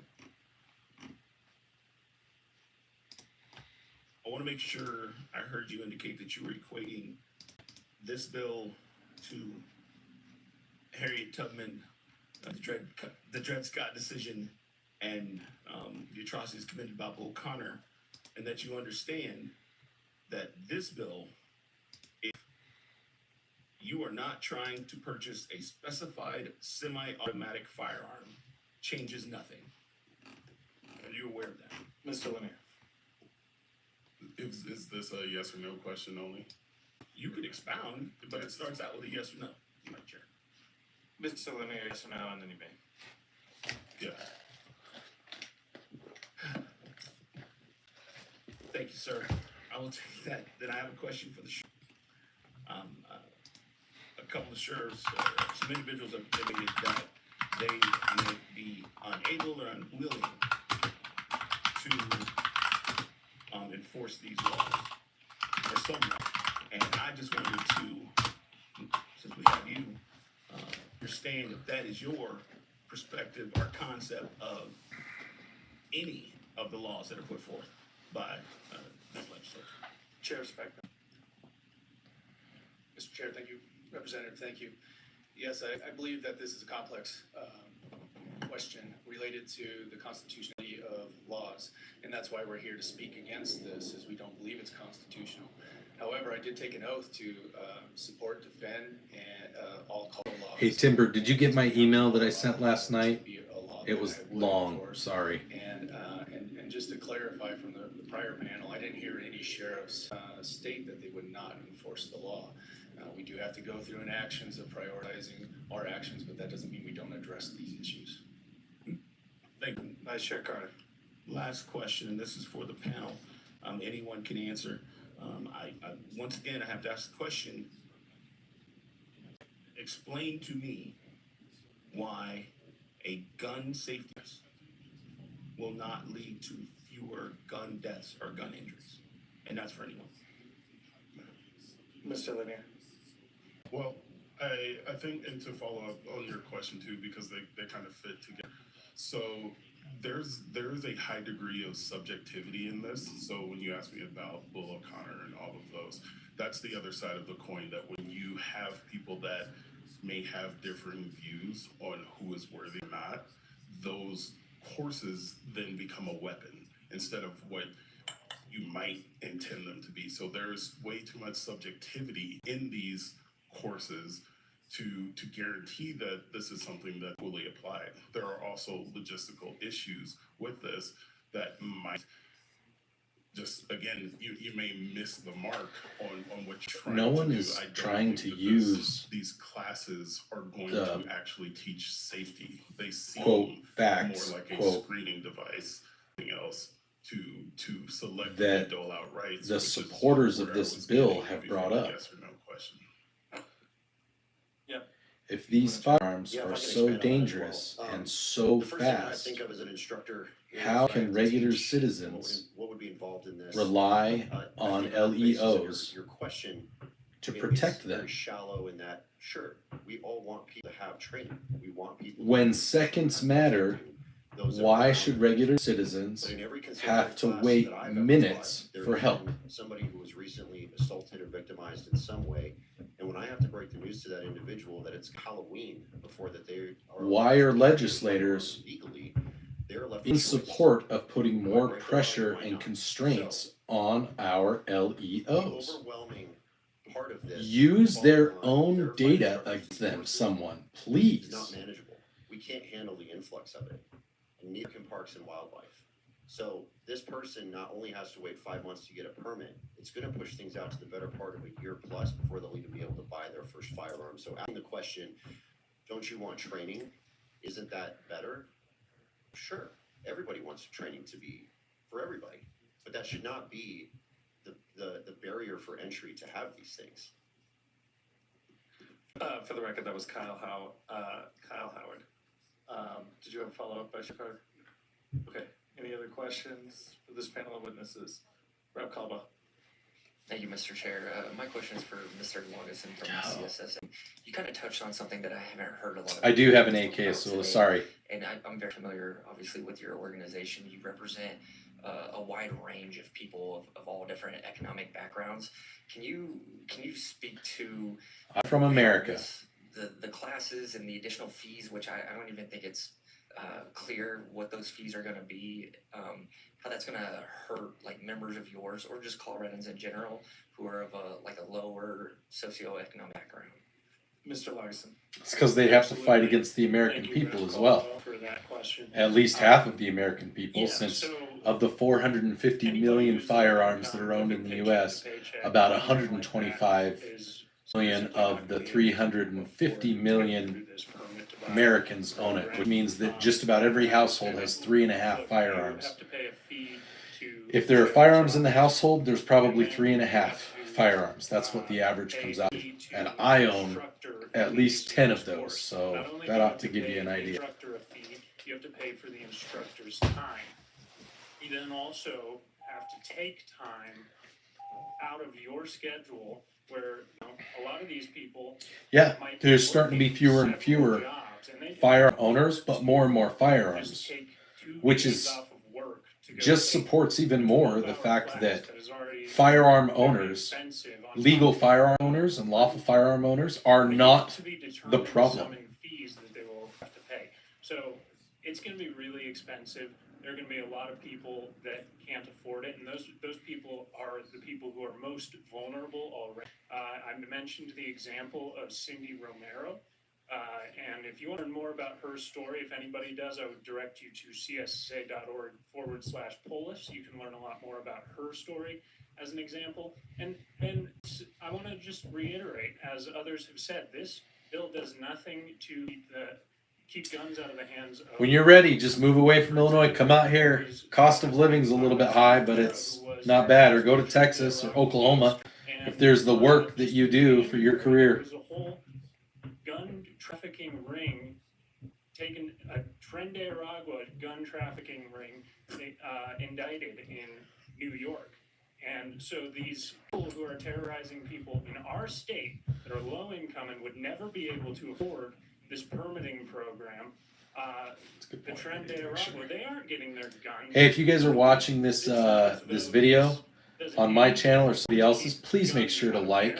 It only serves to keep guns out of the hands of the people that they are victimizing, and that's wrong. Okay, thank you so much for being here. We are over time. I'm going to call the next panel of witnesses. Thank you for your time. Mary Liz, Carol Siegel, Carolyn Shepard, and Karen Chapman.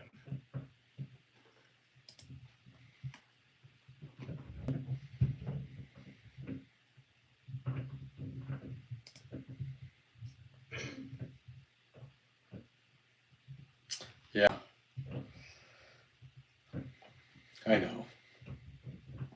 The best thing that can happen in each of these states is to show people, like the argument that I've made and that I've said is when laws like this get put in place, use the statistic and the information that the supporters of these laws and proponents of these laws are trying to, sorry, I'm going to turn it down real quick, are trying to use against gun owners. They say that these firearms, and they're not wrong, they can dump a whole bunch of ammo in seconds. Use that to our advantage. Say, you mentioned, chairwoman or whatever, that these firearms need to be more regulated so that people understand the ramifications of using these firearms. Yes, that's why we've proposed this. Well, what about the people that choose to break that law and they are able to use these firearms and they can unload in mere seconds the amount of ammo that you're talking about? Well, that's why we're putting the law in place. But doesn't that put the responsibility of protecting the people upon law enforcement that are already overtaxed and overworked? And you're saying that that because they're so dangerous, they can unload things in seconds. When seconds matter, what do we tell the people? What is your answer to people when law enforcement is minutes away? When seconds matter, by your own words, how do you resolve that law enforcement might be minutes away? You're saying that you want to put that extra responsibility, that you're going to take away the ability to protect, for people to protect themselves, rely upon already overtaxed, overstressed, overworked law enforcement. You just want them to take on more responsibility. Use that shit against them. Turn it back around on them. I know I'm yelling at my stream. Sorry, dog woman, that wasn't for you. But 100% that kind of stuff needs to be brought up.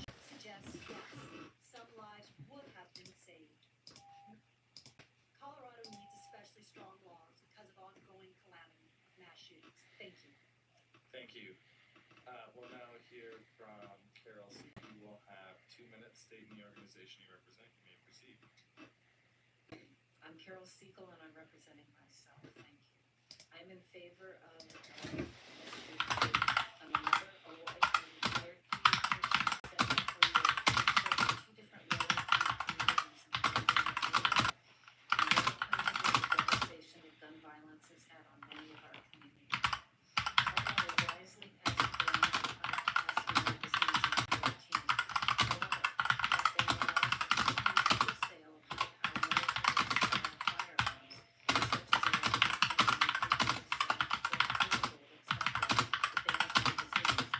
be used in multiple streets magazines can easily be legally purchased in all 6 states, including across state lines and attached to weapons legally purchased in Colorado. This makes no sense.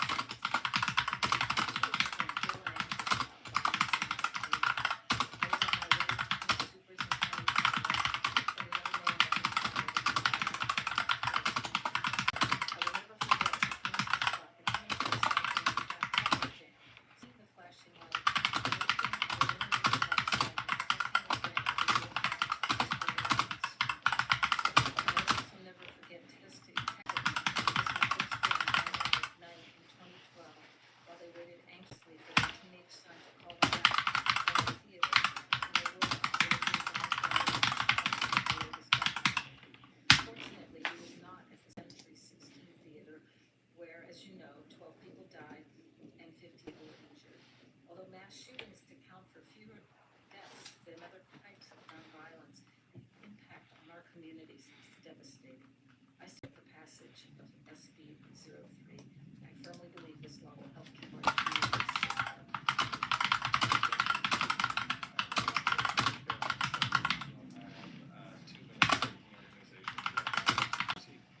Thank you. My name is Carolyn representing myself. I am a retired physician, and I've spent the last 2 years of my life in Boulder County, in Lincoln County, and also in Alamance County. Like our friends who are sheriffs who are here to take oaths, and our oath is that we will relieve suffering, whether by treating it or by preventing it, and that's why both of my children, who are millennials, were in high school and had friends online, sports friends, in 1999. In early 2019, I retired, and in 2020, I unretired and went back to work during the COVID pandemic. On my day off in March of 2021, I went to the local grocery at King Soopers to buy a gallon of milk, and was there 1 hour before the shooter. My family, who are gun owners, are a 3-generation family from Rio Blanco County, small rural county. They are hunters, and we wanted to know Lord Senate Bill. Was anyone able to get that email to you and forward any of the information on to our allies testifying against the bill? Purchased legal guns. That's been brought up several times. We asked that you pass this. Also, did you create an X account? Thank you. All right, finally, we'll hear from Karen Chapman. You will have 2 minutes, state the organization you represent. You may proceed. Thank you. My name is Karen Chapman. I am here representing myself in support of Senate Bill 5003. I've been fighting for common sense gun laws since Congresswoman Gabby Gifford, her staff and constituents were gunned down in 2011. But my exposure I was there for that. Began with the Colorado massacre when my youngest child was in kindergarten and his classmates' family sheltered teams running. I was literally in Tucson when that happened. As part of Operation Copper Cactus. So great that Officer Eric Calley sacrificed his life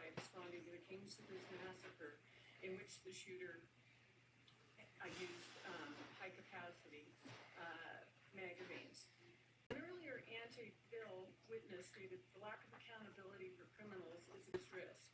I agree that a huge risk is a lack of accountability for the criminals who are selling high-capacity magazines in violation of Colorado right here in Colorado, and a lack of accountability for law enforcement officers who admit they tolerate such illegal sales, despite their oath to enforce Colorado law.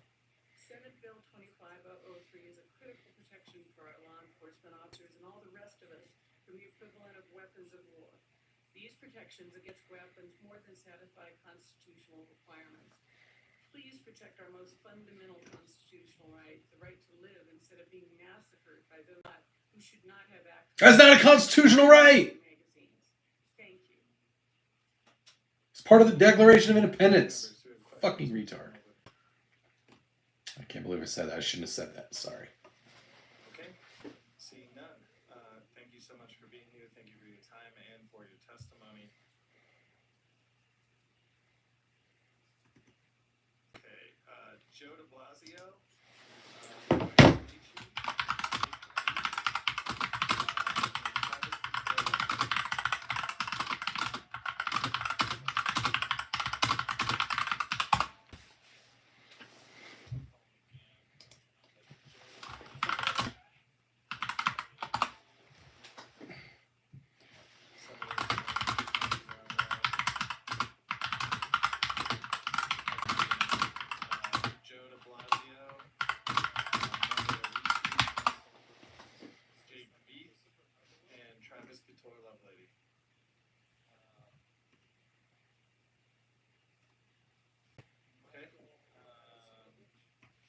Start going down this witness list. Christopher Underwood.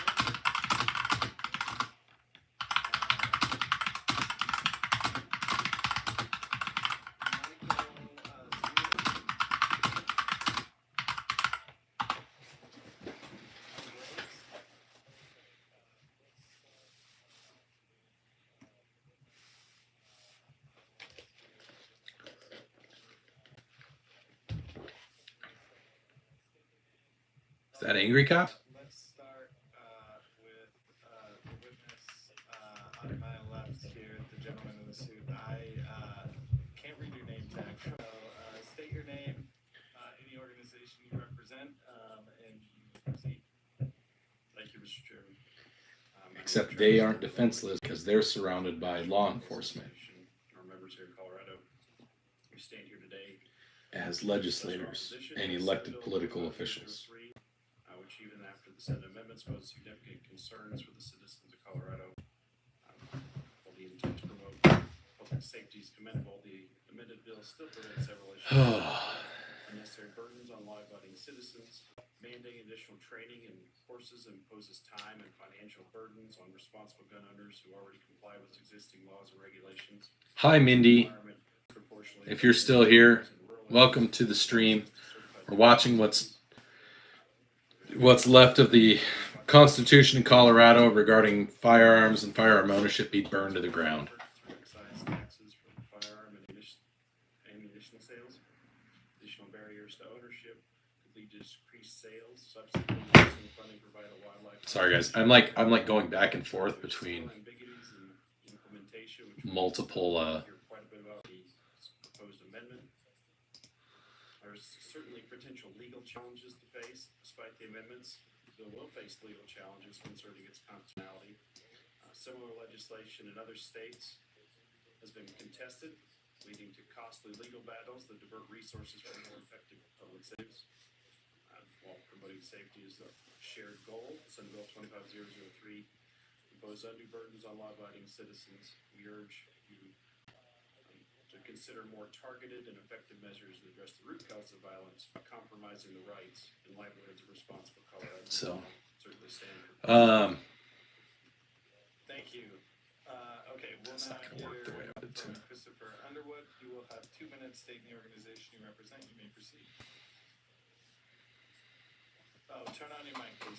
If you're just turning to the stream, folks, we are listening in while I'm working and writing some documents, but I've got the audio playing from the SB 003 in Colorado hearing, Judicial Committee, where they're voting on banning gun rights. not exactly, but for all intents and purposes, it's a ban on firearms. And it's an infringement on the regular everyday people, and it's putting more stress and work and requirements on law enforcement in the state of Colorado. It's ridiculous, not safe, doesn't help any law-abiding citizens. It's stupid. But let's talk about the 1.8 million situations that are stopped by legal gun owners a year. Let's just put a conservative number there that there were 4 people around when this station was stopped. So that brings it up to 7.2 million people. Wives, moms, sons, daughters were saved.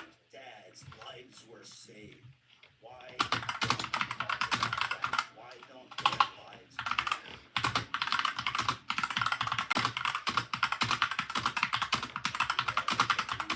Thank you. We'll not hear from, we'll hold for questions. We'll not hear from, Michael Zundelevich. You will have 2 minutes stating your organization represent. You may proceed. Thank you, members of the Judiciary Committee. My name is Michael Zandelovich. I'm a resident of Lakewood, and I strongly oppose this bill. The bill is fundamentally flawed, logically, constitutionally, and socially. Repeated amendments have created arbitrary firearms classification and impractical training mandate, and a fiscal shell game to sidestep the state's financial crisis. A major concern is assigning firearm training oversight to You guys are probably laughing at me, but I have like my cell phone is up, I'm streaming off my iPad, I have my laptop set up the screen, I have a 55-inch TV as my laptop screen for my computer, my 2 work laptops, and I'm like chatting and typing like a bunch of different things on each device. I can switch between devices with my keyboard, so I am like on super ADHD autism like multitask mode, and I don't know how effective I'm being, but I'm trying. Yeah, highly recommend. I know you're in Illinois, dog woman, but if you are able to write to your leadership that are conservative and ask them to talk about the dangers of these types of laws and how it's affected your state, and get them to testify and make a public statement of some kind against what the legislation in Colorado is doing, I would encourage it. That's what I've been doing. Yeah, sorry. Not trying to be assumptive that you weren't, just trying to get it out there for everybody.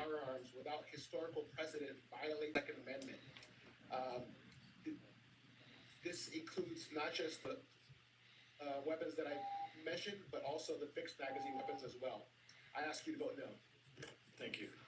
All right, we'll now hear from Michael Grace. You will have 2 minutes stating the organization you represent. You may proceed.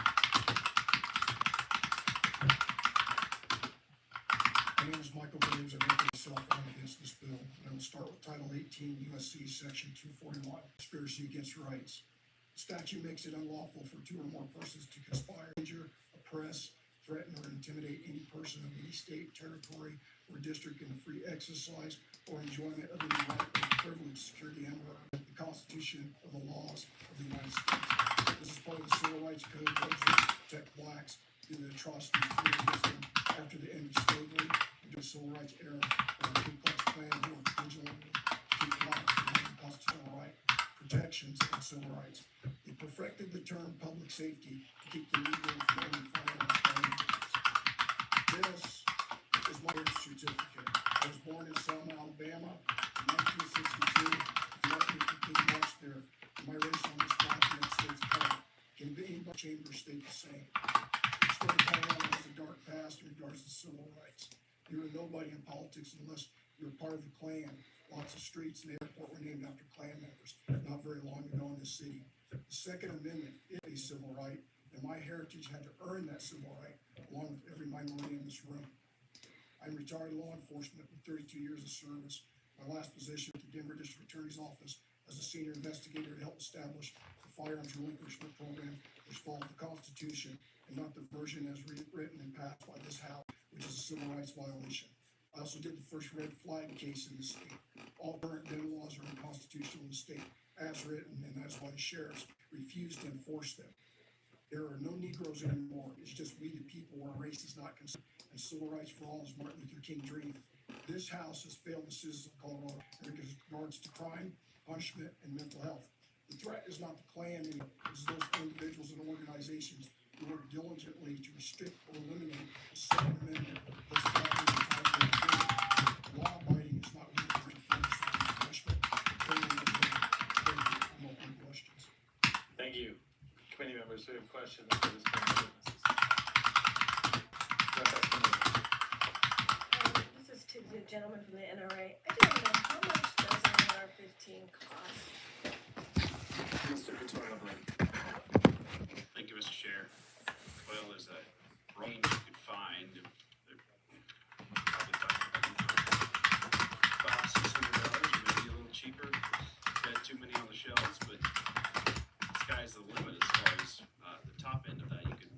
You could find some really nice specialty items with some intricate carving and stuff.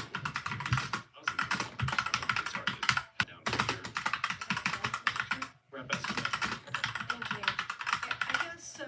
Economically, an individual would have to have at least $5,000 to be purchasing a weapon. Is that correct? Mr. Couture. Yes, that's correct. The finances to purchase a firearm. Any further questions? Any other questions for members of this panel? Okay, seeing none, thank you for your time, for your testimony. Rhiannon Danborn, Brooke McKenna, Mark Harris, and Eric Nelson.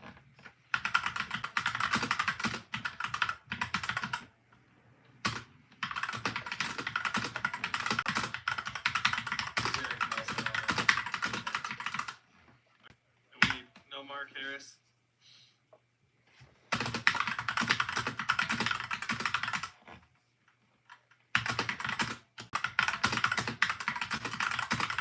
Who do we have in the room that's testifying in support of this bill that has not had the chance yet? Could you please raise your hands?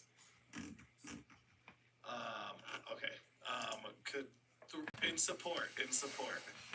Okay, I see two hands. Could you please come forward?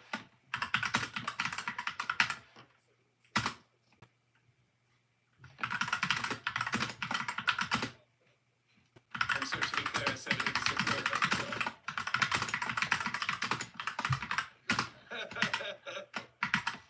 Not to judge by your but okay. All right. Great.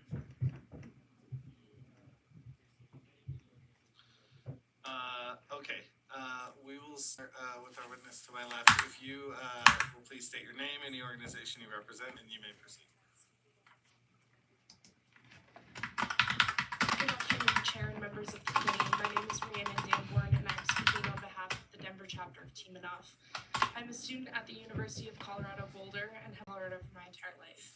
I'm also a member of the National Executive Council of Team Enough, the youth-led initiative of the Brady campaign. Thank you for the opportunity to speak before you today in support of E3. I have grown up as part of Generation Lockdown, a generation that has only ever known the consequences and ensuing fear of mass school shootings.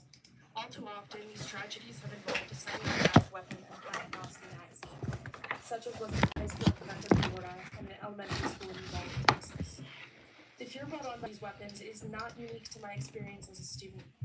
I have also grown up in Colorado, where these weapons have been responsible for some of the deadliest acts of gun violence in our state, despite the high-capacity magazine ban that Colorado wisely enacted in 2013.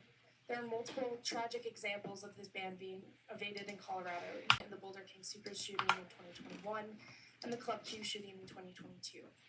As both a resident of Colorado and a member of the gun violence prevention movement, I've witnessed the lasting impact of these tragedies on our state's community. I attended a vigil following the Club Q shooting and mourned not only the loss of 5 lives, the loss of what before was a safe space for celebrating love and joy. In just the past week, I spoke to classmates and a professor of mine at CU Boulder who shared how their lives were changed forever and they happened to be at their local grocery store in Boulder at the wrong time on the wrong day. I have grieved for my peers in my community which have experienced acute loss because of access to these weapons, and I've watched as my community has done the same. This grief is and has been Colorado reality and will continue to be unless you take decisive action. On behalf of Team Enough, I respectfully urge the committee to support SB 3 and help make Colorado safer for everyone. Thank you for your time. Thank you. If you will state your name and the organization you represent, you'll have 2 minutes to testify. You may proceed. My name is Cheryl Wilson, and I'll be brief. I wasn't planning on speaking today, but I started testifying in 2015. My opening line was law-abiding. Everyone is law-abiding till the time they're not. That goes for a person in this room. You hear about people who have committed a murder, and people will say, oh, well, we didn't see that coming. So again, law-abiding. We cannot look at other people and know will not be law-abiding the next day. So also, I'm from a country that does not have this type of gun violence. What is the difference? It's a propensity of guns on the streets. And they get stolen, whatever. It's just, this won't solve everything. Trying to keep guns on the street. Thank you. And to the gentleman at the end, if you will state your name, any organization you represent, and you will have 2 minutes. Certainly, thank you very much. My name is Justin. Introducing the future of QR codes. Watch them pop to life and capture attention like never before. Crafted by OT, and I employ about 10 families. I would like to thank the bill sponsor for the insane uptake in sales that I've seen recently. And Mr. Green, this panel of witnesses is supposed to be. Oh yeah, I'm absolutely. And you've changed my mind during this committee. I am absolutely for this bill. You're going to put me out of business early, right? So I can retire. My wife does not want me doing this anymore. She would like to open an ice cream shop, and you're giving me that opportunity. I would also like to thank you for. Okay, if you would like to testify against the bill authority, I will call you up on the next panel of witnesses. Okay. I appreciate that you're trying to make a point as a parity, but I want, out of respect for these other witnesses, to give them a chance to answer questions. I will call you up on panel. Okay. Do we have questions for this panel of witnesses?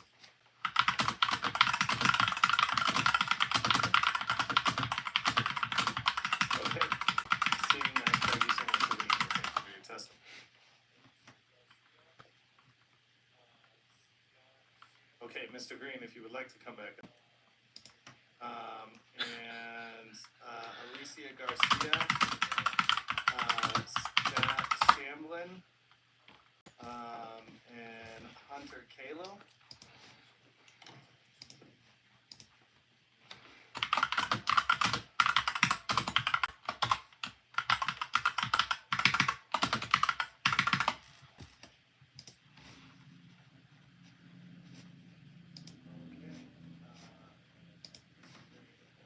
Yeah, Alicia's up there. Alicia is my friend.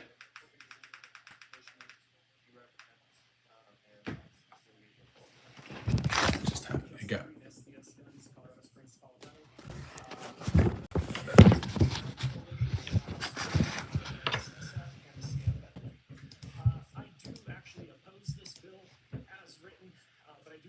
Hey SBD, no, I'm typing up a letter to my local legislators to speak out and oppose what Colorado legislators are doing. That's what the audio is in the background, if you're not familiar with what's going on. $150, tax included.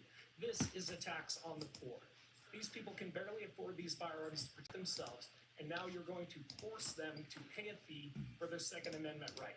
The FOIA card was ruled unconstitutional for a second or third time in the Second Circuit Court on 210 because they're charging a fee. The state of Colorado cannot attest or apply a fee to this licensing. It needs to be removed. Along with that, We have a background check system in place. We have laws that have already been passed to address this. You passed laws last year that have not even gone into effect yet. If you allow 1 year time to pass and you come back to this chamber next year and you wait and you see what the effect of those laws have had, you will not have need for this bill as written. This bill is flawed for a multitude of reasons which have already been clearly stated here today. But it is incredibly frustrating to sit in front of you people who you cannot be convinced otherwise. Why don't you take a minute, come down and actually visit a gun store, go visit the people you're trying to regulate before you regulate them. You do this constantly, and it's not just with the firearm industry, it's across the entire state. Listen to your constituents, come walk a mile before you judge us and before you pass these laws down upon us. Thank you, and I'll stand by for questions. Thank you. All right, we'll now hear from Alicia Garcia. You will have 2 minutes stating the organization you represent. You may proceed. All right. My name is Alicia Garcia. I am a co-owner of a company called the Second Syndicate, a grassroots organization for the Second Amendment here in Colorado. I'm also the secretary of the CFFLA. I am here in complete opposition of this bill. You know, there's a lot of things that I could sit here and say to try to convince you. First of all, I'm Latina. I'm female. This is my great equalizer. This is what guarantees my safety every time I leave my home. This is what guarantees me to protector of people like yourself, of the children, of the society, every time that I leave my home. You know, we're not talking about the marginalized individuals that this is going to affect. And as a community... Sorry, I just totally picked my nose in front of everybody. And, you know, most of these reps aren't even looking at me while I'm speaking to them. I'm just like you. For 10 years of my life, I had a girlfriend. And you know how many times we were followed home? We were threatened to be raped and beaten? And she was just as small as me. Do you think we're going to defend ourselves against 3 men that want to follow us home, that are insulted by the fact that we're in a relationship? Do you think that they're going to be worried if we're going to be able to fight back? Go, Alicia. You know what keeps them worried? Being armed. Being able to level that playing field. Letting them know that, you know what? You don't have to like my way of life. You don't have to agree with how I live, but you know what you have to do? Respect my freedom. Because I'm guaranteed that as a child Second of God. Amendment is about I'm empowering guaranteed that as women an American citizen. and equalizing The Second the Amendment playing doesn't field guarantee my ability against to carry a gun. sick and twisted It guarantees my ability individuals. to resist tyranny and to say no. And we all deserve that right. These laws are rooted in racism and bigotry and hatred. And one thing I want to remind you too is you just passed an excise tax on guns and ammo. How are you going to make money for your excise tax if there are no guns and no ammo? Thank you. We'll now hear from Scott Shamlin. You will have 2 minutes stating the organization you represent. You may proceed. Thank you, Mr. Chair and members. My name is Scott Shamblin. I represent myself, and I oppose this bill. To legislate effectively, you must understand the definition of words, something many today to manipulate. From Samuel Johnson's Dictionary of the English Language, 17... SBD, what he's talking about is how the state of Colorado is requiring people to pay an undisclosed fee for an undisclosed training to be able to purchase a semi-automatic firearm. It's very similar in the state of Illinois. So in order for a woman who is more of a target for mugging and raping in those states, in any state, in order for a woman to be able to carry a firearm and to be able to carry a semi-automatic firearm of a caliber equal to what law enforcement carry, there is a high tax and everything to even own that. That's happening in Colorado. The Communist Party must command all the guns. That way, no guns can ever be used to command the party. Another quote from the 1940s, "This year will go down in history. For the first time, a civilized nation has full gun registration. Our streets will be safer, our police more efficient, and the world will follow our lead into the future." This was said after all guns were removed from the streets of Germany, not allowing Jews, blacks, or any others arbitrarily deemed inferior to possess the fundamental human rights of self-defense. Perhaps they could have paid a large fee and taken an unreasonably inaccessible class, and then they could have been permitted an indulgence. Permit. I invite you to join me in a word of petition. Dear government, give us this day our daily bread line and forgive us our thought crimes as we pay our FICA. Lead us into deep taxation and deliver us from dead name. For thine is the citizen, the power, and the mail-in voting forever. Amen and amen. Okay, now we will hear from Hunter Kalo. You will have 2 minutes. The guy on the panel doesn't give two shits. He's being a complete and absolute My name is tool. Hunter Kell. I'm a competitive shooter who's represented our country across the world in many different shooting disciplines despite being born without hands. With determination, innovation, and the support of the shooting community, I've developed techniques and tools that allow me to safely and effectively operate firearms. Because of this, I have built and supports my livelihood, inspires others, proving that there are no physical limitations, tests time, or limit on success.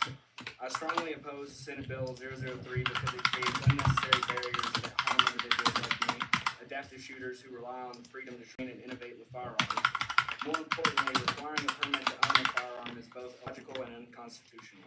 The Second Amendment guarantees the right to keep and bear arms. This is not a privilege that should require government approval. No other constitutional right, such as free speech or process, requires a permit before it can be exercised. This bill turns a fundamental right into a government-regulated privilege. Additionally, permit requirements have historically led to arbitrary and discriminatory denials, disproportionately affecting marginalized groups, including people with disabilities. As a firearms trainer, match director of one of Colorado's biggest shooting matches, and soon-to-be father, this bill threatens to strip away everything I've worked for while doing nothing to stop criminals who, by definition, do not follow the law.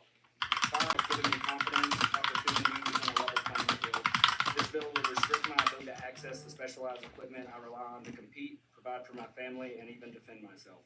These tools are not luxuries, they are necessities. I urge you to reject Senate Bill 003 and instead pursue legislation that respects our public safety and rights and responsibilities, including those of us who are differently able. Thank you for your time. I can answer any questions. Thank you.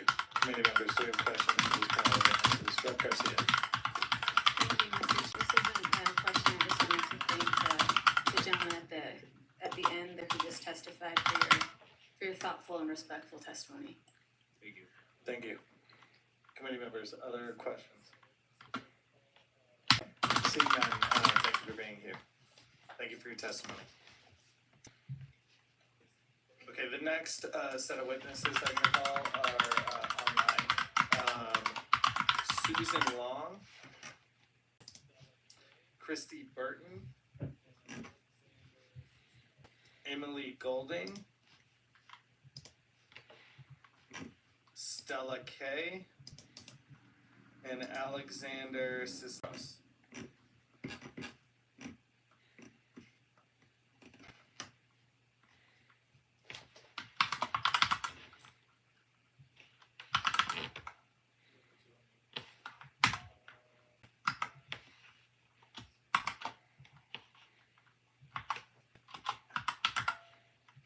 You have the two of them?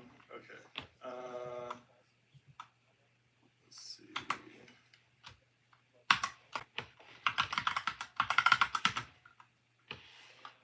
Is Bobby Paulson online?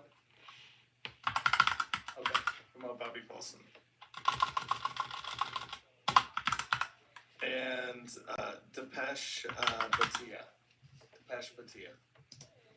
Okay, let's start with Susan Long. You will have 2 minutes. State the organization you represent. You may proceed. Thank you.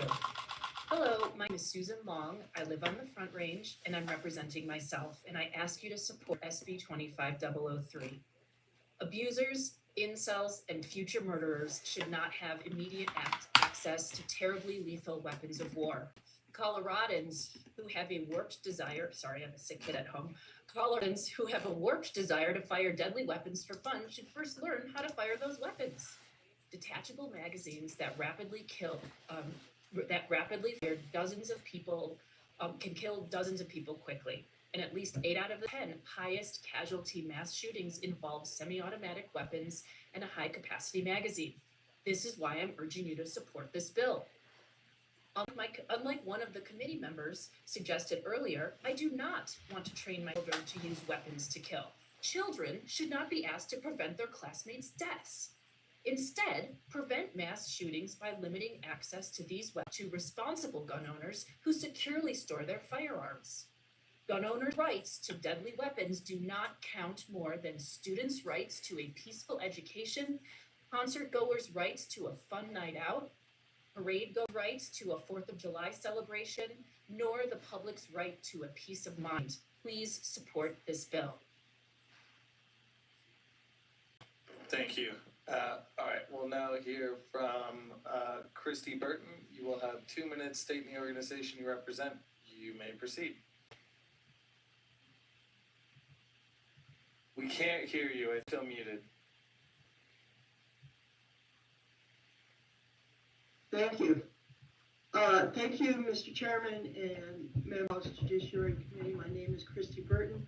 I'm testifying on behalf of Colorado Faith Community United to End Gun Violence. My credentials are, I come from a gun-owning Colorado family. I have butchered and frozen hundreds of pounds of elk and deer. I learned about gun safety in high school, and I firmly believe this is not a Second Amendment issue. This is a 21st century problem that is addressing an impact of semi-automatic weapons on human life. In mass shootings, the number of people shot is 6 times higher than firearms of the past. Incidents of mass violence and terrorism present a unique challenge to the communities which they occur. These incidents require a coordinated cross-section approach among federal, state, local government institutions and we do not have to choose between the Second Amendment and preventing mass shootings. We can have both. There are increased number of extremist groups that have leveraged our open carry laws and have leveraged our lack of law enforcement enforcing the rules that are already in place. So we need to start paying attention to those things. Considering these facts, I'm supporting Bill 003. It's a reasonable compromise to the bill that was last year. It's a viable solution to stop mass shootings of people. Thank you for your time. Thank you. All right, we'll now hear from Depesh Bhatia. You will have 2 minutes stating the organization you represent. You may proceed. Good afternoon. Thank you for the opportunity to speak today. My name is Depesh Bhatia and live in Douglas County. I'm here as a father and a concerned citizen to express my support for SB 0.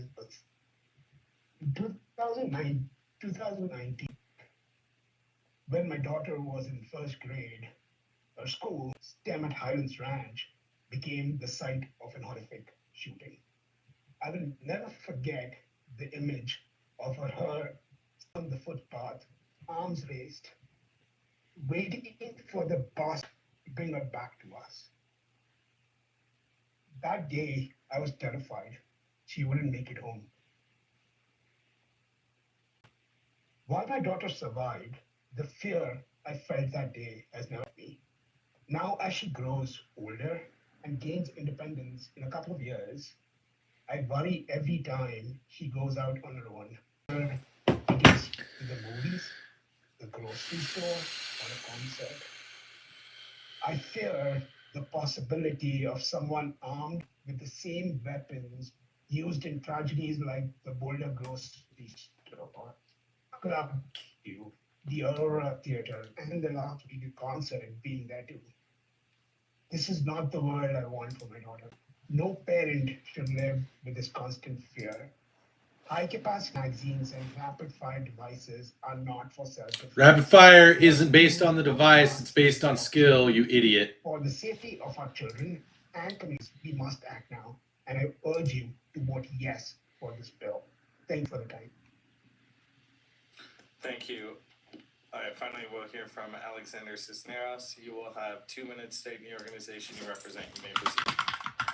I'm Alexander Cisneros. I'm an undergraduate at the University of California and a program of education and action pastor, and I urge you to support this bill.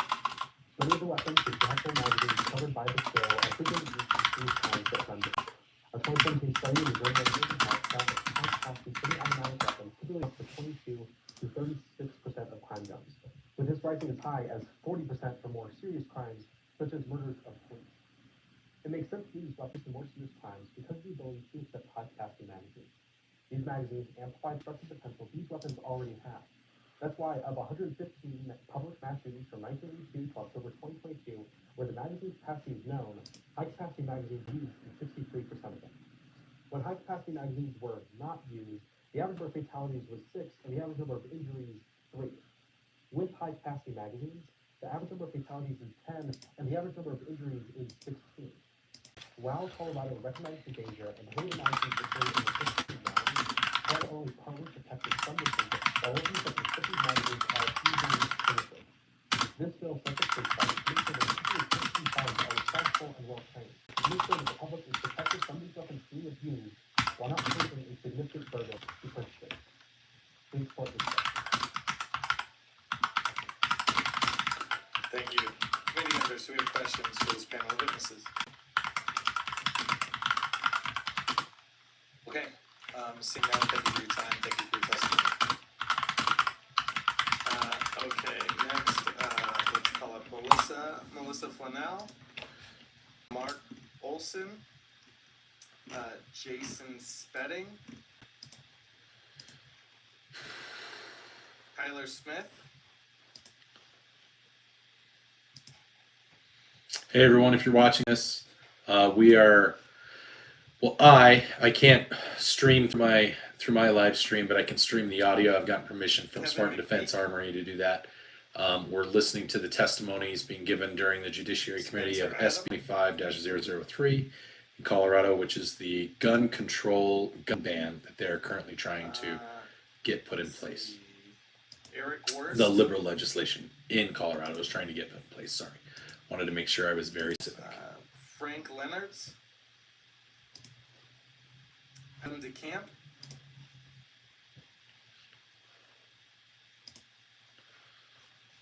All right, how about the gentleman in the back who is wearing a hoodie who was coming forward earlier? Why don't you come forward? Okay, and we'll promote Joseph de Blasio out of mine.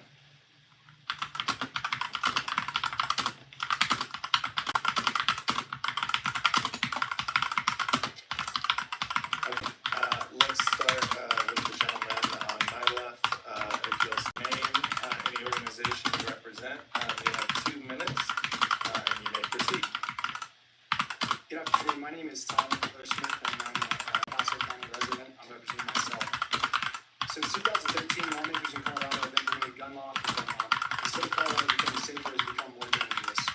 We are the sixth most regulated state in the country, and yet we rank third in the most dangerous states. The definition of insanity is doing the same thing over and over and expecting a different result.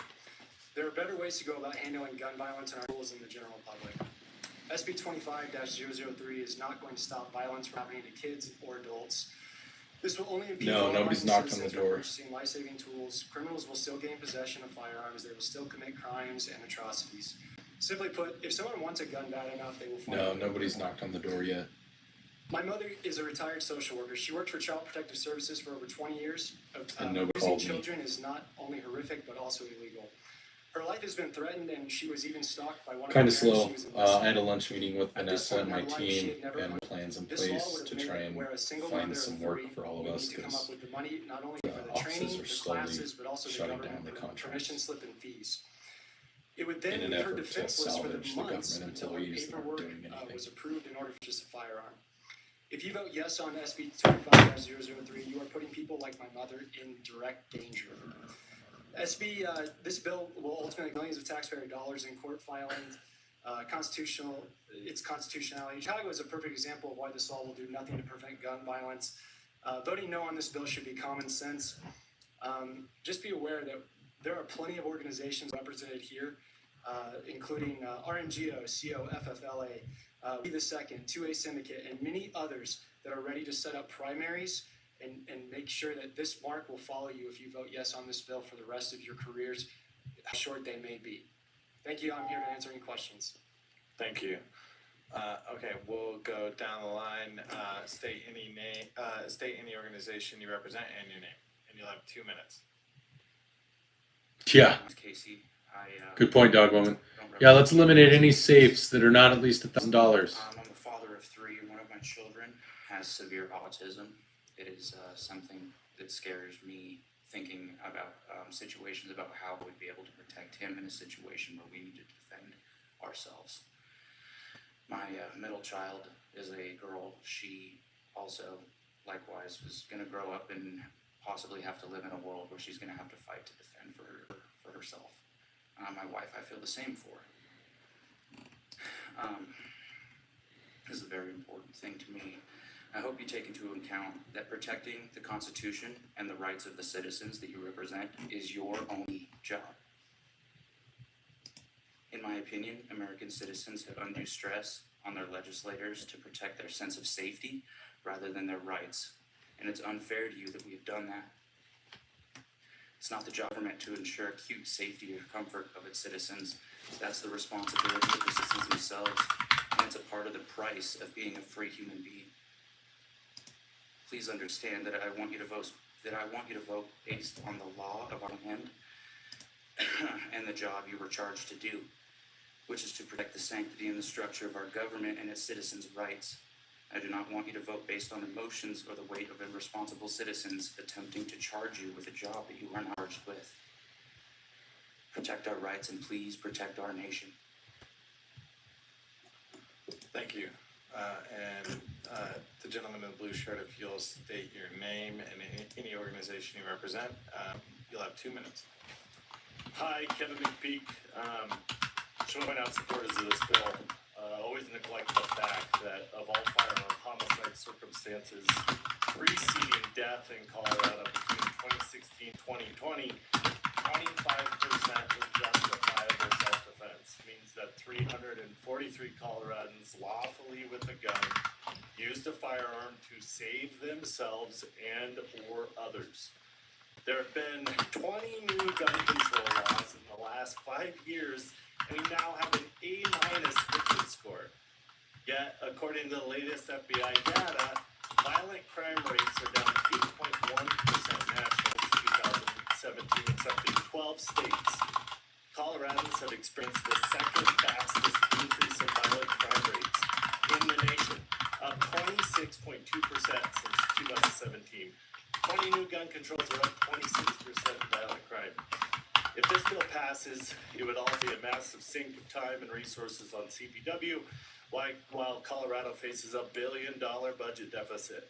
Firearm registration and enforcement such is a complete diversion of what CPW's intended operations and mission is. The firearm classes CPW currently teaches are entirely directed at hunters, not for individuals who are looking to get these proposed permits or their firearms. They are not even marksmanship courses. Getting one's hunter safety card has nothing to do with an individual gaining access to firearms. There is already such a demand for classes that they teach that they can meet the current demand even with large volunteer base and the option of taking a majority of classes online. CPW does not have the staff or the infrastructure that would be needed to fulfill the demand that would be created to meet the requirements. Vote no. Thank you. And to the gentleman on the end, if you'll state any organization you represent and your name, you'll have 2 minutes and you may proceed. Good afternoon. My name is Mark Olson. I'm representing myself as well as employees and customers of Blue Course Shooting Center. I am here to urge you to vote no against this bill. This bill puts an undue burden upon private citizens and their right to defend themselves. Yes, a lot of people have said it seems like an inconvenience. We have to stack this inconvenience against other inconveniences where a lot of Americans are now working mobile jobs to make ends meet. It doesn't make sense to make them pay more to defend themselves. As well as right now, in order to buy guns and ammunition, that is already being regulated more with higher tax incentive to help also force good, honest Americans from providing protection for themselves and their families. If Americans have to choose between taking a 12-hour class to get a card to deem them safe enough to carry a gun or going to watch kids' soccer or football games, I think that is an unnecessary choice to put against Americans when they're spending the rest of their full time working 2 jobs to make ends meet right now. I'm tired of that. I strongly urge you to vote no just for the financial impact this will have against constituents and my fellow Americans as we sit. On top of that, a lot of law enforcement agencies cannot keep up with training, and federal agencies. I teach this as a nationally instructor with both federal entities and state entities across the entire country. Most of it we gift free classes to and spots to because they cannot afford it. If government entities that are funded by the taxpayer cannot afford to send officers to get better firearms or arrest techniques when it starts to come to handheld or hands-on arresters, how can you expect American citizens that are not funded by other American citizens to be able to keep up with this level of efficiency? You guys are asking an undue burden on them. Again, I strongly urge you to vote no against this bill. Thank you. Committee member questions for this panel of witnesses. Rep. Espinoza. Thank you, Mr. Chair, and I don't remember the first gentleman's name, but Mr. Smith or the second one, both of you talked about the need to protect your wives and your families. I guess my question is, what is it in this bill in particular that you think takes away the right to obtain a concealed carry weapon that would allow for the protection you're talking about, unless that weapon is an AR-15? Mr. Smith. Thank you. So it's not just about training in this bill. It talks about how a magazine has to be attached to the firearm.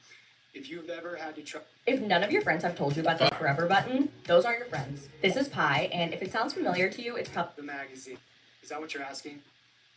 No. Rep. Espinoza. Thank you, Mr. Chair. My question was specifically, your wife or your family member can still get a concealed carry weapon under this bill unless you can point to something in the bill that tells me they can't. Can you show me where in this bill the protections that you're asking for would not be allowed? Mr. Smith. I'm not saying that she wouldn't, I'll use my mother. I was talking about my mother. It's not that she wouldn't be able to lawfully. The question would be, she would have to come up with the funds to pay for all of this. Again, you're saying lawfully, but she can't afford to do that. I'm answering your question. Rep. Espinoza. Thank you, Mr. Chair. I'll just say one more time, or maybe I'll indicate that there's nothing in the law that would preclude the person from getting the same kind of weapon they can get a concealed carry a weapon. Because this only applies to different kinds of weapons, but I'm not sure your mother is carrying around an AR-15. She would only need to go through this training in this class if she's going to get an AR-15. If she wants another one to protect herself, that doesn't change under this law unless you can show me something that would make sure that it does. Whoever, Mr. McPeak, did you want to chime in? I thought I saw you raise your hand. Yeah, Casey, I'm sorry, we didn't get your last name. I want to be respectful, but you just said Casey, so. Yeah, I do believe that it might not preclude my wife or my daughter from being able to get a conceal and carry permit. However, it does preclude them from being able to get them the best tools possible for protecting themselves. It is agreed upon in some circles that the AR-15 is one of the best weapons to do that with. Sorry, YCD. I keep switching back and forth between like 4 different screens, so I'm not getting my chat all the way. He was alluding to with the safety aspect of things. No, I'm saying that there are states that have already passed these laws, and Colorado is trying to pass this law now. Illinois has laws like this. Colorado's trying to pass this law. New York has laws like this. It's liberal run states. They're liberal states. But the fact is they use emotions and they use twisted data to convince people that, oh, well, we're just gonna make it so that you have to go through this class. You just have to take this course. You have to have this license to purchase this type of firearm.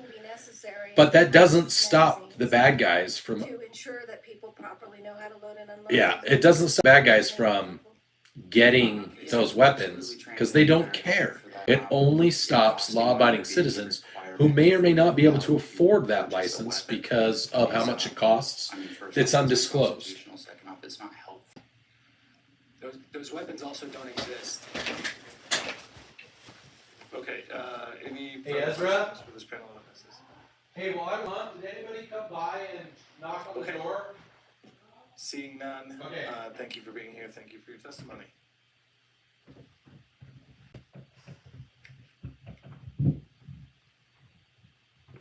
Okay, Spencer Adams, Frank Leonards, Eric Wurst, Adam DeCamp, Joshua Benz, Paul Cherry. Yep. Eric Ward. Just asking. Yep. Somebody's supposed to come by and deliver it. Or that new chair is the one possible. Okay, let's start with the gentleman to my left. Please state your name and the organization you represent. You will have 2 minutes and you may proceed. Thank you, Mr. Chair and the members of the committee. My name is Joshua Benz, and I'm here representing myself. I appreciate your time and allowing me to sit in here today, allowing us to air grievances on the opposition of this bill. You do not need a certain political affiliation to defend yourself. Colorado's crime rate is rated 8th in the nation overall, 3rd in the nation for auto theft, and 4th in the nation for property crime. As an individual who has suffered from a triple affair, I find it incredibly difficult to accept that you are trying to make it next to impossible to exercise my right and basic instinct to protect myself, along with my vulnerable wife and child.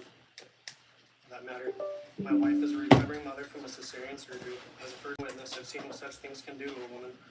I know that we are not the only people dealing with some type of physical disability and hope to never encounter a life or death situation where our Second Amendment is vital to our people. Heaven forbid I need to actually use a firearm to protect myself or a loved one. I traveled to numerous countries around the world and met citizens of which who are less fortunate than we are, those who do not have a Second Amendment ingrained in their constitutions as we do ours. Places where people are stabbed, beaten, or run over by a vehicle. Violence is always committed by a person, not a bat, knife, box cutter, machete, a vehicle. All this bill is going to do is strip the right from law-abiding citizens. It absolutely will not clean up the streets of crime. The good guy that wants to suffer. This bill will do nothing but affect those who follow the law. What you're trying to Yeah, do I just checked with Ezra and he said Thank you. nothing. Next witness. Nobody State knocked your on the name door or and the anything. Organization you represent. You will have 2 minutes. Chair, members of the committee, my name is Paul Cherry. I represent Mark Tactical and FFL in Lakewood, and we oppose this bill. Our community is growing. There's been a huge surge of marginalized groups coming to the store, women, LGBT, minorities, all arming themselves against rising crime and political fears. These aren't gun nuts, they're people seeking safety in uncertain times. This bill discriminates against these groups by restricting sale of the most popular firearms with the most modern safety features to only those who afford the time and money to secure permission from the state, disproportionately affecting low-income and marginalized groups. Consider this: a single mother from a minority community living in a high-crime area visited us I recently. don't know why I'm typing this. You're on my stream. So YCD, one of the problems with that type of process is who decides what a mental health assessment is. There are plenty of people on the left that believe things like veterans, because they're veterans, they should be banned from owning firearms because at any point they could submit to PTSD and that makes them a risk. So there's a lot of red flags, like literally red flags with the mental health stuff. So do I think mental health? Yes. Do I think that having a mental health problem should preclude you from owning a gun? Not necessarily. Because what level of mental health? What level of mental health? Does that mean anyone with autism? Yeah. Anyone with autism? How about ADHD? So if they say autism, autism's a spectrum. So that could be anyone with ADHD, anyone with depression, women with postpartum. Like, it's huge. That's why people say no to the mental health assessment, because there's so much that could fall into that. If you're diagnosed with postpartum, then and with that, if you can't pass that, then in theory, a red flag law or a state that requires an assessment like that, they could report to law enforcement that you have a mental health issue, and that gives them a probable reason to go and confiscate your firearms without process. It's bad. That's why it is what it is. Second Amendment community about 20 years ago when I was held up at gunpoint Yep. at Colfax and Sable. I currently live near 225 in Mississippi, and well, there's a lot of people that hang around near the fence line to my apartment complex. They do drugs, illegal drugs like all and other things, and well, one of these days it's going to get turned violent. With that being said, all of the soft on crime policies that this chamber has passed and the Senate. Also want to apologize in advance if I say really strong swears or other offensive words. There are even some words that I normally would not say, but I know I do sometimes say them. Sorry. Colorado seems to think that abortion is a right. What if you have to take a class, pass a test, 90%, get permission from the state in order to get an abortion? How about to vote? How about to speak freely like we are today? These concerns that I have, if you're going to do this, it's a slippery slope. It can be used to other levels, such as even jury trial. So, with that being said, all gun control is rooted in racism. This one is also not only rooted in racism, but it's also rooted in classism. If you have the means to protect yourself, you're allowed. If you do not have the means, you're not, such as life. Thank you. Thank you. And to the gentleman on the end, I state your name and the organization you represent. Thank you, Mr. Chair, Vice Chair, and members of the committee. My name is Frank Leonard. I'm here from Fort Collins, representing myself.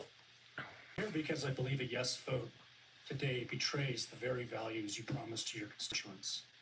This bill is not about public safety. It's about burdening the law-abiding and expanding the power of the state in ways that disproportionately harm the very communities you vowed. Gun control laws, including this one, have a long and troubling history of disproportionately affecting marginalized groups. Even when not explicitly racist, they inevitably fall hardest on vulnerable communities. Communities that you as lawmakers have pledged support. Who will be hurt the most if you vote yes today? Some potential examples. A single mother in Denver trying to protect herself and her children from the abuse of race. A farmer in Pueblo guarding livestock from predators. Or a dreamer in Aurora seeking security from. These are the very people you claim to fight for. These are the very people who selected you at the ballot box to be their representative. They are also of the fastest growing group of gun owners here in the country. So a yes vote will punish them, layering on excessive fees, bureaucratic red tape, financial hurdles, and unexpected legal troubles, all in the middle of our state's affordability and security crisis. I believe you all stand for fairness, opportunity, justice. You fight for working families, for equity in the legal system, and for communities' right to thrive, not just survive. But SB 25003 is a complete reversal of these honorable and just principles. With that, I urge you to please vote no. Thank you. Thank you. Committee members, do we have questions for this panel of witnesses? Okay, seeing none, thank you here. Thank you for your testimony.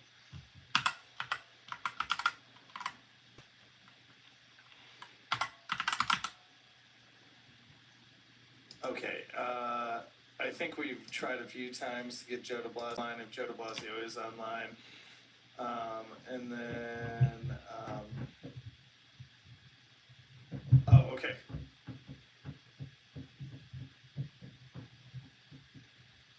I'm going to be Joe today. Okay. Sean Steele.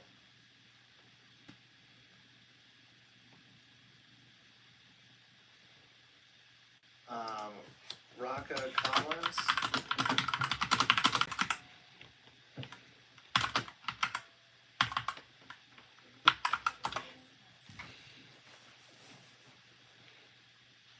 And actually, Ms. Garcia, if there is somebody else in the audience who hasn't testified yet who do this, this is actually something that came up in another committee of the way that that would read Mr. de Blasio's testimony. This is something that came up in another committee, and I want to keep things consistent. Every person can come up once, but I'm not going to let somebody come up and read somebody else's testimony that would therefore let them come up twice. So, and I'm going to apply that rule across the board no matter what side somebody is on. So if you want to read somebody else's testimony, that's the only time that you can come up. Okay. And Dale Ruggles should be online. Okay, and then do we have Edgar Antolin? They are a little worried about their own. Yeah, that's what I mean. Is they're blaming the gun and not looking at the activity. All that they've YCD. I wrote like a really big letter to my state congressman, my congressman, my state senator. I'm not going to write one to my governor because I think Spencer Cox is a tool, and he would probably support this type of thing. But I wrote a letter that lays out all of the mass shootings that have taken place in Colorado. They all involved either illegal action, because one, murder is illegal, obtaining the firearm illegally, in using the firearm in a gun-free zone, or using a firearm with a banned accessory, drugs, drug deal gone wrong. Like all the things that they're saying were already steeped in illegal activity. So to blame gun is just stupid. It's laying blame to object instead of holding the people that did what they did and the circumstances of it accountable. Over there, you can find a comment saying she'd love to ban all guns and take away our taxpayer bill of rights. She fights for that every day. Same person who made sure there's a holiday celebrating abortion, celebrating the slaughter of innocents. Mabry here voted no last year on harsher sentencing for the monsters that sell or buy children for sex. There's a similar bill being heard tomorrow. Let's see how he votes on that. They do not care about safety. And today, we will know if they care about civil rights. We will see if they are oppressors. A vote yes means you are the oppressors. My people, capital P, run for legislator, aim for their jobs. Let's take back our representation. Undo the damage they have done to our liberty and our beautiful home and the children's minds. You are trying to make me, a poor citizen who can't afford this, an oppressed class, and into a criminal. Have sheriffs come execute me and mine. And to that, I say, fuck you, no. Okay, if we could try to be respectful, understand, and I said this at the top. Freedom of speech. I said this at the top. Yes, of course, we all have freedom of speech, but I'm just saying we can try to be respectful. People have passionate opinions on either side of this. I'm doing my best to be very respectful to every witness on every side of this. Sure you are. Sure you are. Dickless. Be respectful and talk. All right. If you're watching the stream, next gentleman over, if you could Doggo, if you wouldn't mind, just kind of giving people, if anybody jumps in, answering their questions, I gotta go pick up a kid. So I'm gonna leave the stream in your hands. Guns for Everyone National, a national organization that certifies arms. Thank you, YDC, for subscribing. We do a stream. Normally I don't do streams in the middle of the day, but we always do a stream at night, unless I post a message saying we're not doing it. So we'll be back probably around 9 o'clock Mountain Time to do a stream. De las cosas que estaban sucediendo en México y para que este país sea igual que México. Yo sé que la mayoría de ustedes no me entienden y no saben lo que estoy diciendo aquí, pero por eso lo quiero hacer en español, para que entiendan que esto no nada más es para los güeros, que no nada más es para la gente blanca, sino que esto está afectando a las personas que vienen de otros países, está afectando a las personas que hablan español, que no entienden el inglés, que vienen a este país para una vida mejor. My organization, Guns for Everyone National, is not part of the Quits Club. We're not part of we don't get invited to the dinners with the people on my right-hand side. We don't do any of that because my responsibility is to the community.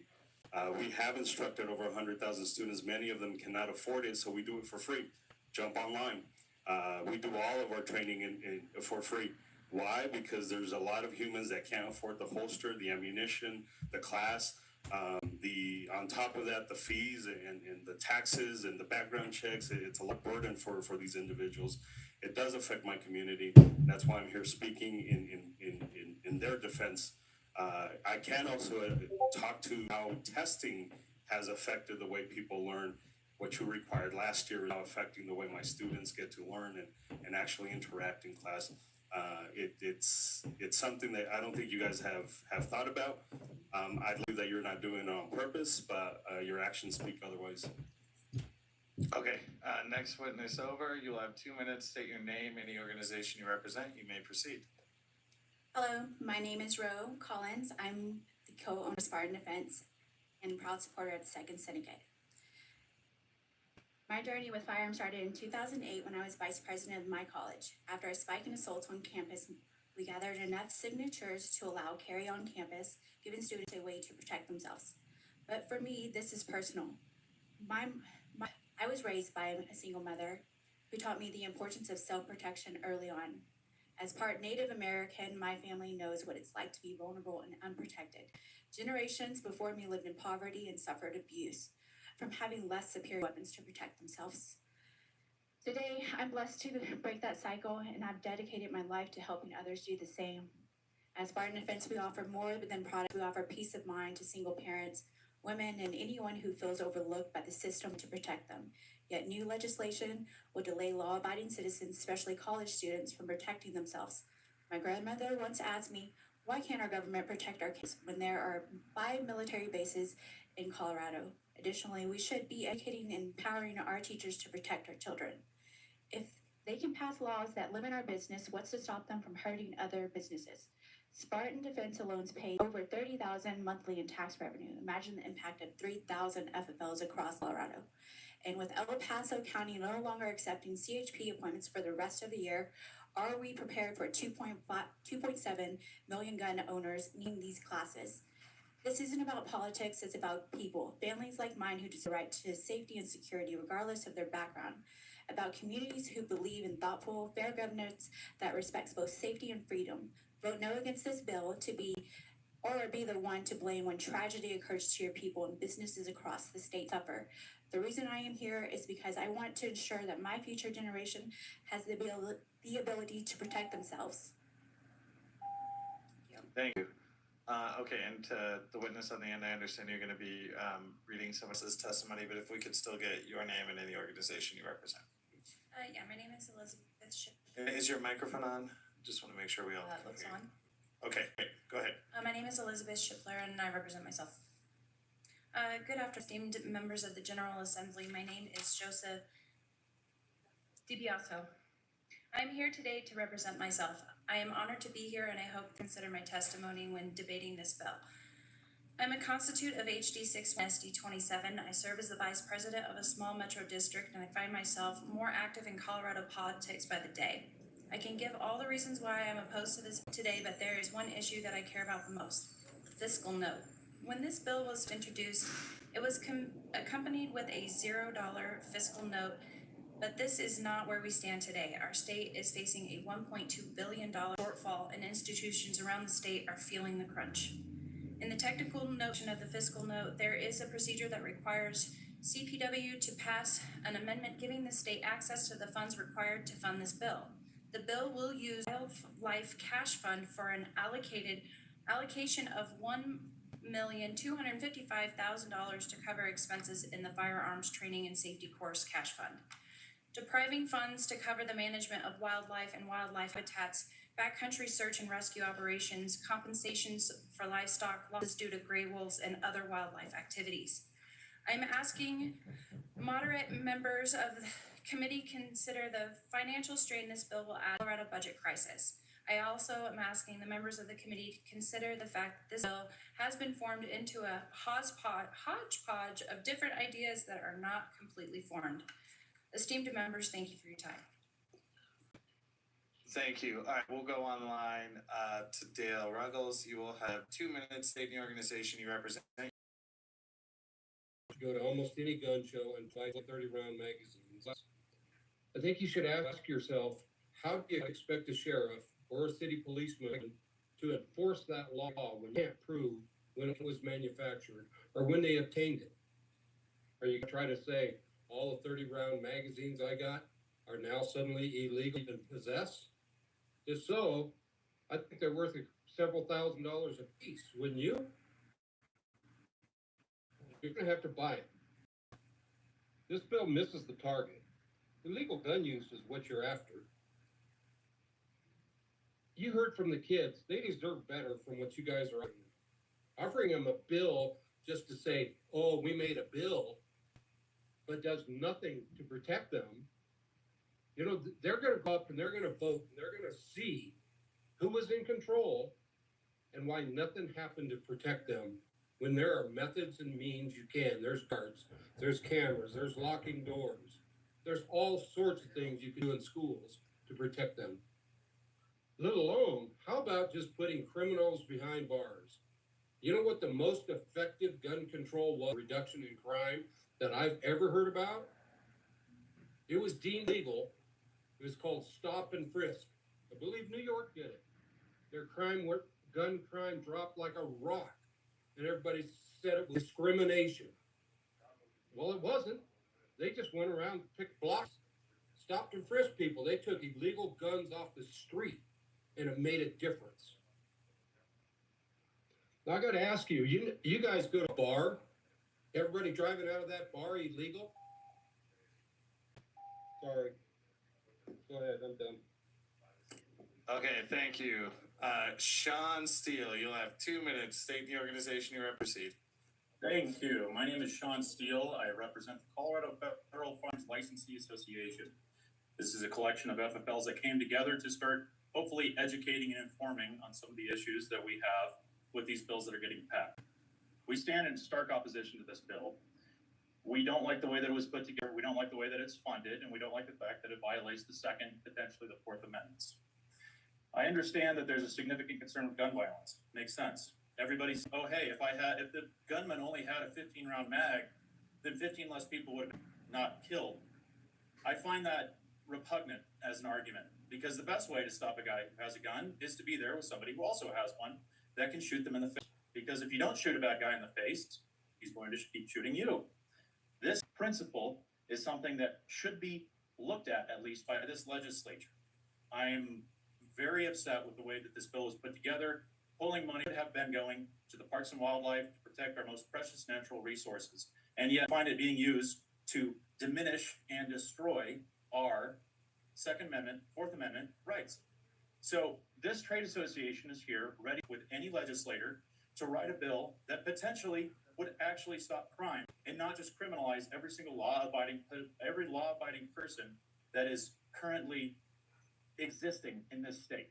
There's a lot better way to do this, effective way to do this. You want to stop the bad guy? Put somebody in a school that's got a gun that can shoot him. I detect that there's probably, statistically, a significant lack of lead and copper in the bloodstreams of somebody who wants to commit mass acts. Guess what? There's a lot of people that are ready to administer safely and effective missing lead and copper from the brains of people who want to shoot school children. That's what you should do. I yield my 5 seconds. Thank you. Okay, committee members, do we have questions for this panel of witnesses? Rep. Sober. Thank you, Mr. Chair. My question is for both Mr. Ruggles and Mr. Steele. Mr. Ruggles, you said you live in Durango, Colorado, and if I know the area very well, and also from the Western Slope, you're close to La Plata County. I'm sorry, what did you say? La Plata County, not Durango proper. Okay, thank you, not Durango. I appreciate that. But you're close to New Mexico, Arizona, and Utah. And I wanted to ask, if this bill were to become law, and let's say it were law today, could you go ahead and cross into any one of those other 3 states and purchase the guns that are here and just come back into La Plata? And same question for Mr. Steele, I guess. The ability to buy a gun contemplated here and then return to Colorado. All right, we'll start with Mr. Ruggles. Thank you. Yes, you can. You can buy go to Texas, Arizona quite often, and you can just buy them out of the newspaper, and there's no bill of sale, it's just cash. And there's a lot of outlets where you can buy used guns because it's legal there to just buy and sell guns. In Colorado, it might be a little more difficult, but I don't think the criminals are having a problem because they're not buying their guns legally anyways. But yes, you can. All right, and Mr. Steele, did you want to chime in? Yes. So by federal law, it is illegal for a federal firearms licensee to sell a gun to somebody without a background check, no matter where you are in the country. Certain states allow for person-to-person private party transfers. Colorado has outlawed this practice. You now need to go through a background check no matter any time you want to purchase a firearm from a person or a store or anything of that sort. As far as leaving the state, Another consequence to this bill. Basically, if you want to destroy the fire business in this state, as is what seems to be the intention of this legislature, make it to where the guns that you would normally buy in this state, you could just go. You've moved the jobs, you've moved the tax money, you've moved the revenue from that sale out of state.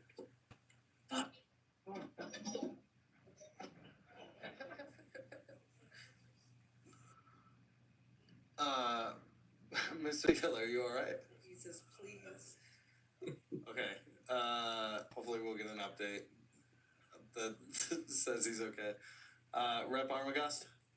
Thank you, Mr. Chair. My question was going to be for Mr. Steele. Are you still with us? Okay.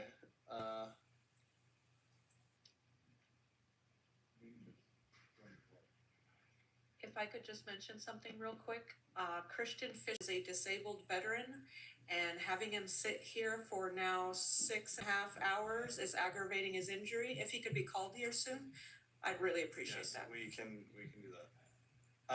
All right. Any further questions for this panel? Okay. Seeing none, thank you so much here. Thank you for your testimony. You said Fisher? Okay.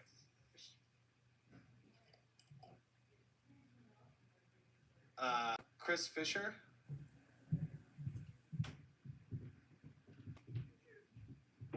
Christian Fisher. Terrence Tamayo Mancal? Toyama. Terrence Toyama Mancal. Richard Moreno? Jessica Fensky? Hans May?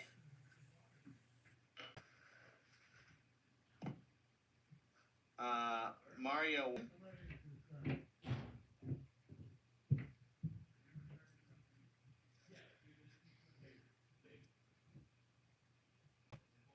Okay, we'll start with Christian Fisher. You'll have 2 minutes. State and the organization you represent. You may proceed. Hello, my name is Christian Fisher. I am a disabled vet. I just represent myself. Thank you, all members of the committee, for allowing me to speak today. I stand before you today just as a concerned citizen and a disabled vet that would do it all over again, but more important than that, as a voice who understands the fundamental nature of our rights that are not granted by the government, but rather exist as an unalienable part of our existence. Senate Bill 25003 is not just legislation, it is infringement on and a direct attack on the Second Amendment to turn a right into a privilege, and the history has shown us that what happens when citizens are pushed too far. I wanted to bring up the Athens, Tennessee, 1946, the Battle of Athens. Corrupt politicians rigged elections, stuffed ballot boxes, and used law enforcement as their personal enforcers to oppress the people. But what happened was the true spirit of America. World War II veterans, men who fought for freedom overseas, returned home only to find tyranny at their doorstep, and so they did what free men do. They took up arms, fought back, and restored democracy in their town, and the government didn't save them. They saved themselves because they were armed and they were capable. Now, let me be clear, no one here wants a conflict, no one here is calling for violence, but history is a lesson, and it teaches us that when a government is to strip its people of their ability to defend themselves, resistance follows. And that's not a threat, it is a statement of fact. There are Americans here in Colorado, military, ex-military, and civilian alike, who understand what is at stake. We do not take this lightly, we do not stand idly by while politicians attempt to turn our freedoms into privileges, places arbitrary restrictions on our ability to defend our families, and impose taxes and regulations designed to make gun ownership impossible. Colorado is not Washington, D.C. We are not California. We are a state of free people who know our history. We have seen what happens when rights are trampled and who refuses to let it happen. Thank you very much for your time. Thank you. All right, we'll now hear from Richard. You'll have 2 minutes. State and the organization you represent. You may proceed. Okay, now Richard Moreno. I had called a few names. Hans May, 2 minutes. State and the organization you represent. You may proceed. My name is Hans May, and I'm speaking on behalf of myself. It was a cold, gray February afternoon when I walked into my parents' home and found my father dead from a single bullet shot to the head, sitting on the couch. Nothing ill would have changed the outcome that day. It did not matter the capacity of the magazine. The gun could only hold 5 rounds. It did not matter the mechanism to reload it, and it would not have made any difference the mechanism to adjust a rate of fire. What would have made a difference for my father, a two-tour squad leader veteran of Southeast Asian conflict, was to have safety rules. The very same rules that he drilled into me for years and years and years. So you can legislate all you want, but unless you're sitting right next to a person in that they are doing exactly what needs to be done to be safe, you will not overcome human nature, the nature of fallibility. It is a disrespectful thing you do to my father, of my grandfathers, of his 5 brothers that were over Europe and Southeast Asia. Those men that sacrificed their time, they gave up many, many things, including in some cases their lives, to ensure that we could practice freely the rights that we were guaranteed by the founders of this country and by the founders of this state. Thank you. I yield the rest of my time. Thank you. Mario Nguyen, you will have 2 minutes, state the organization you represent. You may proceed. Yes, my name is Mario Nguyen, and I stand here today representing myself. Have you turned on the microphone? Oh, it's on the microphone itself. All right, there you go. 2 minutes. My name is Mario Nguyen, and I am here today representing myself as a citizen of Colorado and El Paso County. And I testify against Senate Bill 25-003. The bill is a stopgap that does not address the issue of people who seek to do harm against others. This bill seeks to further limit and regulate our rights to defend ourselves, our property, and our loved ones against those who seek to do us harm. The Colorado Constitution states that the right of no person to keep and bear arms in the home, person, and property shall be called into questions under most statutes. Yet this bill further erodes our rights to protect ourselves if we feel the need to do so.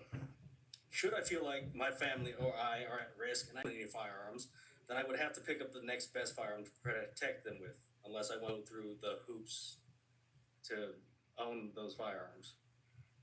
It would be the next best because I would not be able to outright obtain or purchase previously commonplace. Our rights were eroded with the passing of the previous bills, and it will continue with this bill. Firearms technology has evolved to the point that removable magazines and semi-automatic functioning firearms have been prominent since the 1900s. The average capacity for a smaller framed handgun with a removable magazine is around 8 rounds. Full size are an average of 15 to 18 rounds, and that is just handguns. Rifles and shotguns are used for many things such as hunting or recreational use and defense of oneself, home, or property, and they come in many different capacities based on what they are used and designed for. They can range from anywhere from 5 to 30 on average, closer to 30 if they have a removable magazine. It all depends on the design of the rifle. The disparity between law-abiding citizens and with the intent to do harm only grows with the passing of this bill. Criminals who seek to do harm with any firearms are not going to abide by any laws, so why should we limit our capacity for protection and our defense against them? I recently had my truck broken into last year, along with my neighbors' garages who were broken into.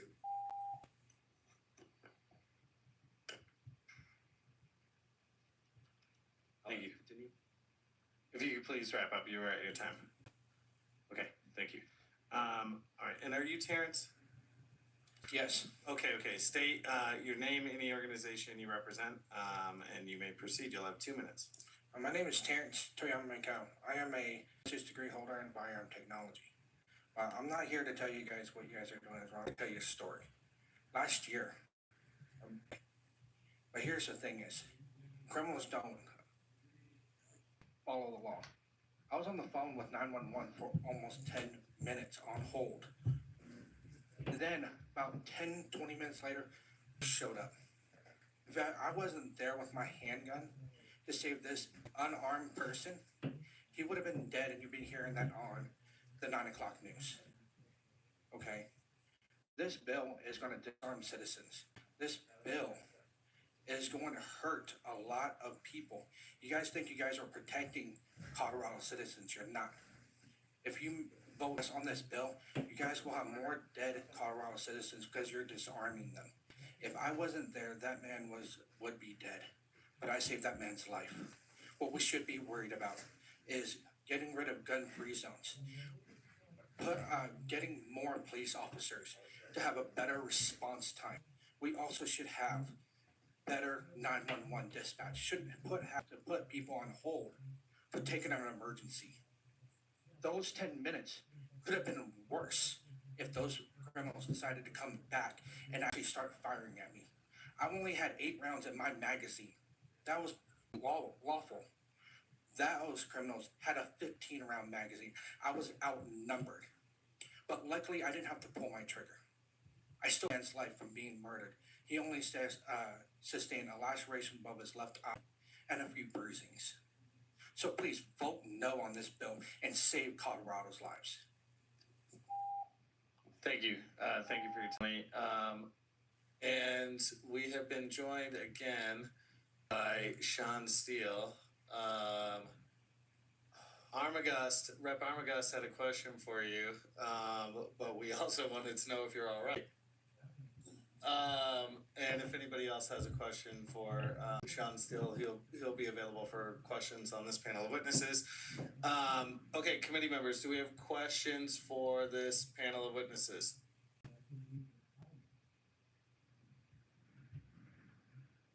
May I make one comment? It's highly irregular, but I will allow a brief. Thank you very much, Representative Mabry. I just wanted to get a chance to say, but I'm respectfully requesting that you vote no on this. Thank you. Okay, seeing no questions, thank you for being here. Thank you for your time. And thank you for your testimony. Actually, if we want to keep Sean Steele on quickly, Rep. Armagast, we got Sean Steele on if you wanted to ask your question quickly.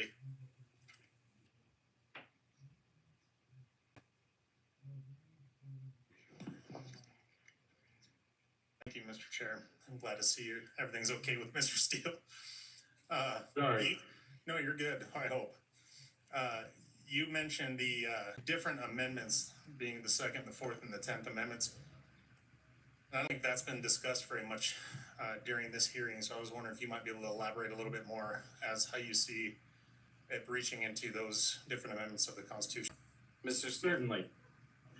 Thank you, Mr. Chair. I want to apologize. My phone died and I may have used profanity, so that is my fault. I am so sorry. That is not a reflection of the professionalism of the Colorado Federal Firearms Licensee Association. As to your question, Representative Armagast, the Second Amendment, I think, has been said on by most people in this committee.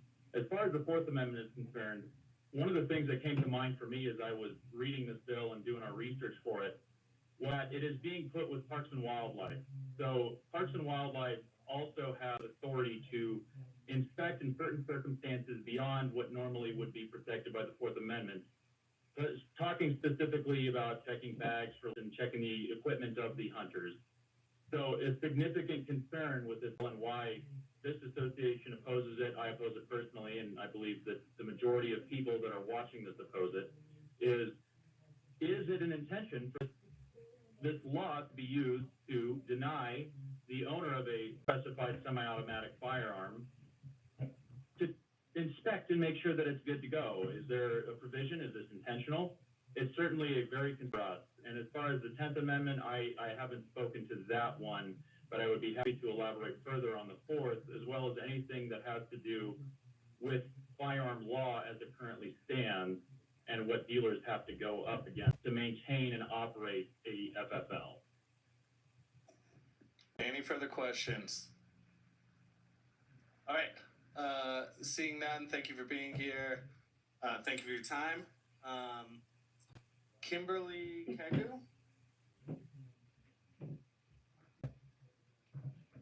Jessica Fensky? James Murphy?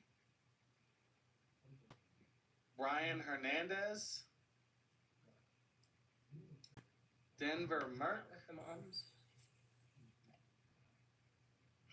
Brandon Wark?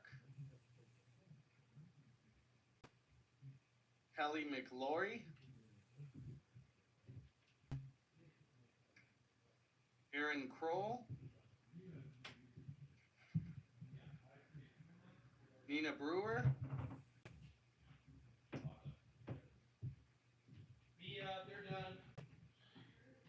Michael Quinlan. You're good. All right, there we go. We got 4 witnesses.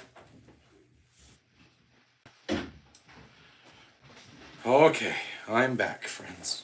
Okay, we will start with Kimberly Kego. You will have 2 minutes. Yeah. State in At the your police, organization I'm you going to represent. switch to the Puma now Thank you. because My name I is think it's Kimberly better than Keegan the from other. Lake County. I'm here Okay, representing I myself. think that's a good idea. But also as a member That's of who the I would National pick, Association honestly. for Gun Rights, Rocky Mountain Gun Owners, and the National African American Gun Association. With this bill, if I were a criminal looking for a place to move, I would choose Colorado. Yeah, it's in the same way in Colorado. That's 2021, part of the law. CDC, Black women were murdered at nearly 3 times the rate of white women. A ban such as this would limit my access to tools such as my already existing Glock 43 with a detachable magazine, my AR-15 chambered in .223. It leaves me less equipped to protect myself and my family, especially in under-policed areas such as where I live in a rural area where Sheriff Speckman is here testifying that at one point he only had 3 deputies for the entire county. This bill has a disproportionate economic burden considering a woman such as myself earns 63 cents for every dollar. This gun ownership has deep roots in Black America as in empowerment and resistance. This bill, with its restrictions, are a step backward, feeling more like the NFA of 1934, which was written specifically to disarm minorities. I ask that you vote against it. Thank you. Thank you. We'll go down the line. I called a few names, so if you'll just state your name and any organization you represent, you'll have 2 minutes. You may proceed. Good afternoon. My name is Aaron Kroll. I represent no one officially besides myself. I have no delusions here that you're going to listen to what I have to say, let alone care about it. My motives are a bit more selfish in that I'm here, so I will have the capacity to say, I told you so, when this plays out how I expect it to. This bill started off incredibly messy with all sorts of constitutional violations between directly against the Second Amendment on the surface to the broad scope given to the district attorney, and it got worse from there by putting in a licensing requirement and then going further with trying to circumvent the Colorado Taxpayer Bill of Rights by using a funding scheme through CPW, which is just wild with them being completely unrelated and it being a clear way of trying to avoid temporary restrictions. Because of that, I think that this is just going to be so unbelievably easy to defeat in court, and you guys will take such a hard loss in doing so, that I'm thrilled to see this pass, and I want you all to vote for it for that regard. I think it will have the direct opposite effect of what you intend, which I think will be beautiful irony, in the sense that the hard failure will act as a deterrent against future types of legislation, both in this state and others. It will be a failure you will have to all wear come next election, and I hope that many of you will find accountability associated with that failure. And I look forward to personally emailing everybody involved when that happens. Maybe something as simple as a laughing GIF, but I hope that brings you a significant level of embarrassment and shame when that does happen. Please vote yes. Thank you. Now, Michael Quinlan, you'll have 2 minutes. State the organization you represent. You may proceed. Good evening. My name is Michael Quinlan, Staff Sergeant, United States Army retired. I'm currently in complete and total opposition to SB 003. I'm not going to bore everyone here. Since the beginning of this committee, each of you have heard time and time again about mass shootings. In fact, I think some of the gun rights deniers have many of their mass shootings scripted and memorized. But in the whole time, I realized they're forgetting a mass shooting that occurred only a couple years ago to figure out why. In 2023, the Covenant school shooting in Nashville, Tennessee. Why is that one always being forgotten? And I thought at first because it was a Christian school. But that's not the reason. After shooting, the investigators went to the vehicle and found a set of journals that the shooter had written. And in those journals, it showed the shooter had reconned multiple schools in the area. It chose the school that was shut up because of one thing. That school did not have an armed security presence. In closing, that there proved a adage that the gun rights community has had for a long time.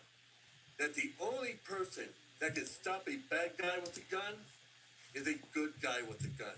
Thank you. Thank you. And to the gentleman on the Hey, Josh. Call the names. So I don't know if just you're name still on here. Any organization you represent, you may proceed. I'm Brian Hernandez of Jefferson County. I represent myself. I stand before you today in opposition to SB 3, a bill that seeks to implement restrictive firearm policies under the presumption that such measures will enhance public safety.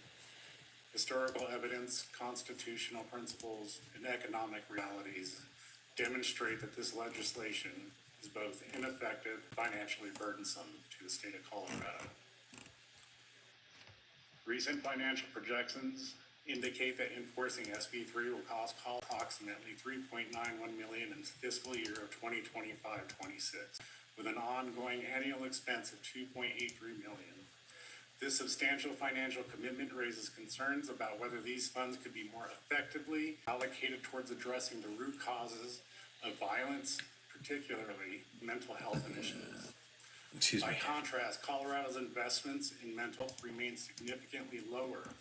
A recent 5-year grant totaling $1.6 million, roughly $320,000 per year, has been dedicated to increasing school-based mental health professionals.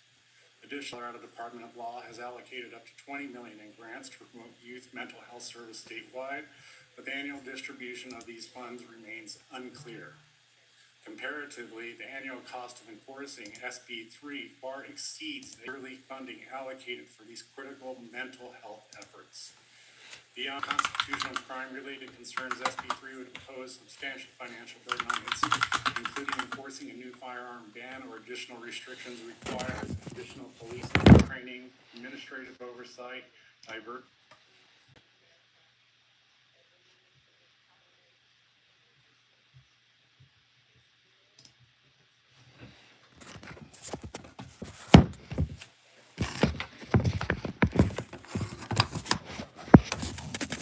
Shit.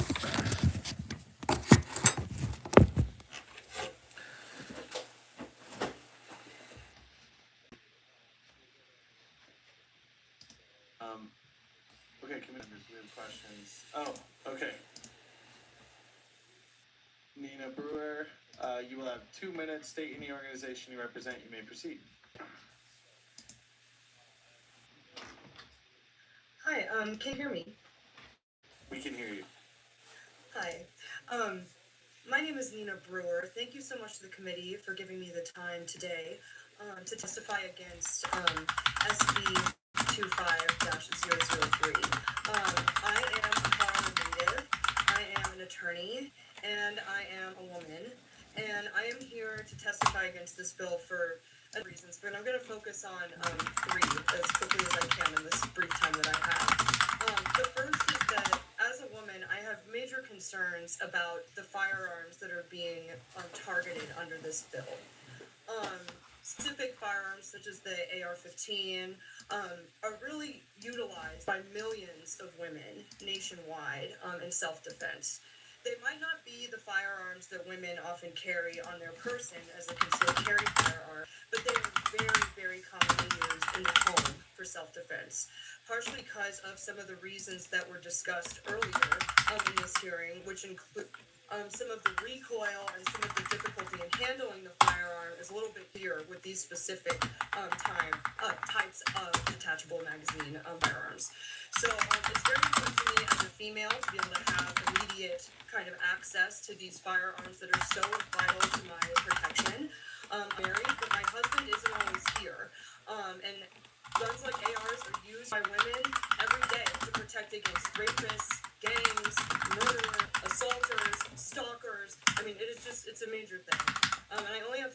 seconds, so I'm gonna go through these other two real quick. As an attorney, I will say that as currently written with the amendments, I do think this bill is unconstitutional. If you want to ask me questions about that, please do.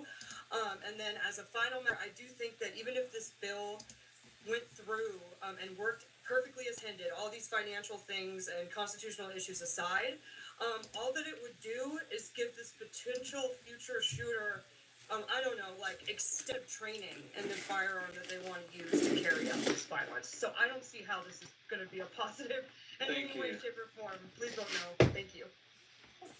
Committee members, do we have questions for this panel of witnesses? Rep. Armagost.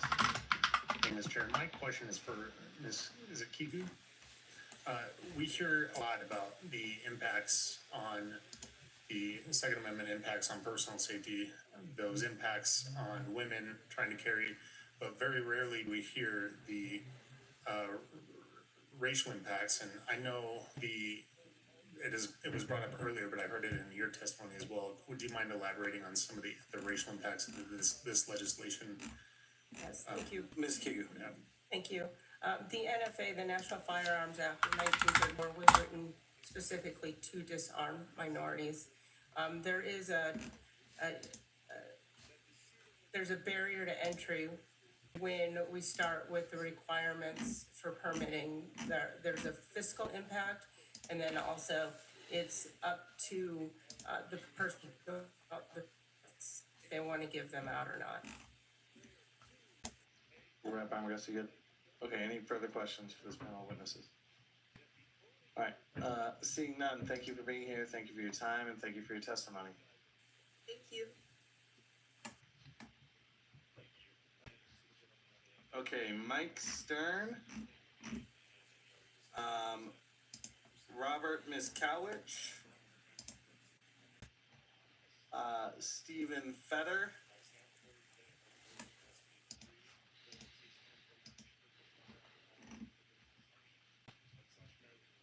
Ian Howard,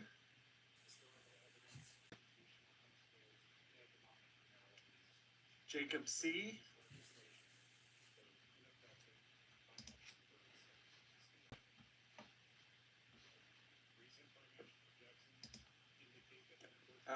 okay, let's start with Ian Howard.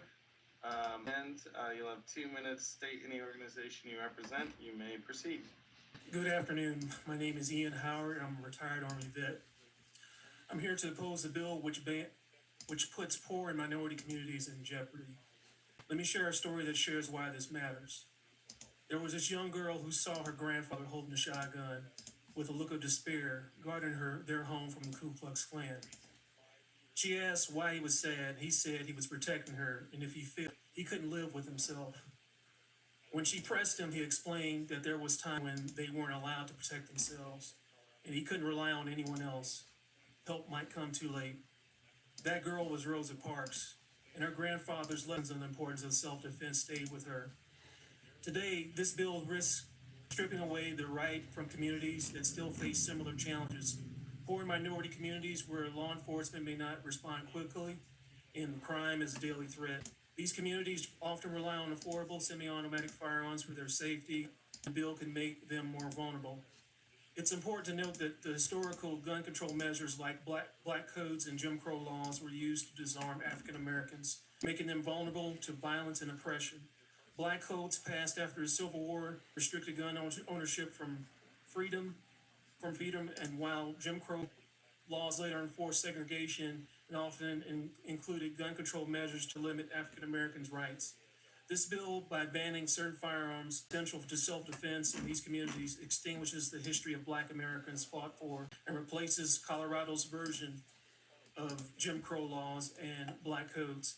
In essence, Colorado is using the very thing race used to control those merely trying to protect themselves and their families. As a retired Army vet, I see the importance of being able to defend oneself. The Second Amendment is not just a right, it's a necessity for many Americans.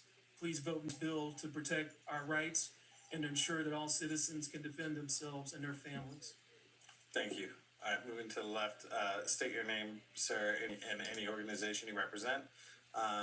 You will have 2 minutes. You may proceed. To to the witness just to the left, from my left of Mr. Howard. Yeah, so you, the second and yes, right there. Yes, you. No, I didn't say anybody's name. I said you. I just said state your name. I called up a bunch of names, and I don't know anybody who came Shut up. up. And so state your name, any organization you represent, and you may proceed. My name is Mark Fader. I am a tax-paying Jewish American. Against this bill is unconstitutional and it's a direct attack on it shall not be infringed.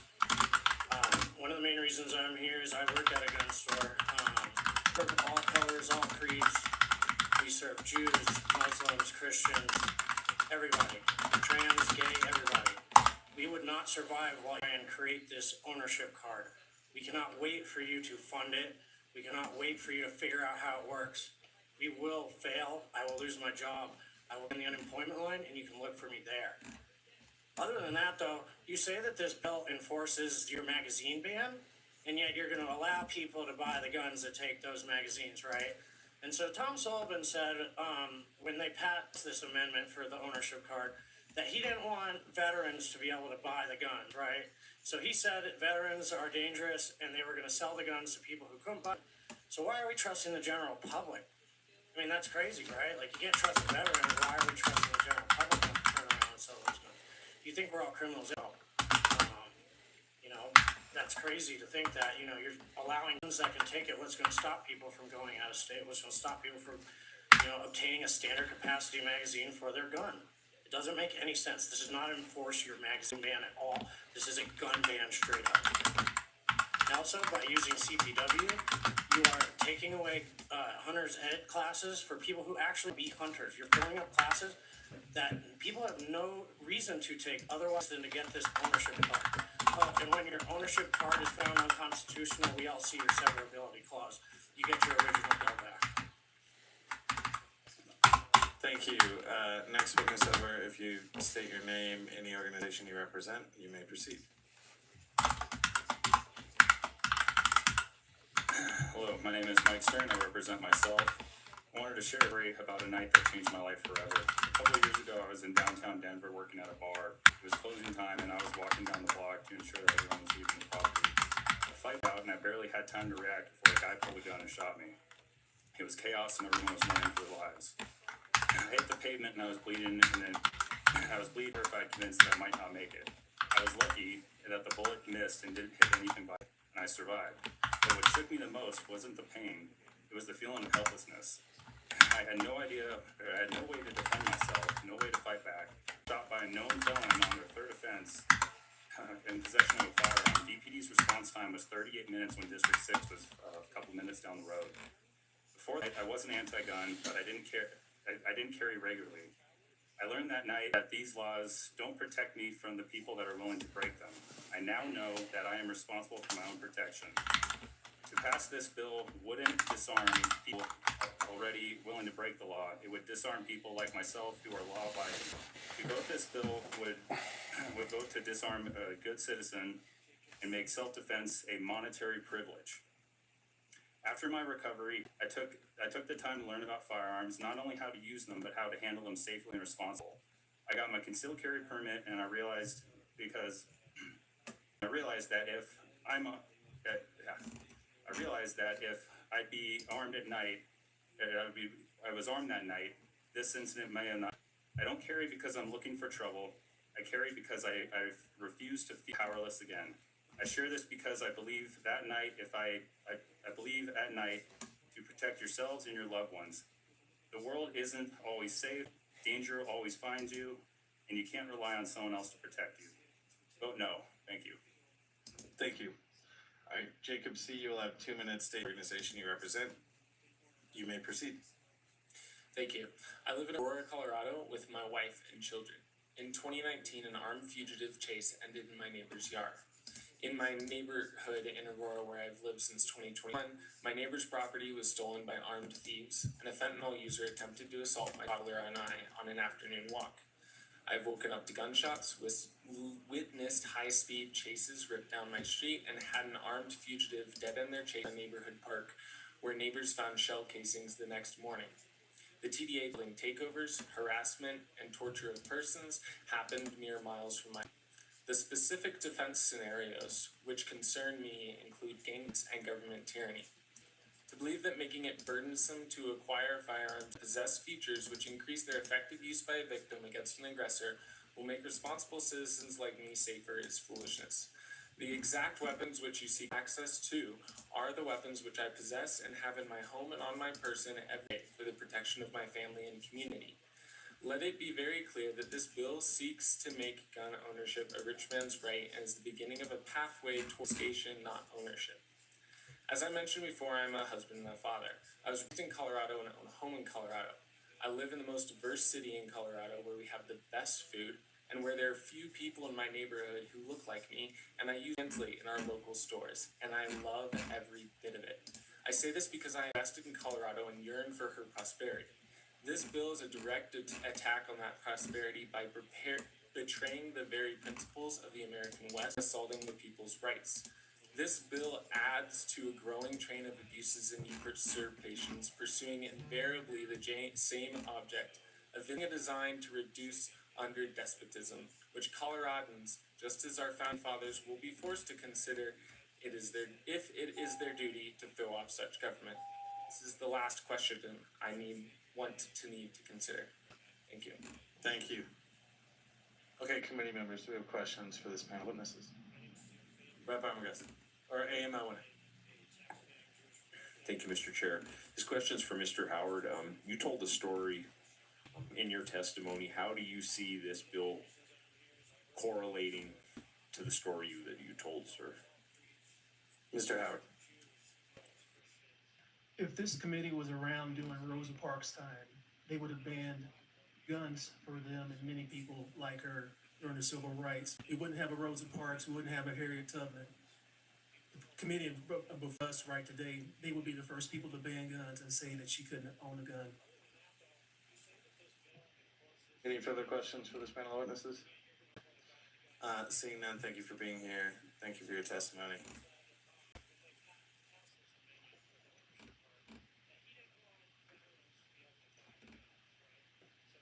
All right, online, Corin Rudolph, and Jeremy Mason in the room.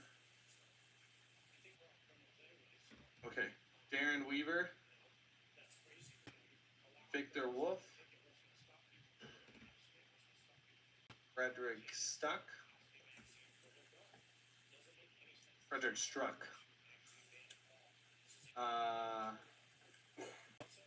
Ryan Bogle, Matthew Flanders, John Hutchins,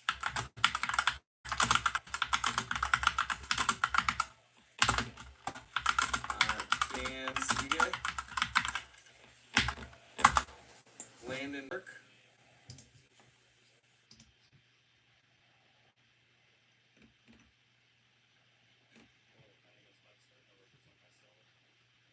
okay, and then did we get Karen Rudolph online? Okay. All right, let's start with the gentleman right in the suit. State your name, any organization you represent, and you may proceed. Hi, my name is Victor Wolf, Chief Warrant Officer 4, United States Army, retired. I'm not here on behalf of anyone but myself, but I do stand shoulder to shoulder with every other Colorado veteran here that couldn't make it here today. So my testimony is as follows. I retired from active duty military service in May of 2022 after serving 26 years in the United States Army and subsequently established permanent residency in the great state of Colorado. I come to you today in opposition of Senate Bill 25003. I sought out today to testify because there are no provisions in this bill for military retirees or honorably discharged veterans. This is an egregious oversight and must be amended immediately, or this bill must be struck down entirely. As a soldier, officer, and combat-proven leader, I have received extensive firearms training. I would submit to you today that my brothers and sisters in arms have more rigorous firearms training than is required of this bill by a significant margin. We're watching what's going on in Colorado. There is now a training requirement for weapons with detachable all the. magazines, but not for the weapons with fixed magazines. I think most of the anti-gun people have gone now. It's all the pro-gun folks that are testifying, and the legislature's just they're just like shitting on them. The acting board like they don't care. It's just stupid. DC versus Heller in 2008, and the affirmation of individual rights to own a firearm. Moreover, this bill is inconsistent in language and historical test tradition that is the standard used by courts to determine if a law restricting the right to bear arms violates the Second Amendment. The test was established in 2022 in the Bruin decision. This bill will certainly be struck down by either the District Court of Appeals or the Supreme Court level, costing our state valuable monetary resources. This bill provides the state attorney general overreaching power to classify firearms in a prohibited category at a later date, and this must not be allowed. Thank you. Thank you. All right, moving to the left, state your name, any organization you represent, and you may proceed. My name is Jeremy Manson. Today I am representing my friend Russell. I'm going to read his statement. As a veteran who served this country and someone that was at Columbine Massacre, I've seen violence up close, both on the battlefield and in the school hallway. I've stared down evil, and I can tell you, gun control isn't the answer. When I was at Columbine, the laws didn't stop voters. They got their weapons illegally, bypassing every regulation on the books. Evil does not care about background checks or magazine limits. It finds a way. What saved lives that day wasn't a law. It was the courage of the people like Coach Dave Sanders, who put himself between students and bullets. Evil does not follow rules. It preys on the defenseless. In the military, I learned that the best defense against a threat is readiness, not restriction. Disarming law-abiding citizens doesn't make us safer, it leaves us vulnerable. I carried a rifle to protect freedom overseas, and I do the same here if it came to it. The Second Amendment isn't just a right, it's a necessity. I'd say look at the stats, but let's be honest, we all know them, and those sitting before us today don't care. It's about agendas. The Second Amendment isn't just a right, it's survival. Courts agree. Look at New York State Rifle and Pistol Association versus Bruin in 2022. SCOTUS struck down New York's proper cause concealed carry, saying it violated our rights. And then there's Antoniuk versus James in 2024. New York's post-Bruin concealed carry restrictions got shredded for overreach. Even Range versus Garland in 2023 saw the Third Circuit rule that nonviolent felons can't be blanket banned from owning guns. These cases prove it. Judges are rolling back anti-2A nonsense because the Constitution demands it. This is just to name as a few. As you know, there are more. Gun control assumes that the government can protect us all, but at Columbine, the police took minutes to respond. Veterans like me know you can't outsource your safety. Probably, Corey, because there's a precedent for potential mental health or influence. Right, so next, witness that's part of it, I I think. state your name, any organization you represent. The argument can at least be made. Good afternoon. My name is Ryan Bogle. That's why the fact that there's, to a degree, there's legal weed here in Utah, that's part of the reason why I'm so opposed to this type of legislature and action in other states, because it so quickly transfers over. They expressed that the bill was not what was originally sold to them. Because of this, I've tried to understand the actual intent of SB 25003. According to its original creator, Senator Tom Sullivan, this isn't a firearms ban. It's a magazine ban. That statement just isn't true. The bill made no additional bans to magazines, but it does ban a lot of firearms. It was obvious that this was always a disguised assault weapons ban. I understand that not everyone feels the Second Amendment is absolute, but please remember that this is the only amendment in the Constitution that is followed with very clear instructions. Shall not be infringed. In its original form, it recognized that SB 25003 was a firearms ban, but now in its amended form, I do not understand this bill's intent. Now it just makes it incredibly annoying to purchase most modern firearms. This bill will cost law-abiding citizens time and money. It forces us to buy our rights back. No government can take these rights away. It's completely unconstitutional. It's not just your constituents declaring a law like this unfair. 1 month ago, the Second Judicial Circuit Court ruled that Illinois' FOID card was unconstitutional. This is the same idea as the permit to purchase that 003 requires. The Second Circuit Court ruled that requiring a permit and payment to exercise your Second Amendment right was unconstitutional. hope you are paying attention today and will listen to your constituents' concerns about the bill. When you were elected into office, you swore an oath to the Constitution of the United States. In that Constitution lies the Second Amendment. You don't have to like it, but you do have to protect it. Please oppose SB 25003.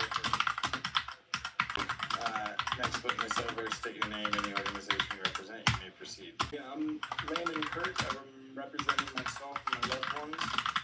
Senate Bill 25003 is a direct infringement on the Second Amendment. Bad policy, unconstitutional, and lacks the solution to the problem. You all blame the gun for violence in our community.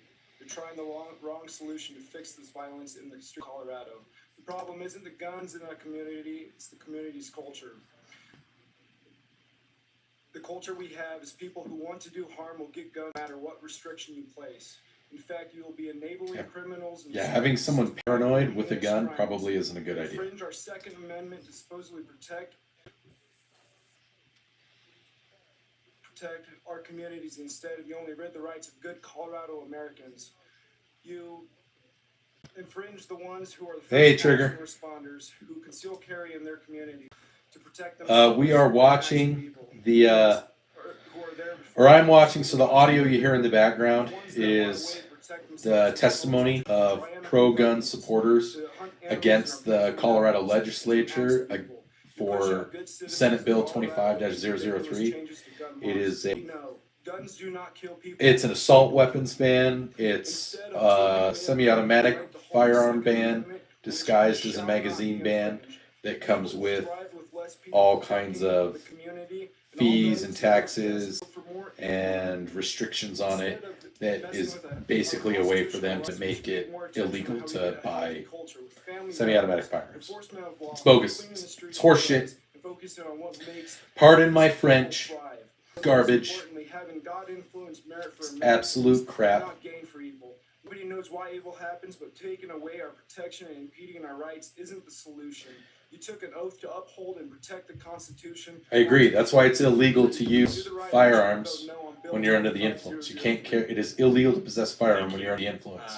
Okay, and then going on. Or when you're intoxicated, Corey. So using it with drugs would be even worse. Hello, my name is Corinne Rudolph.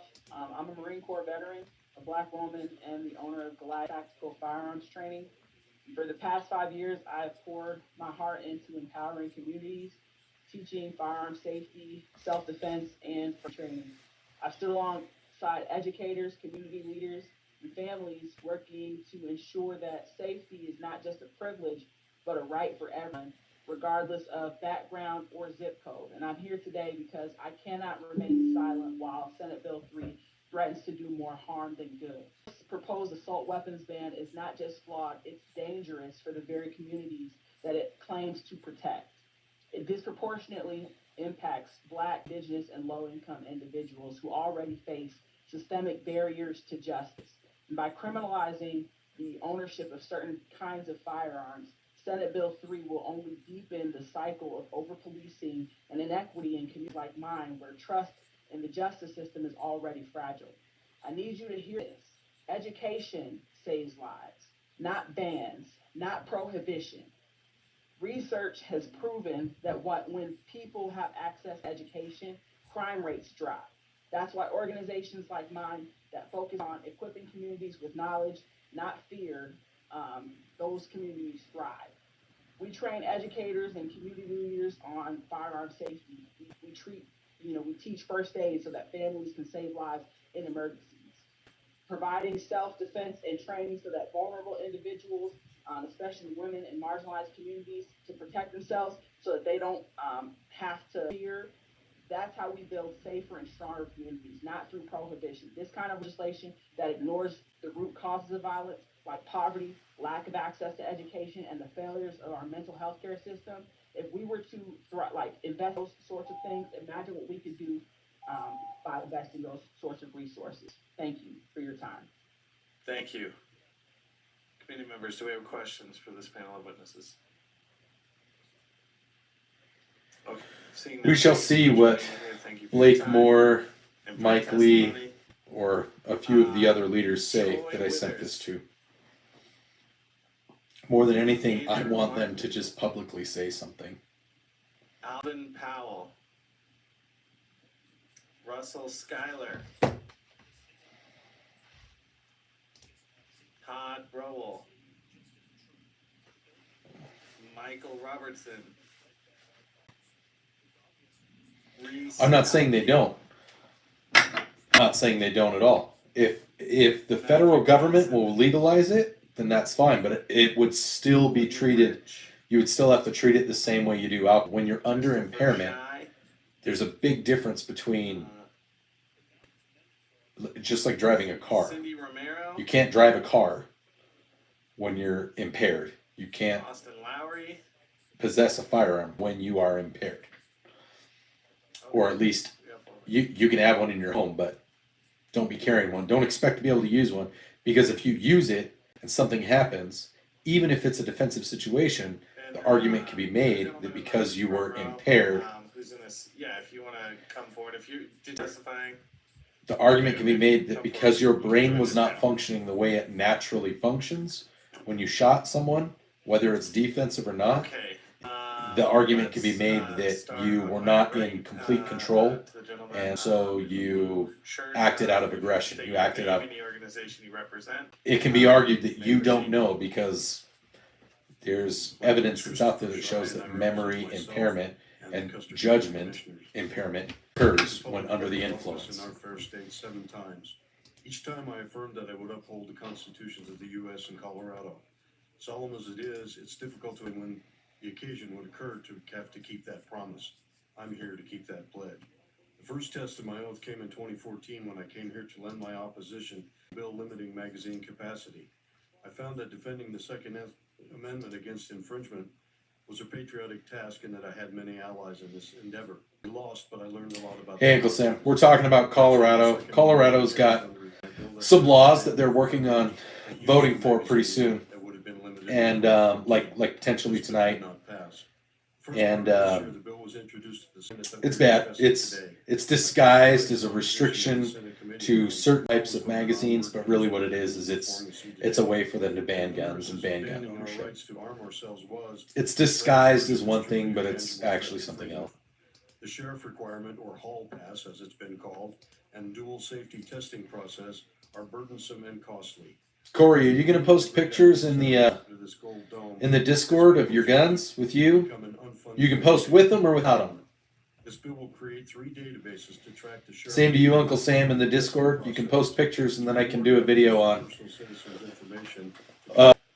for my subscribers. I've only got like 3 pictures right now. Information is vulnerable.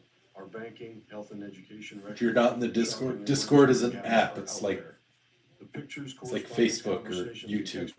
Just download Discord and click on the link in the YouTube, and you can get on there if you want to. You don't have to. I wonder what the next step is after our privacy has been invaded. Maybe I'll use, maybe I won't. I don't know. Misguided legislation for our children. It's pretty good. It's got a picture of Snekky on it with Desert Eagles behind it. And you may proceed.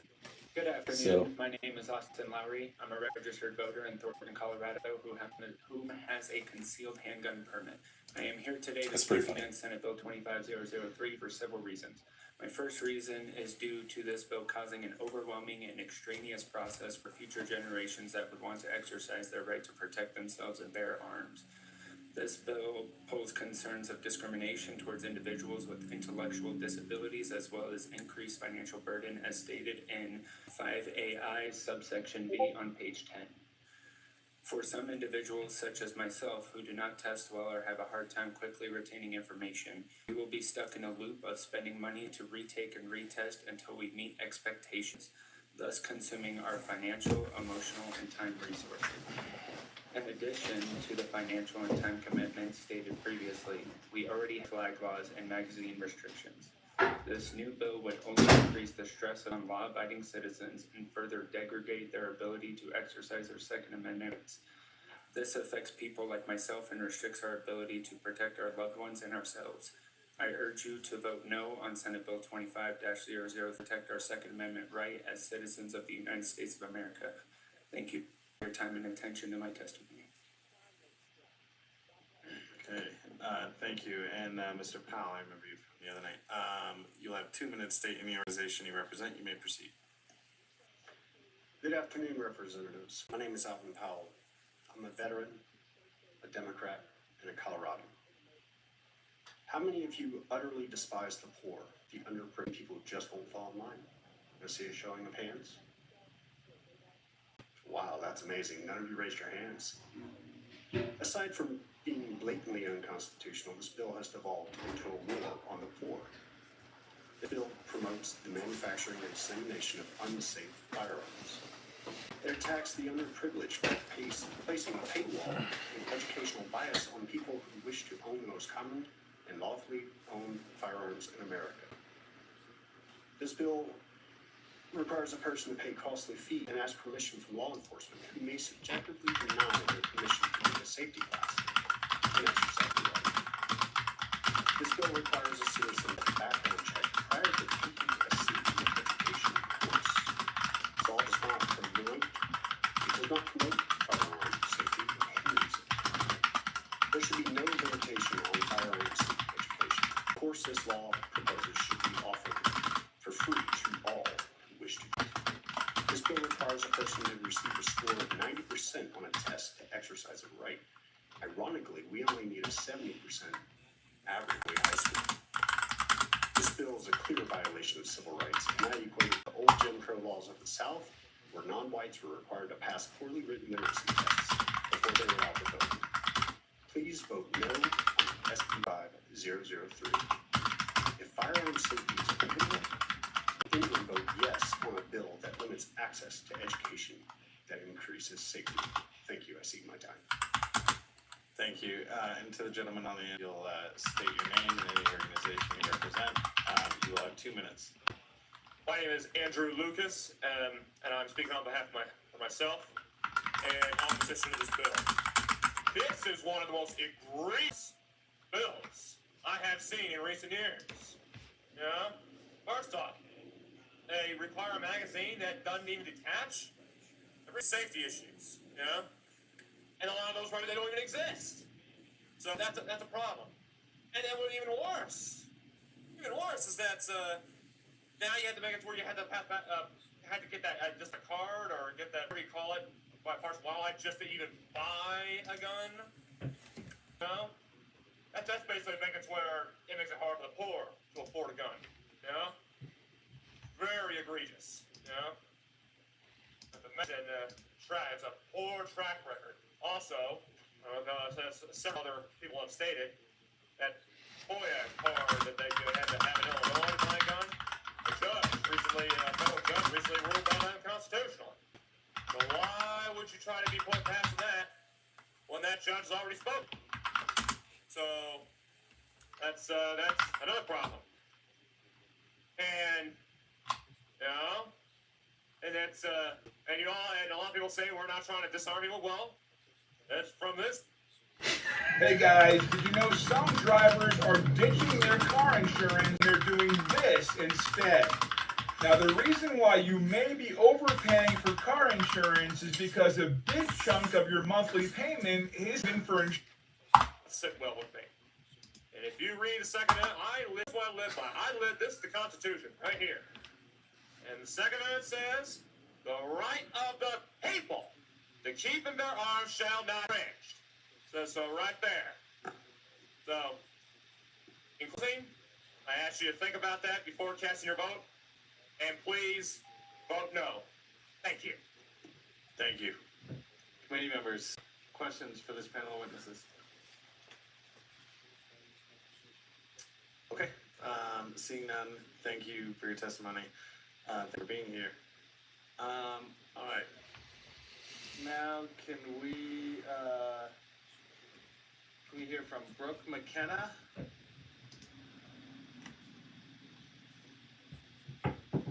And then online, we should have Stella K, and Emily Golding.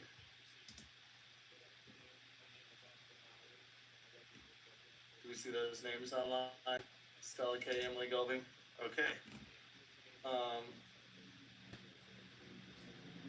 Alright, we'll start in the room with Brooke McKenna. You will have 2 minutes, state any organization you represent, and you may proceed. My name is Brooke McKenna, and I'm a leader with Students Demand Action at Dory Creek High School. I am here to testify today in favor of SB 003, which addresses Colorado's high-capacity magazine enforcement loophole. I spent my whole life learning about gun violence. Starting at the age of 7, I started to jump at any sound in my elementary school.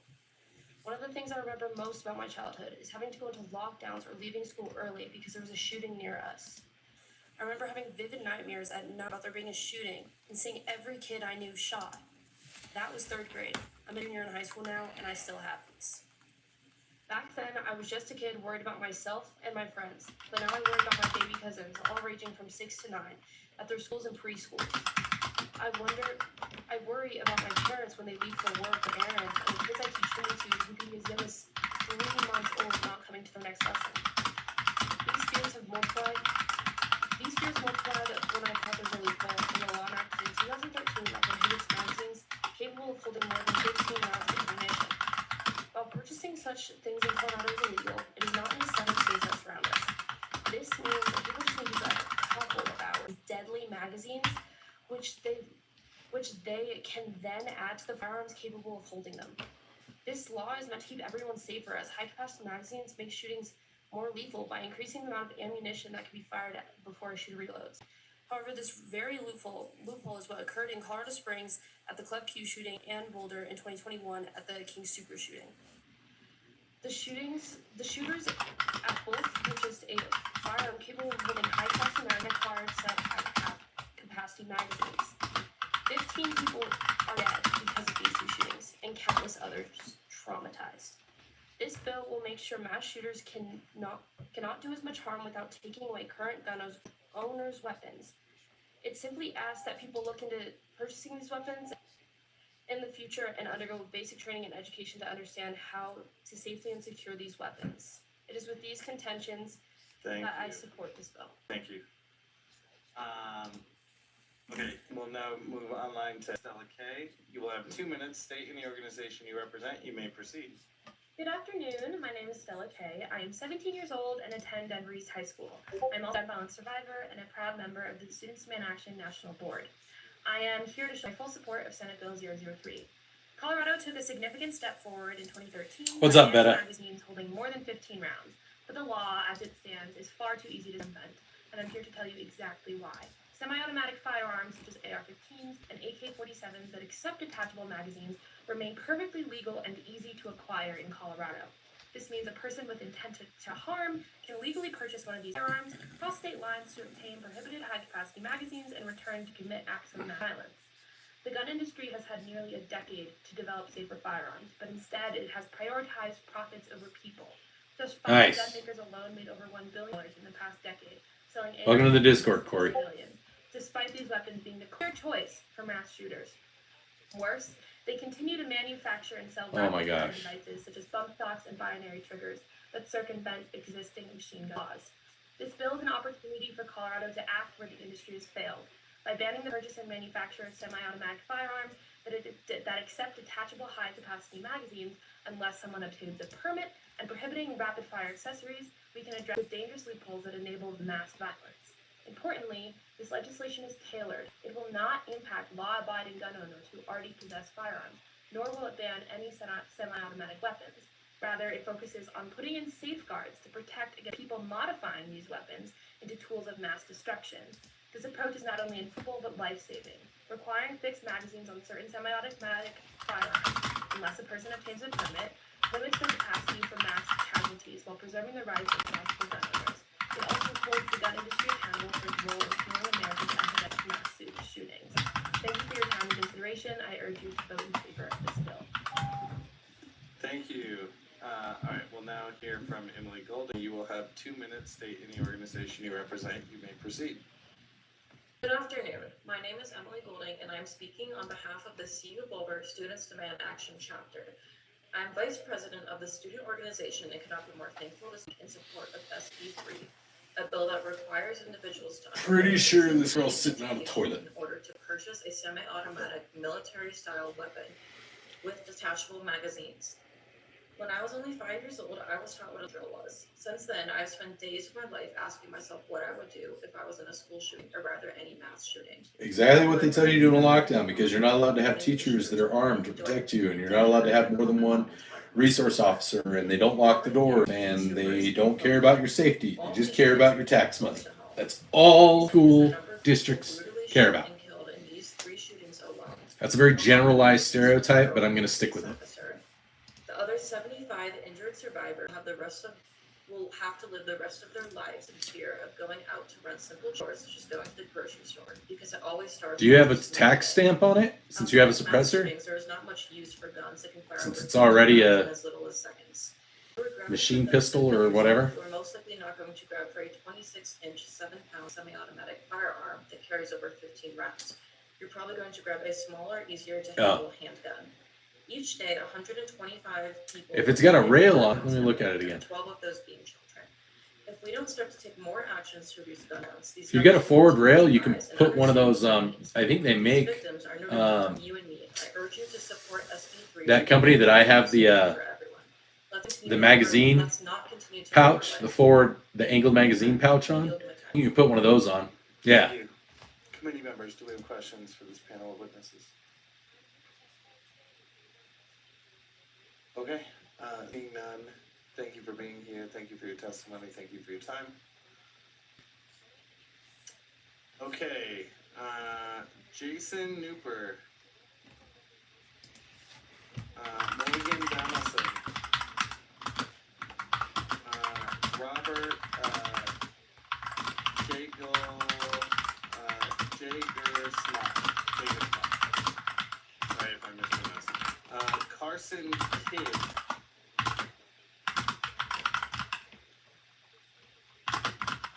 Charles Hassler.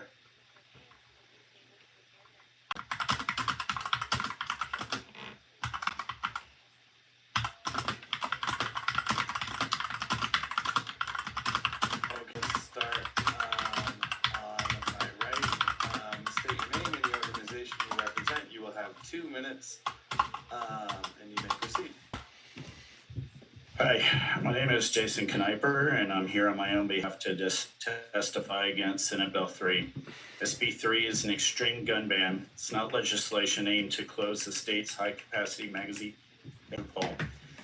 The people that authored this bill aim to deceive the public by saying it's magazines and so-called rapid-fire devices, when it's really going about after firearms that commonly used by thousands of everyday law-abiding citizens. To get this bill to pass out of the Senate,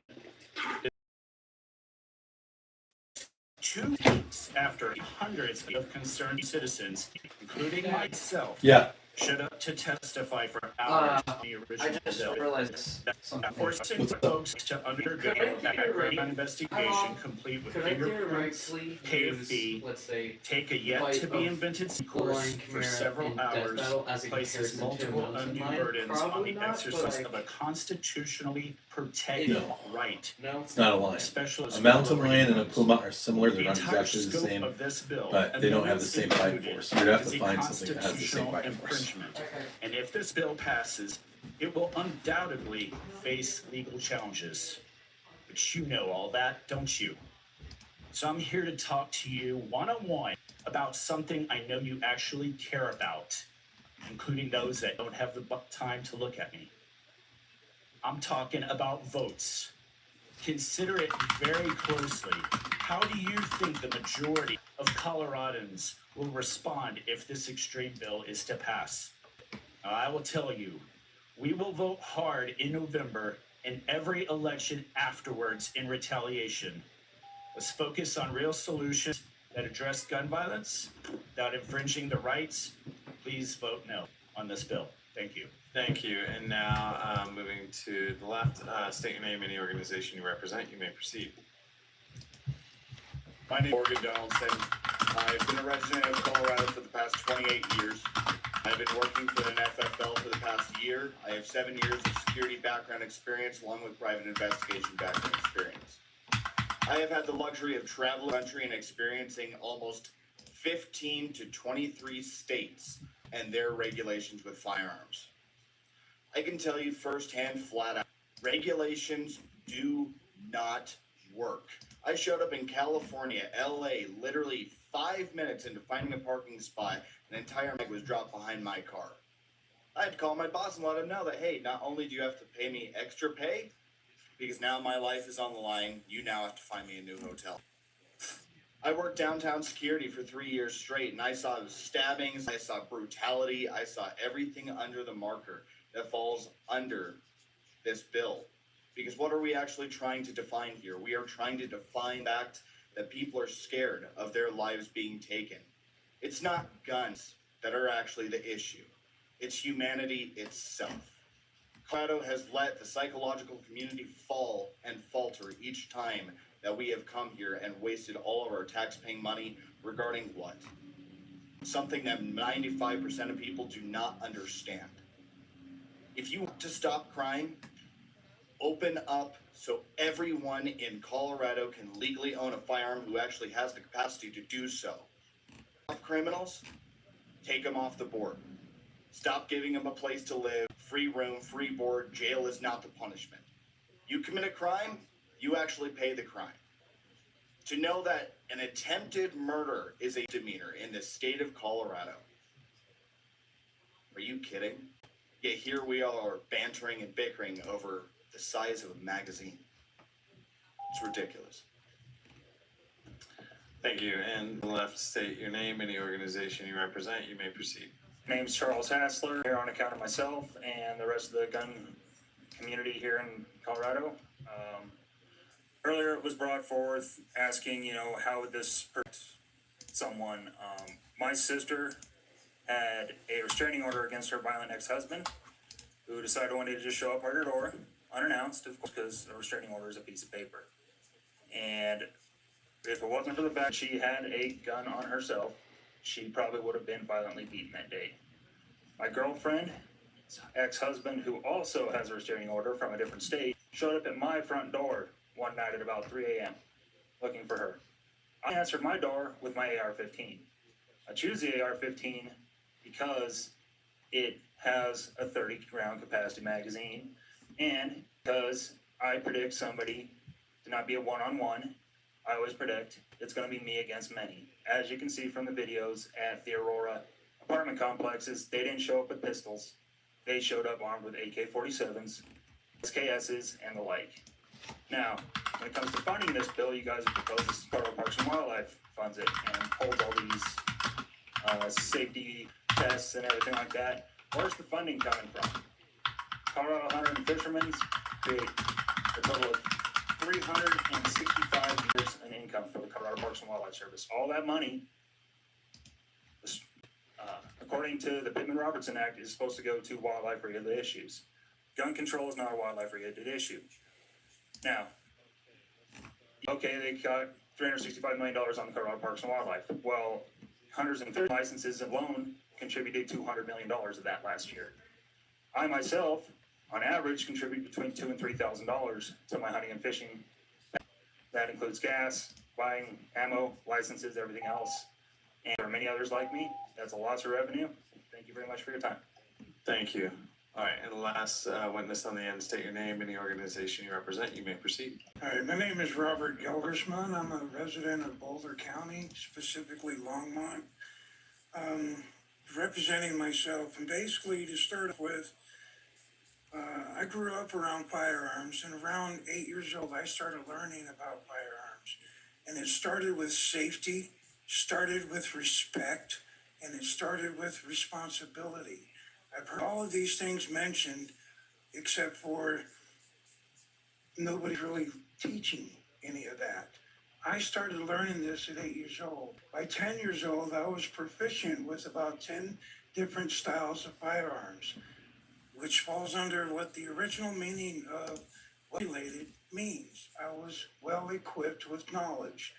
By 18 years old, I was well equipped with knowledge of over 20 styles of weapons. I have never went out and committed mass shootings. Mass shootings happen in what we call gun-free zones, which are mainly in schools. I like to call them shooting galleries because that's exactly what they are. They become shooting galleries. Nobody else is there to stop them. Now, about 43 years ago, my 6-year-old daughter, Athena, and her 22-year-old mother, Cynthia, were shot down in a gang-related shooting. And here I sit this bill because it won't stop the crimes, won't stop the shootings. What is going on is what I call catch and release program. People get caught for, and then they're released within a week, within a month at the most. And then they go back out and commit the exact same crime that got them arrested in the first place. It doesn't work. The laws that are already in place aren't really working, so why would something new work? Thank you. Committee members, do you have questions for this panel witness? Okay, seeing none, thank you for being here. Thank you for your time and your testimony.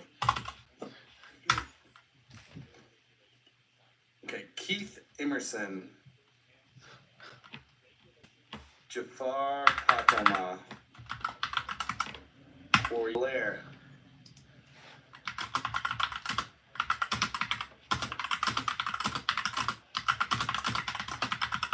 And sir in the front if you want to come forward. Yeah, you.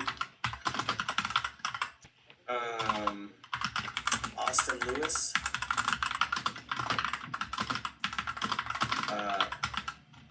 Maria. Oh, okay. We go.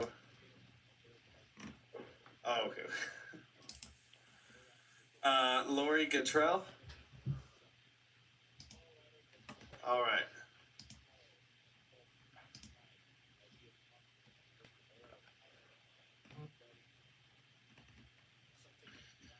Okay, we'll start with you, sir, on the end. State your name, any organization you represent, and you will have 2 minutes. You may proceed. My name is Keith Emerson. I'm against this bill and I represent myself.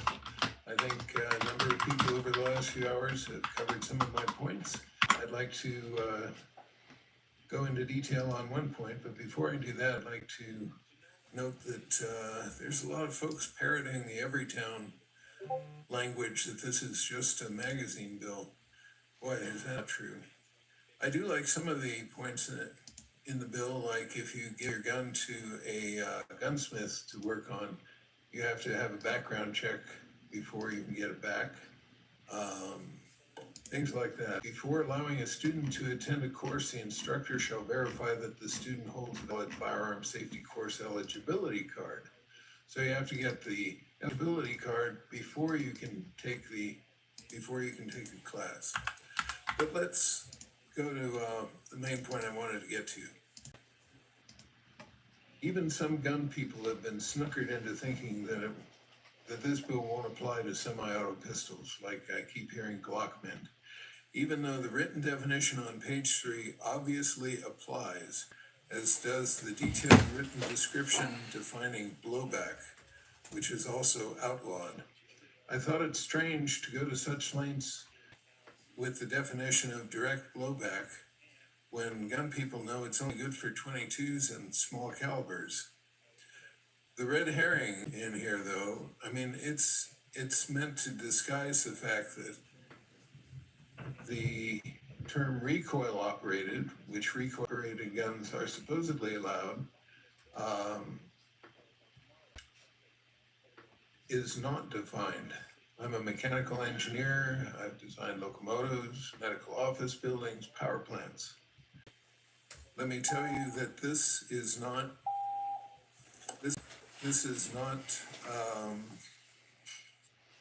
going to stop the term. Putting the term recoil in is not going to stop the person, Phil Weiser, who will be making the decision. Thank you. It outlaws my auto pistols. Moving to the left, state your name, any organization you represent. You will have 2 minutes. My name is Corey Blair. I am a journalist, and I'm on Break the Chains Media on all channels and platforms. Ladies and gentlemen, members of the Colorado Legislature, I'm here in strong opposition to Senate Bill 25-03. This legislation not only undermines the fundamental right enshrined to us in the Second Amendment, but also fails to address the root causes of crime while disproportionately harming law-abiding citizens. The Second Amendment versus House 25-03 ignores its precedent and threatens to disarm people of Colorado, leaving them vulnerable to criminals who, as history shows, will always find ways to obtain weapons regardless of the law. Look at the data. Criminals do not follow gun laws. They exploit them. This bill will not reduce crime. It will only erode our ability to protect ourselves and our families. Moreover, this bill echoes troubling historical patterns of discriminatory gun control. During the 19th century, Native Americans were disarmed for being forced into reservations, stripping of them their ability to defend against oppression. Similarly, Jim Crow laws of the South targeted African Americans, denying them to protect themselves from violence. Even the Nazi regime in 1938 used gun registration to confiscate weapons from Jewish citizens, paving the way to unimaginable atrocities. Are we blind to these lessons? SB 25-03 risks repeating this history by targeting law-abiding citizens while doing nothing to stop those who break the law. Worse still, this bill could empower unelected officials who, in the Department of Colorado Parks and Wildlife Department, All right. who are non-elected, they will have Corey and Betta, you guys are in charge. I gotta go get dinner for my family. or disagree It's not here in my Second dungeon. Amendment rights. These officials appointed rather than elected lack Pretending to democratic work and accountability to wield such power over doing constitutional some freedoms. work and writing Their role to letters. determine All our right. fundamental rights of self-defense. Additionally, requiring firearm Well- ownership identification card, imposing fees on gun ownership, as the amendment suggests, would effectively price lock many Americans out of their constitutional right to bear Corey arms. trying not to scare anybody away. Additional bureaucratic costs or licensing fees, especially in a state like Colorado, where Snekky's economic here. forces are already strained many families. Please vote He makes the no. executive decisions. And By the way, stop Betta, these your tyrannical your overreach of government over t-shirt control. look good. Thank I'm you. gonna show Moving you. to the left. If you look at the new State your video name that and I the posted organization today, you represent, and um, you will have 2 minutes. I did My name a is little Laurie Gator, thumbnail representing with me and myself. Snecky. It has been argued As that no the- one needs these guns that's the for thing. protection. Anyways, History I'll be back, begs guys. differ. If a law-abiding citizen with a CCW had been on the scene of any of the cited school shootings, grocery store, club, or concert shootings, lives could have been saved. If a law-abiding citizen with a CCW had been on the scene in the Aurora, perhaps Senator Sullivan's son would still be alive, since the cowardly criminal gave up the moment opposition appeared. A law-abiding CCW holder saved the lives of mall shoppers in Indiana. An AR-15 saved the life of Kyle Rittenhouse in Wisconsin when he was being chased by pedophiles. At least 50,000 defensive gun uses happen each year. Are lives saved not as important as lives lost? Senator Sullivan said, quote, "This bill is just the next step," close quote, which means more gun control steps are to come in the vendetta against Colorado citizens. Senator Gonzalez has said, "People are law-abiding until they're not. Shoppers are law-abiding until they shoplift. So shall we outlaw stores?" The Cerberus of government from devouring the rights of the people. As American citizens, our right to self-protect our lives, liberty, and property must not be infringed by impediment, restriction, or taxation. This bill creates impediments. What we really need is a semi-automatic firearm with the largest magazine you can find in the possession of every law-abiding citizen. Villains should fear that their intended victim could be the victor. Criminals should fear the possibility of instant consequences for committing crime. We need more gun-savvy citizens able to have every type of gun. We need more Buffalo Bills and Annie Oakleys. Please vote no on SB 3. It's redundant and unconstitutional. Thank you. Moving to the left, state your name, any organization you represent. You will have 2 minutes. Yes, hello. My name is Daniel Beartrack. I represent for myself, also Sand Creek Massacre descendant. The one thing that I will say that saved us from being completely wiped out by Denver's own was guns. This is the only thing that we had, and obviously it's a different caliber, different rate of fire. But I can't just sit here and act like, taking from like wildlife conservation or anything just to do these things. To have mandatory, re-education courses as if, people aren't actually there or something to be able to own and possess a firearm is, okay. But, I just have to be in opposition as of this point because, again, it's not going to stop at, rate of fire, how much you have, because, again, there are many different ways to, I guess how you say, kill a human. And it won't prevent the violence I'm also born out of violence myself, and here I am standing today saying these things because, again, guns made a determining difference even in government tyranny. So, again, we're not far from a reality like that, unfortunately. And, a lot of times you're dealing with, militarized, like, criminals. They're almost like warlords just running around. For me, growing out of northern New Mexico, we even had home invasions. You know, it's like an occurrence because people are poorly educated. Just another thing I want to say should be important is, you know, maybe law enforcement should have more education to even approach people with firearms, because apparently everyone with a firearm in Denver County is apparently against the law, because I had to literally walk away from a red flag law raised against me for a 6-round revolver, 22. So again, I would advise you, you know, to say no. This is just a mockery. Thank you. All right. Online, Austin Lewis, you will have 2 minutes. State any organization you represent. You may proceed. Chairman, and can you hear me?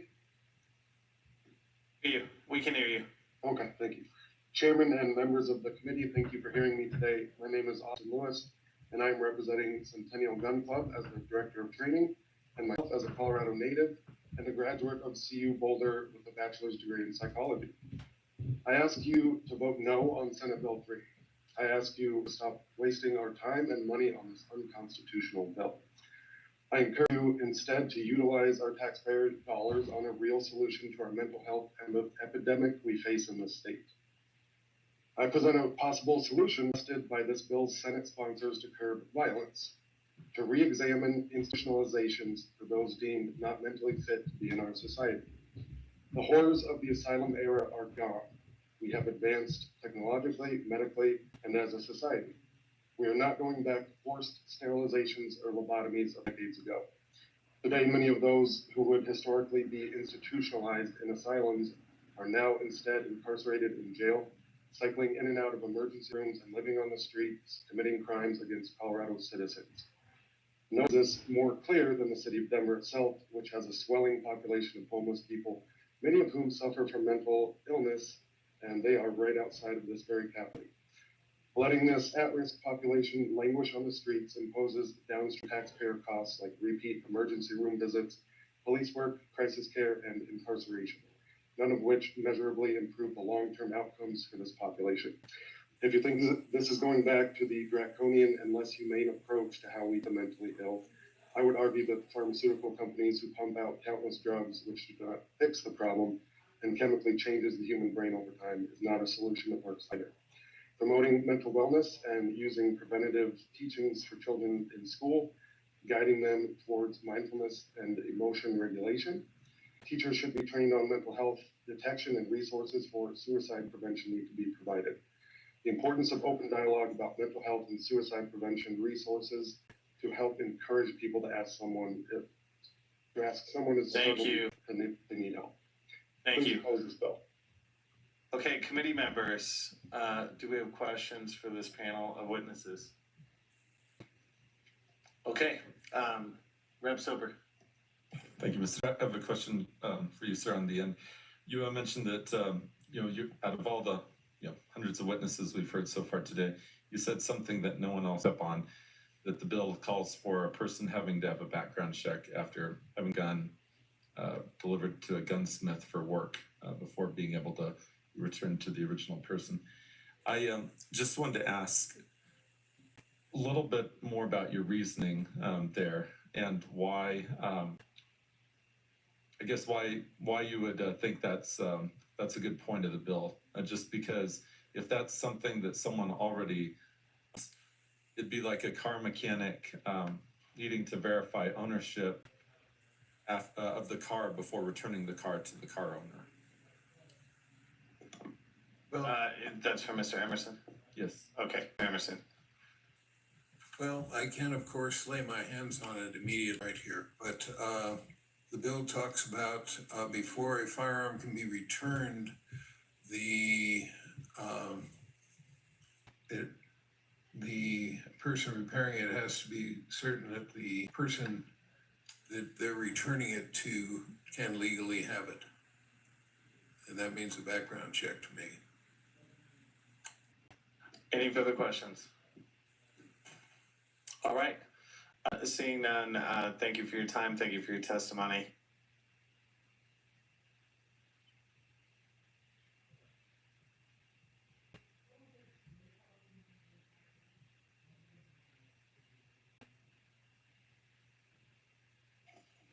Okay, Karina Dietrich, Joshua Mead, Preston Phillips, Cyrus Geitrell, Gary Billings,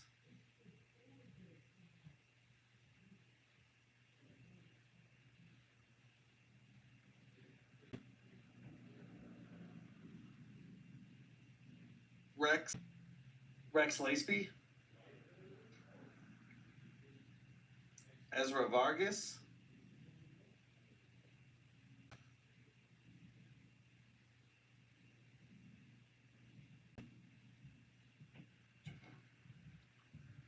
all right. We'll start on the right here. The gentleman in the black tie, state your name, any organization you represent. You will have 2 minutes. I'm Joshua Mead and I represent myself. Thank you, committee, for hearing my testimony. This bill, SB 25-003, it goes against my constitution right, my Second Amendment. The right to bear arms is going to be turned into a privilege. I'm not just that, but also the safety of my family, my girlfriend too as well. She'll probably have trouble trying to find time out of her line of work to schedule these classes. Also me, I'm self-employed at the moment. I work day to day, live paycheck to paycheck, try to do the best I can the good, honest way.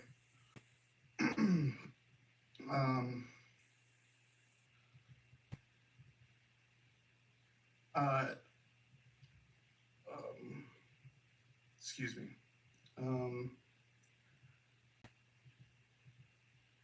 Find my notes. Take your time. It's all good. Semi-automatic weapons is a great equalizer for a woman too as well. And I think about that all the time about my girlfriend and my mom to protect themselves. Including with the wildlife fund, I heard that they're gonna dip into that and hurt a lot of live outdoors and love Colorado.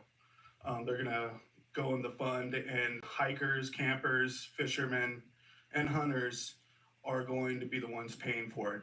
And if you could just look at their hobbies and look at the Coloradoans and people, why they moved to our state, you'll see a voting against this bill. Thank you very much. Thank you. And moving to the left, state your name, any organization you represent, and you will have 2 minutes. Cyrus Geitrell, representing self. 2 things. Don't compromise on rights. Second thing, gun violence is a misnomer. It's just violence. We don't call drunk drivers killing people car violence or drunk violence. It's just violence. In the 828 dictionary, compiled by the lexicographer Merriam-Webster, infringe means to destroy or hinder. Proponents of this bill have called it a speed bump, which is an impediment or hindrance. Therefore, by definition, it is an infringement. The rapid-fire trigger portion violates the Fifth Amendment's taking clause, along with the Second and 10th Amendments. This bill does not meet the text, history, and tradition, going back to 1791 when the Bill of Rights was ratified, nor does it even go back to 1868 with Reconstruction-era laws, as required by the Bruin decision. The state can and should encourage training. They cannot require it. For what other rights do we allow the government to require training before we can exercise those rights? There are none. The Second Amendment is not a second-class right. If the state is worried about training levels, I would support a bill that the state subsidizes the training costs for the citizens. This bill bans the gun my wife, my mother, and I use for self-defense. This bill makes guns less safe. When a firearm has a malfunction, you first remove the magazine to prevent adding more ammunition to the problem. Loading a firearm is more dangerous and is impossible for many firearms if the magazine is fixed. Unloading the firearm is extremely dangerous too. All rounds must either be fired or unloaded one at a time. By operating the slide or bolt, which increases the risk of a negligent discharge every time you do that. The last option is the gun is left loaded, which is risky for kids. Because of these added risks and constitutional law violations earlier mentioned, I urge you to vote no on this bill. Thank you. To left, state your name, any organization you represent, and you will have 2 minutes. Hello, my name is Ezra Vargas. I'm representing myself. I have been a gun owner since 2019. It's just always been a thing throughout my family. My great grandma, my grandma, and my mother has also been gun owners throughout Colorado. I have also grown up around gang violence for almost my entire life. You passing this bill isn't going to change any violence. It's the same thing throughout history. If a person can't get a gun, they're going to use a knife. If they can't use a knife, they're going to use a rock. If they can't use a rock, they're going to bare fists. Simple as that. So for me and for even others like my friends and I, we think that it is not okay to be fringe on Second Amendment rights, especially throughout Colorado. You taking funds for parks and wildlife is not right as well, for those funds are used for trails and other things of that sort, even fishes and things like that. I think it's just ridiculous. It's ridiculous how far we've gotten with these bills and everything else. And also it affects me because I'm a person with disabilities. I have a learning disability. I have a disability as well. And I have to score a 90% test, which I have no idea how many questions there are. It could be 20, it could be 30, it could be 40, it could be 50. I have no idea. That could hurt. That hurts me a lot. And count the fact that no one knows what prices are for these tests is also a big issue. And as of recently, I'm also physically disability. I've gotten the 2 fingers on my right hand chopped off, 2 fingertips right there. Doctors have told me that I can't defend myself hand to hand because I can break the bones in my fingers. So I ask you to say no to this bill and to also think about people's abilities as well. Thank you. And moving to the left, you turn on the end, state any organization you represent and your name. My name is Gary Billings. I represent myself. Sorry, I'm very nervous. I'm here to. I'm sorry, could you repeat your name? Sorry. Could you repeat your name? I didn't catch. Gary Billings. Okay, great. All right, you'll have 2 minutes. Proceed. My name is Gary Billings. I've been a resident of Colorado for 23 years. I'm here to voice my opposition to this bill. I grew up in Illinois, and Illinois has an assault weapons ban. There's not even an option to even buy them there. I'm a realist, so I understand that part of this negotiations with Mr. Polis has to establishing all this so we can get these rifles and semi-automatic guns that we want. So I appreciate that. And I understand this bill will probably go through despite what everybody in this room wants. So I would like to propose something to make this bill a little bit better. I'm a concealed carry permit holder. Jefferson County, 2023 is when I got this. I already went through the background checks. I already did the fingerprint. With the House 241174, the Concealed Carry Permits and Training Bill, which goes into effect on July 1st of this year, there's a lot of requirements for that as well. For this new bill, there's a lot of requirements of that. You know, there's a 12-hour training course. There's a hunter's training course. I'm not a hunter. I love animals. I don't kill them. So there seems a redundancy with all this stuff. What I would propose is to make an amendment to the bill which would allow concealed carry permit holders who have already gone through the process of doing all this stuff a buy, or something where we have ability to bypass all this other stuff that needs to be done. Combine some of this stuff so it actually works better for us. Everybody in this room is going to comply with this law when it goes into effect. We're all law-abiding citizens. We're going to do what we need to do. So that would be my suggestion and my thoughts on this bill. Thank you. Thank you. Committee members, AMI Winner. Thank you, Mr. Chair. Mr. Vargas, correct. You talk about how you were raised around gang violence. I'm not saying you were involved, but do you think that maybe you could explain if the guns that were maybe purchased by these members might have been from the criminal market? Meaning that, do you think that they bought their guns legally or obtained them legally? Mr. Vargas. Yes, all guns that are obtained by a criminal is always going to be obtained legally, no matter what. That, like, if because in the beginning, none of them care about our laws. None of them will ever care about our laws. You can do an entire ban on weapons, and weapons will still get through. Look at Mexico. Mexico, they have an entire ban on weapons. Look at all the cartels, they have weapons. Now, I grew around gang members of NSM, which is the Northside Mafia. My mother actually used to be a gang member.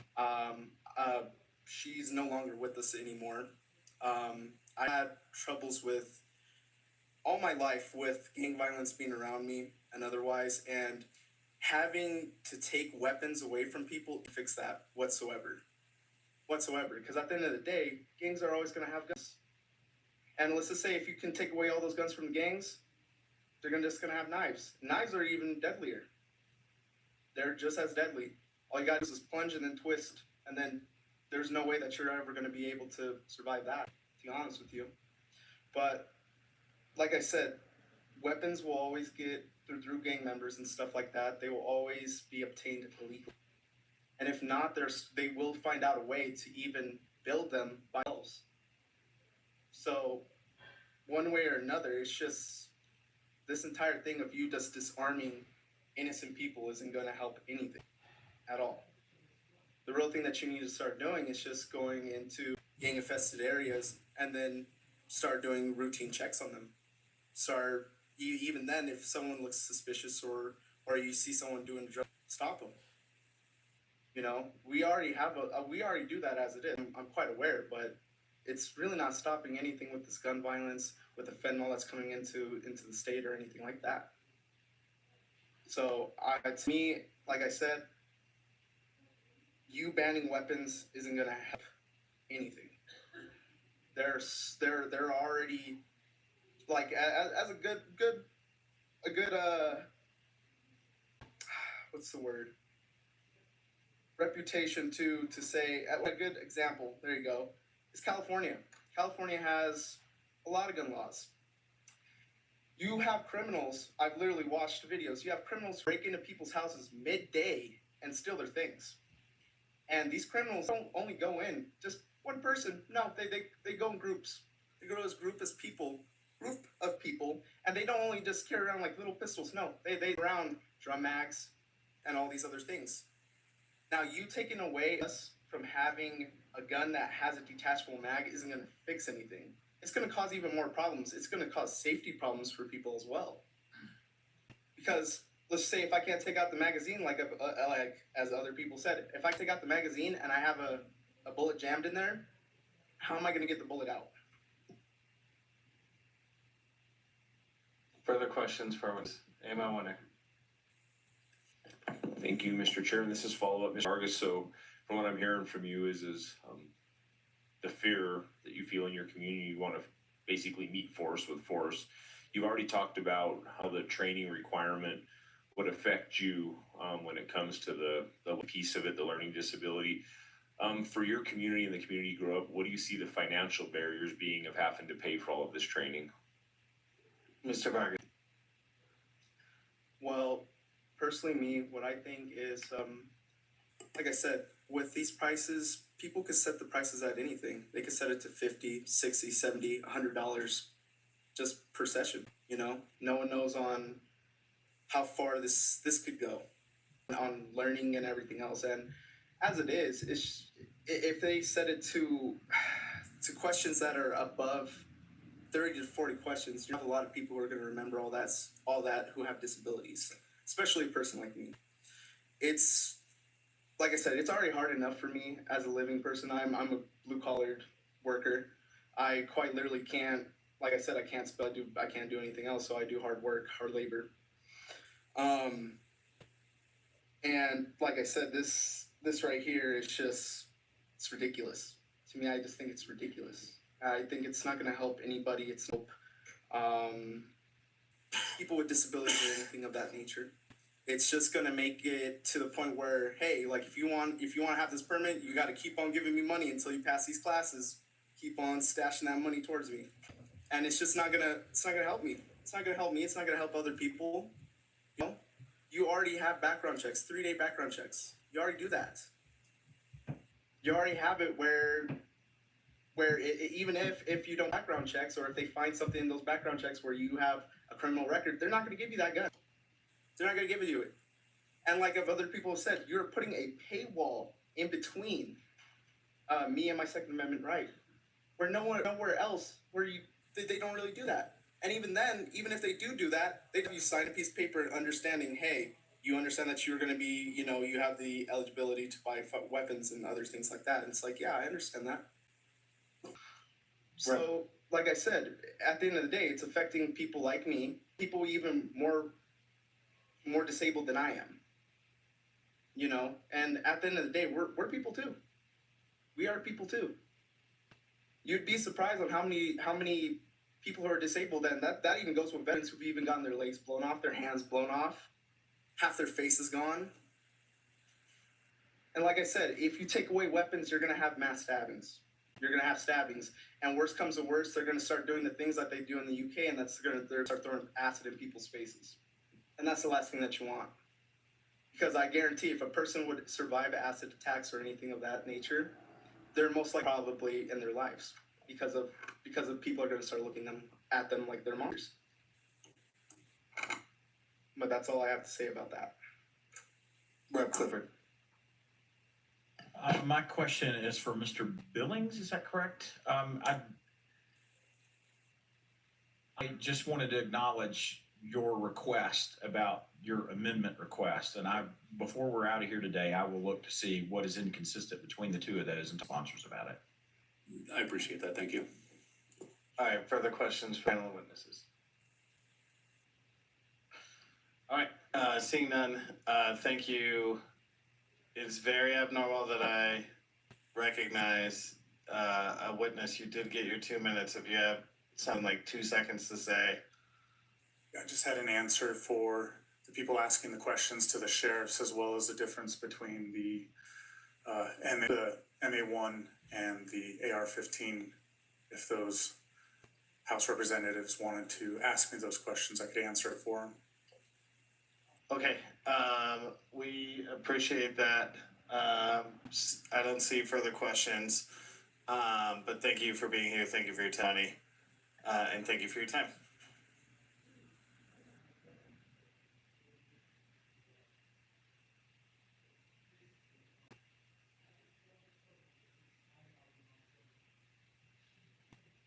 Okay, David Williams.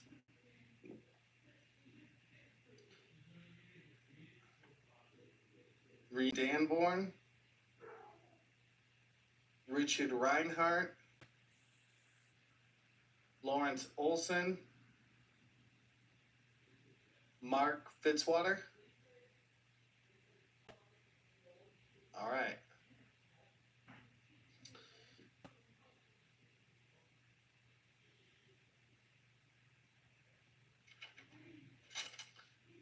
Okay, we'll start with the gentleman in the black blazer. State your name, any organization you represent, and you'll have 2 minutes. Hey, my name is Dave Williams. I'm an American, and I don't want my rights infringed upon. Mexico is a perfect example of what this bill is going to do. Now, can any one of you, sir, can you look at me? You, sir, can any one of you actually tell me how many firearms dealers are in Mexico? How many firearm dealers are in Mexico? How many? Rep Clifford, exactly, can you let the witness finish his testimony? That's exactly my point. If you do this bill, you're going to push all of our FFLs out of state.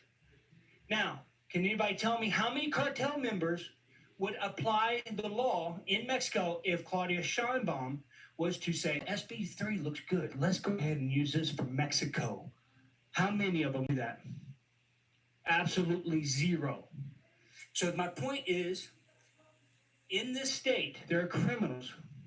A criminal is a criminal. A dog is a dog. Do you understand what I'm saying? Going to get the firearms regardless of what you do. Do you understand, sir? Sir, looking down at your computer? Well, I don't know why he's up there. He helps us run the show. But anyway, that's my point. Now, I know you're going to vote probably among party lines, and it's a sad story. It's a very sad story. Because you should be voting to your oath. That's all I have to say. Thank you. Thank you. All right, moving to the left, your name, any organization you're with. You'll have 2 minutes. Mr. Chairman, members of the committee, my name is Mark Fitzwater, and I am here today as a husband, a father, a business owner, and a retiring Green Beret who is choosing Colorado because I love this state and I love my community. I'm doing this to build my business and to contribute to my community. I own I6C, a consulting group, a defensive shooting training company dedicated to empowering individuals to take responsibility for their own safety. I stand firmly in opposition to Senate Bill 003. Like many of my colleagues have said and will say, this bill is unconstitutional at both the state and federal levels, but is also dangerously improper. Over the last 8 years, over 70% of my clients have been women. And over half of those women were brand new to defensive shooting. They didn't choose to train with us on a whim. They came because of real world concerns. Some of these women have husbands who travel frequently, just like mine did when I deployed 10 times in service of this great nation. Others have had personal safety scares and refuse to live in fear. Some face life divorce and suddenly became the sole protectors of their children. Or, like the 84-year-old woman who I had the honor of training. And then after the course, she told my wife, this is the first time I have felt safe since my husband passed. These are not hypotheticals. These are real people, real families, real concerns. Men who train with I-68 tell me they want to be better protectors for their loved ones. Some saw the tragedy in Aurora with Tren de Aragua and realized they needed to be prepared. Just this week, a client came to me after experiencing home invasion. They do not want to live in fear. On a personal note, I live in Falcon, northeast of Colorado Springs. One morning, my daughter accidentally set off our silent alarm. To my surprise, it took El Paso County Sheriff 24 minutes to respond. And that's good. I respect El Paso County. They are some of the best. I urge you to vote no on this bill to protect me and my family and my loved ones. Thank you. All right, moving to the left, state your name, any organization you represent. You will have 2 minutes. My name is Richard Reinhardt. I represent myself, and I strongly oppose Senate Bill 25003, and I strongly support the recall of anybody who votes for it. I am I am a Marine veteran.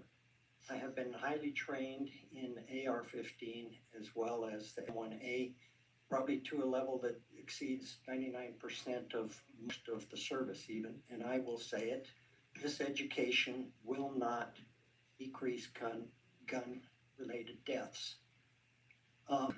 After the Marine Corps, I became a surgical nurse and for 30 years and a mental health nurse for 20 years. I've seen all sorts of trauma, had my hands in all sorts of trauma.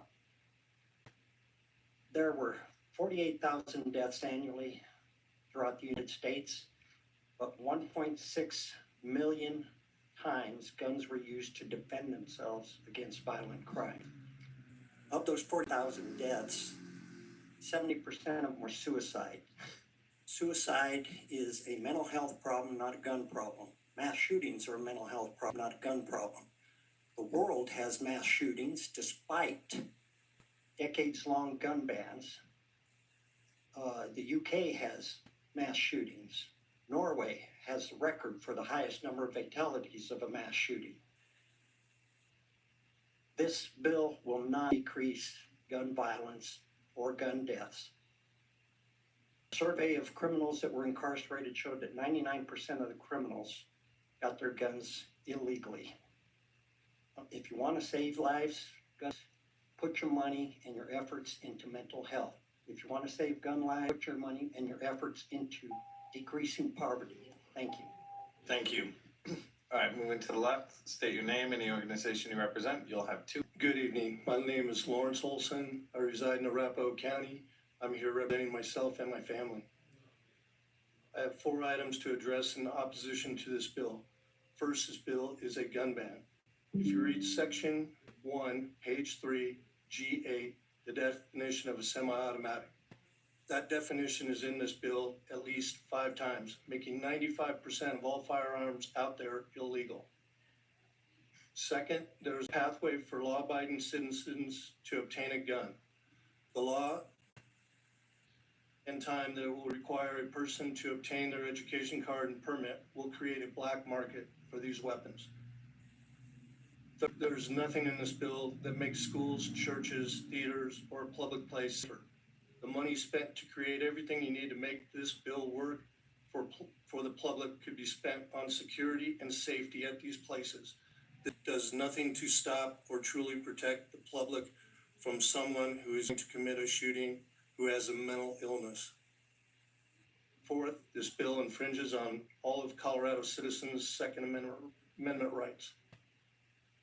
In closing, I would say that if you ask every gun owner in this building and in the state of Colorado, if they donate $100, you could put that towards use of securing schools, churches, theaters, and public places. If you ask them for $200, they would give it to you, and then you would be able to help the mentally ill in Colorado. Thank you for your time. Please vote no on this bill. Thank you. Committee members, do we have questions for this panel of witnesses? Thank you, Mr. Chairman. This question's for the gentleman in the black jacket and from the left. Yes, sir, you. First off, thank you to everyone here for testifying today. Shout out to Falcon, Colorado. That's in my district. So, sir, my question to you, you mentioned that you have a training background in AR-15s and the M1A. Now, I imagine you've seen in the bill the Armory M1A standard issue rifle is excluded from the requirements that we're requiring for like a traditional AR-15. Can you tell me, is there any different functionally between an AR-15 and an M1A standard issue rifle? Mr. Reinhardt. I am not sure why that would be. They both have detachable magazines. They both have high capacity magazines. Functionally, no, I can't see it would be any different. Rep Calbo. Sorry. Thank you, sir. Yes, so they both take detachable magazines. They're both semi-automatic, correct? Correct. Right. Thank you. Okay. Further question, panel of witnesses? And seeing none, thank you for being here. Thank you for testimony. Michael Swanson. Cynthia Lyons. Ryan Patrick. Alf Mack. Dale Martin.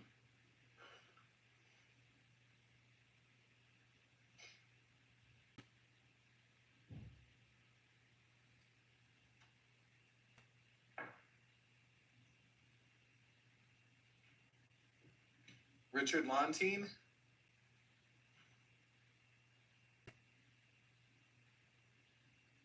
Brian, okay.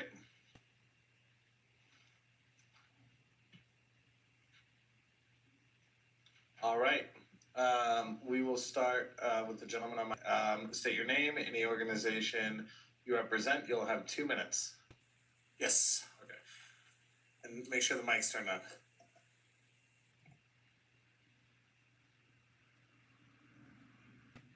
There is no, oh, there it is. Okay, cool.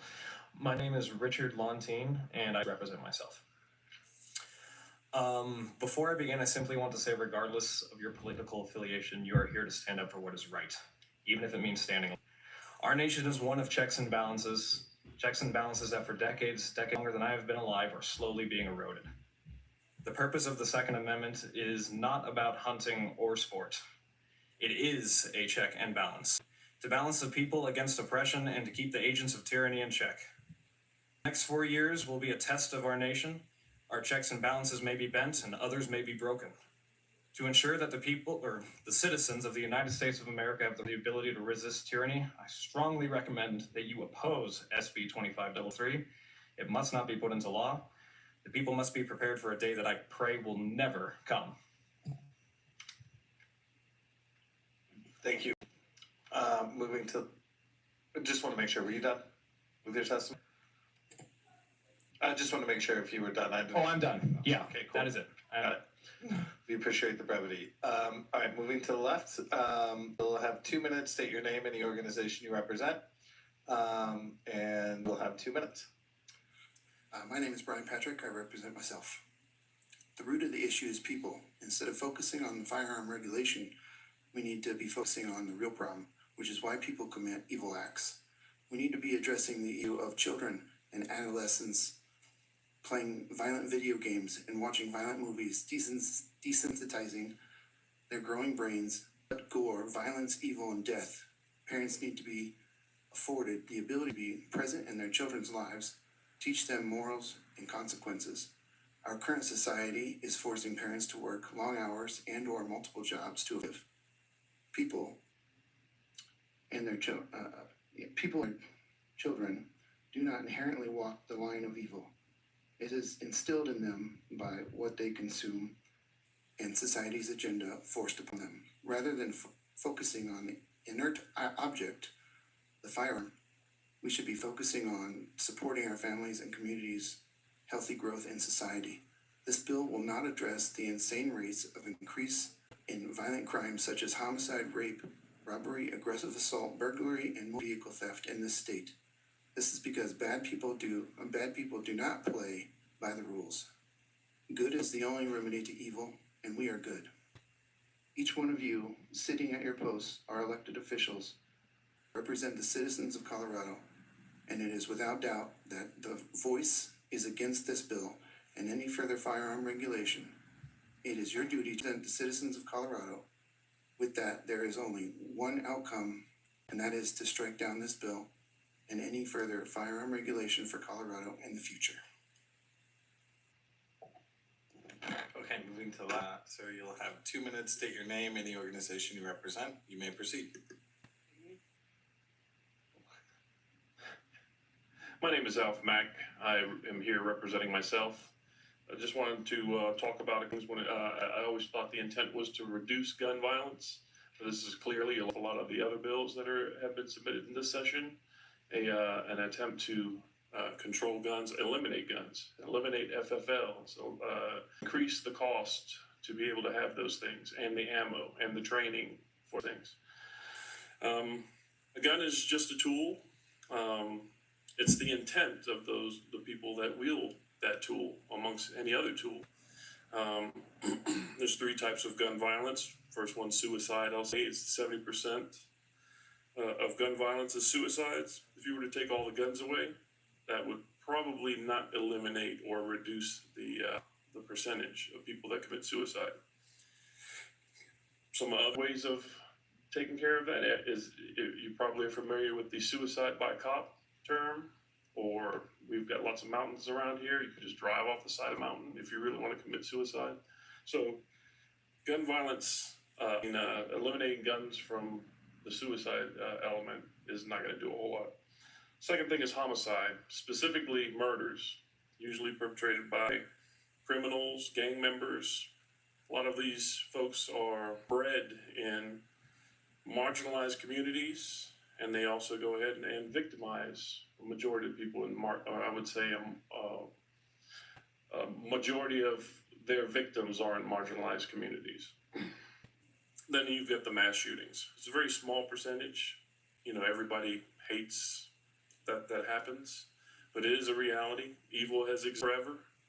There are people without any rhyme or reason that will randomly kill people, and there's not much that you can do to detect that. And even after it's happened, it's hard to even reason why it happened. Okay, thank you. Now you on the end, state your name and the organization you represent. You will have 2 minutes. My name is Cynthia Lyons. I don't represent anybody but myself.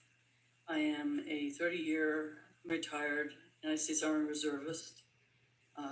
I'm also a writer. My cousin, Yvette Arlene Wallen, age 51, was brutally murdered in Seattle, Washington on January 2nd, 2023. Her murderer was not a guy with a gun. This guy broke her ribs with his fist, crushed her head, also stabbed her with a knife in her neck and her ribs, broke her fingers because all she had was her hands to fight back with. She was found naked from the waist down, along with drugs near her feet. He was on the Nationally Sex Offender Registry. He is on a first-degree murder charge. Not all women are like this in a quote safe social services apartment, which they allowed a sex offender to be on the same floor. Or she was also a paradise offender. You can't imagine how much fear she felt. A woman in Colorado Springs a few years back was gang raped by five Iraqi men where I live.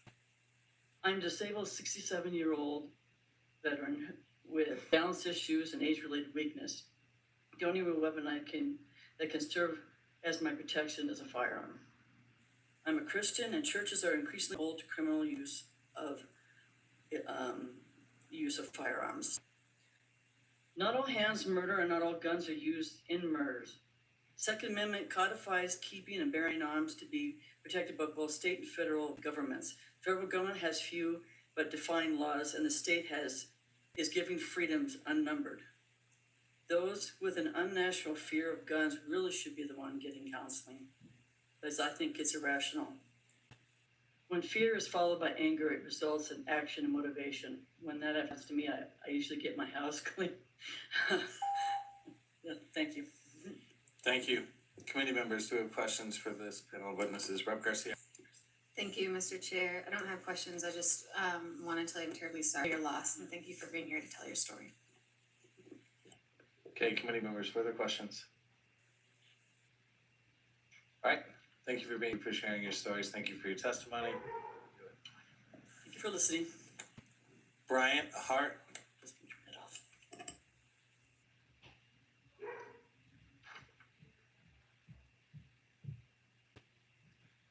Mario Ricci. Christopher Duffy. Brad Murch. Eric Ludwig. Okay. Hope Scheppelman. Jordan Edmondson.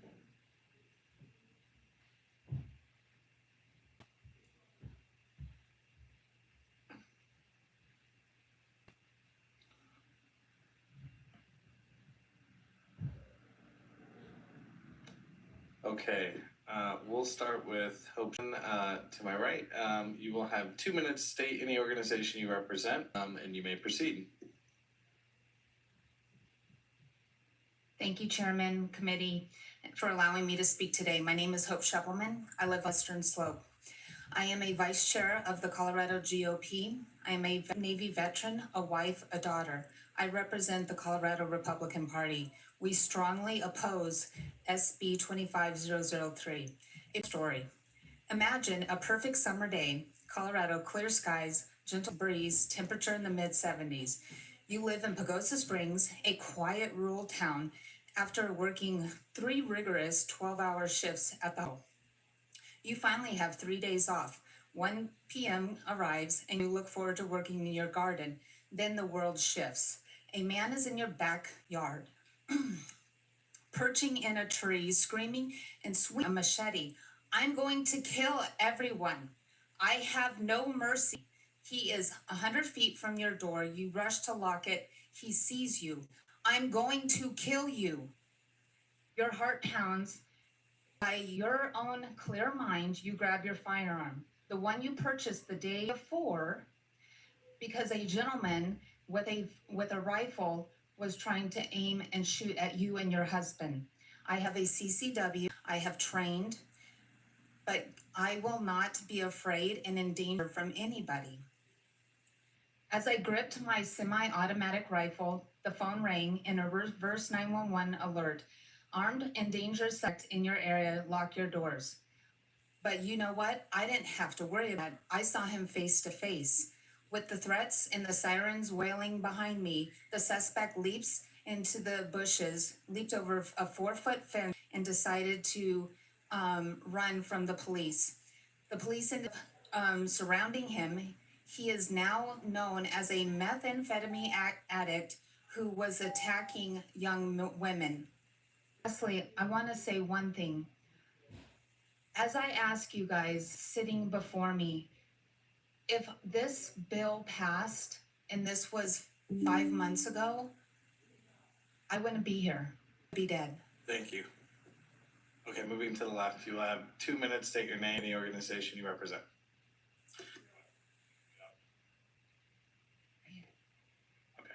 Thank you. My name is Jordan. Thank you for the opportunity. I'm here representing my family and my mountain community who couldn't be here today. As a lifelong rural resident of Colorado, I feel increasingly less represented here in the capital and in the state. And as a gun owner and a participant in my civil rights, I feel continuously treated like a criminal and a potential threat by an activist anti-gun culture here in the capital and in the state in general, where the majority of our elected officials here treat me as an issue. We're always the first to be blamed for if anything goes wrong, and we're always last to be considered. The same proponents and people that pass these legislations and bills seem to waste no time to dance in the graves of victims and take the moral high ground of any issue and clad themselves in armor of false virtue. Criminal testimony to garner support, intellectual dishonesty with disingenuous statistics, and morally banked out reasoning because they are entirely captured by an activist culture, entirely prioritize looking good instead of doing good. This law is nothing more than redundant and ineffective law because it doesn't address the issue. It doesn't hold those who commit these crimes accountable and instead treats us like we're at fault. The leadership is simply poor. That's the issue. Leadership that has bankrupted this state. We are sitting in a 1.2 and increasing deficit. The state has plundered the coffers, working taxpayer in Colorado, and are now looking to defer the responsibility onto CPW and looking to use their budget, nearly a third of it, to basically enterprise portion of this bill. Thank you. I'm moving to the left. You'll have 2 minutes, state any organization you represent and your name. My name is You may Brad proceed. Birch. I'm in opposition to this. My daughter, 17-year-old, about 100-pound wet. She's been harassed. She's been followed by sometimes multiple people at a time, from school, from work, from other locations. She has to drive to me or local law enforcement facilities. She is also an FFA participant, and her animals suffer from the threat of predators as well. She has had those predators come solo, some come in groups of 45 plus. We have had to protect livestock for ourselves and for our local economies from dangerous and evasive threats. I have trained her that when there is an issue with the proper way to clear the weapon is to unload it before manipulating it.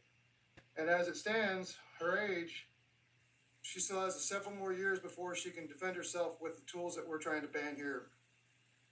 As a veteran, I do not like being attacked by the people that support this bill.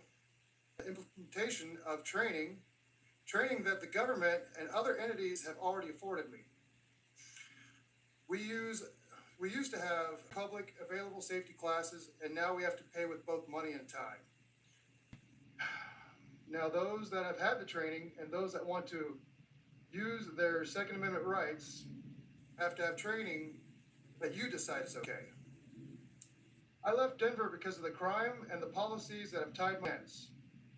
I have had several friends leave the state because of the policies that have been passed in prior seasons. It's clear that your policies are not working and are seriously unsafe. Stay away from my rights. Thank you. Thank you. And last on the end here, state your name and the organization you represent. You'll have 2 minutes. My name is Christopher Michael Duffy. I represent myself. I am a U.S. Army Airborne Infantry veteran. I have recently moved to the state of Colorado and just became a resident. I stand in opposition to SB 25-003 because this bill camouflages itself as training, where me being a prior carry permit holder or a veteran does not stand enough as training. I have to go and I have to pay again to get more training in order to possess firearms that one I already own. And if I wanted to get more, then I have to pay more. I am debating on getting a concealed carry permit because of the cost. It's $145, or I don't know the cost that it's going to pay. I'm going to pay to then go out and buy the guns that I want to buy. Also, it's putting me on a registry that I do not believe is constitutional. CPW, you are granting CPW the right, granting them access to deny me my civil rights. And then putting restrictions on law-abiding citizens does nothing to stop crime. Criminals are going to get their hands on guns illegally, no matter what you do, whether it be from another country or another state. Also, the average police response time in Denver is 20 minutes. If that doesn't scare you, it should. And I believe you have the right to protect yourself. And 30 minutes is a long time to wait. Please vote no. Thank you. Committee members, do we have questions for this panel of witnesses? Okay, seeing none, thank you for your testimony, thank you for being here. All right, Richard Wilson. Kelly Murphy. Matt, I think we already had, yeah, we had Matt Turner.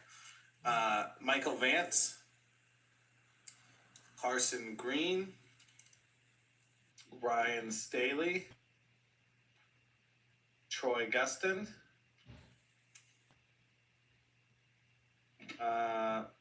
Brandon Mimiga. Brandon Mimiaga. All right.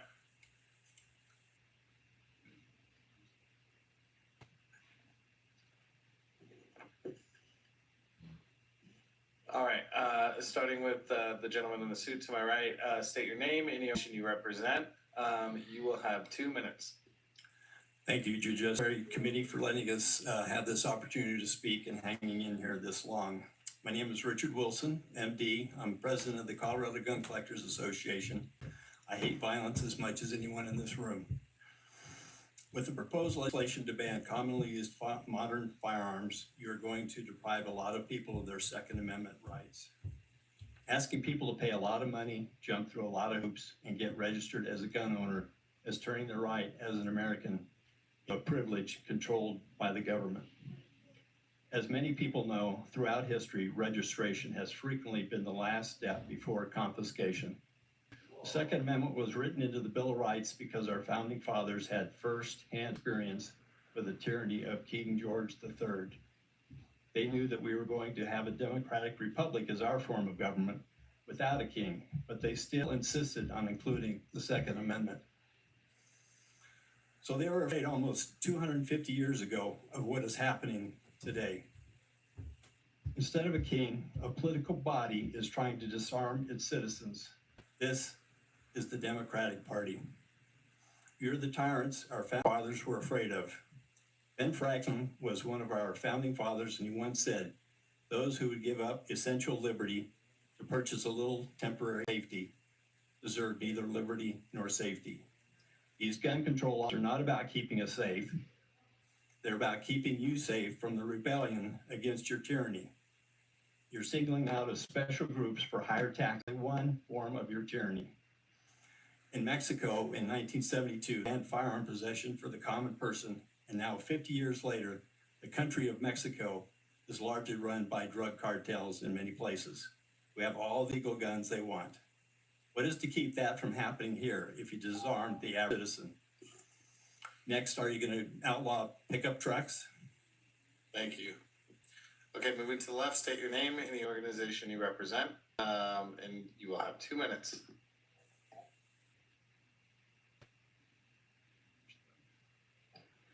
Hello, my name is Ryan Staley. I am representing myself and we the people, everyone here and not here. I'm opposed to SB 25003. First, I would like to just start with, from my heart, to say over the entire history of the United States that my condolences go out to all those who have lost their life to gun violence. With that being said, I would like now to switch to the logic side of things and to say that let's look at the things simply as a simple equation. 1 is equal to 1, 1 is not to 0. So thus, if a criminal has a firearm and a law-abiding citizen has none or not an equal type of firearm, their chances to fight back against such firearms is pretty much none. So thus, one perfect system and solution, I prefer that there is more freedom and more choice for the tools to defend ourselves against those that are criminals that will ignore laws and regulations. And there is nothing to say that criminals can't go way beyond semi-automatic firearms and not possess fully automatic firearms or the means to modify them to do such. So as such, I would prefer to have the best tools possible to defend. You don't have to like guns, in which case you could choose not to have them. But me, I would prefer to keep those rights and have the chance to defend myself.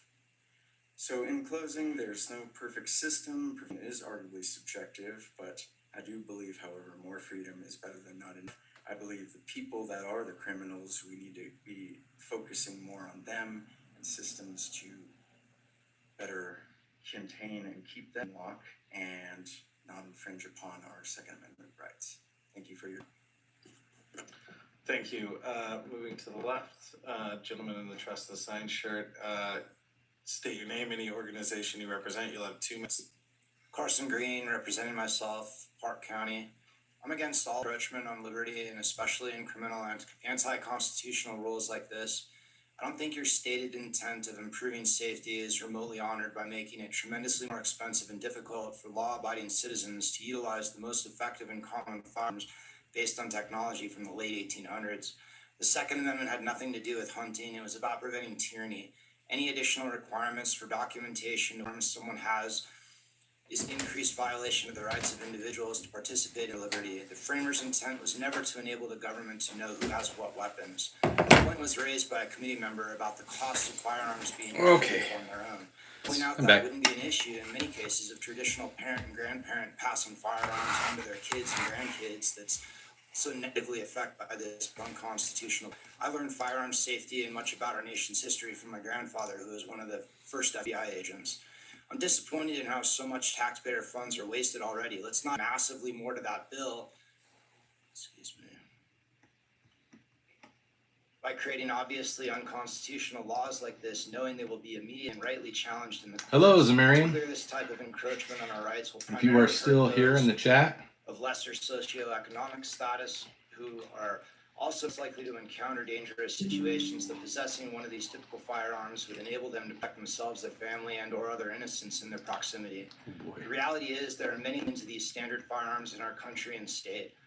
They're not going away and will be endlessly available to those who don't follow the law. Crime is on the rise, law enforcement response times line, and we shouldn't be making it more expensive and difficult for citizens to be able to protect themselves and those they care about. As has been seen around the world in the places where the population's been increasingly disarmed, criminals will always find a way to hurt a lot of people if they so desire. When someone drives in with the intent to hurt people, I'd rather know more of our public is armed and prepared to help stop the threat. Please don't support this unconstitutional bill. Thank you. Thank you. All right, Mr. Mimiaga, you will have 2 minutes. State any organization you represent. You may proceed. My name is Brandon Mimiaga, and I support, and the organization I support is myself and Jason Mimiaga, as well as the militia of the United States, as defined by Tench Cox. Okay, the Yeomanry of America from 16 to 16 is the militia of the United States. He also says that their sword and every other terrible implement of the soldier are the birthright of an American. That means that it doesn't matter if it is a weapon of war, okay? I have access to it. Because in his 1788 article in the Philadelphia Gazette, he states that Look at your notes. that the militia must be able to stand up to any army, and that the force must be equal.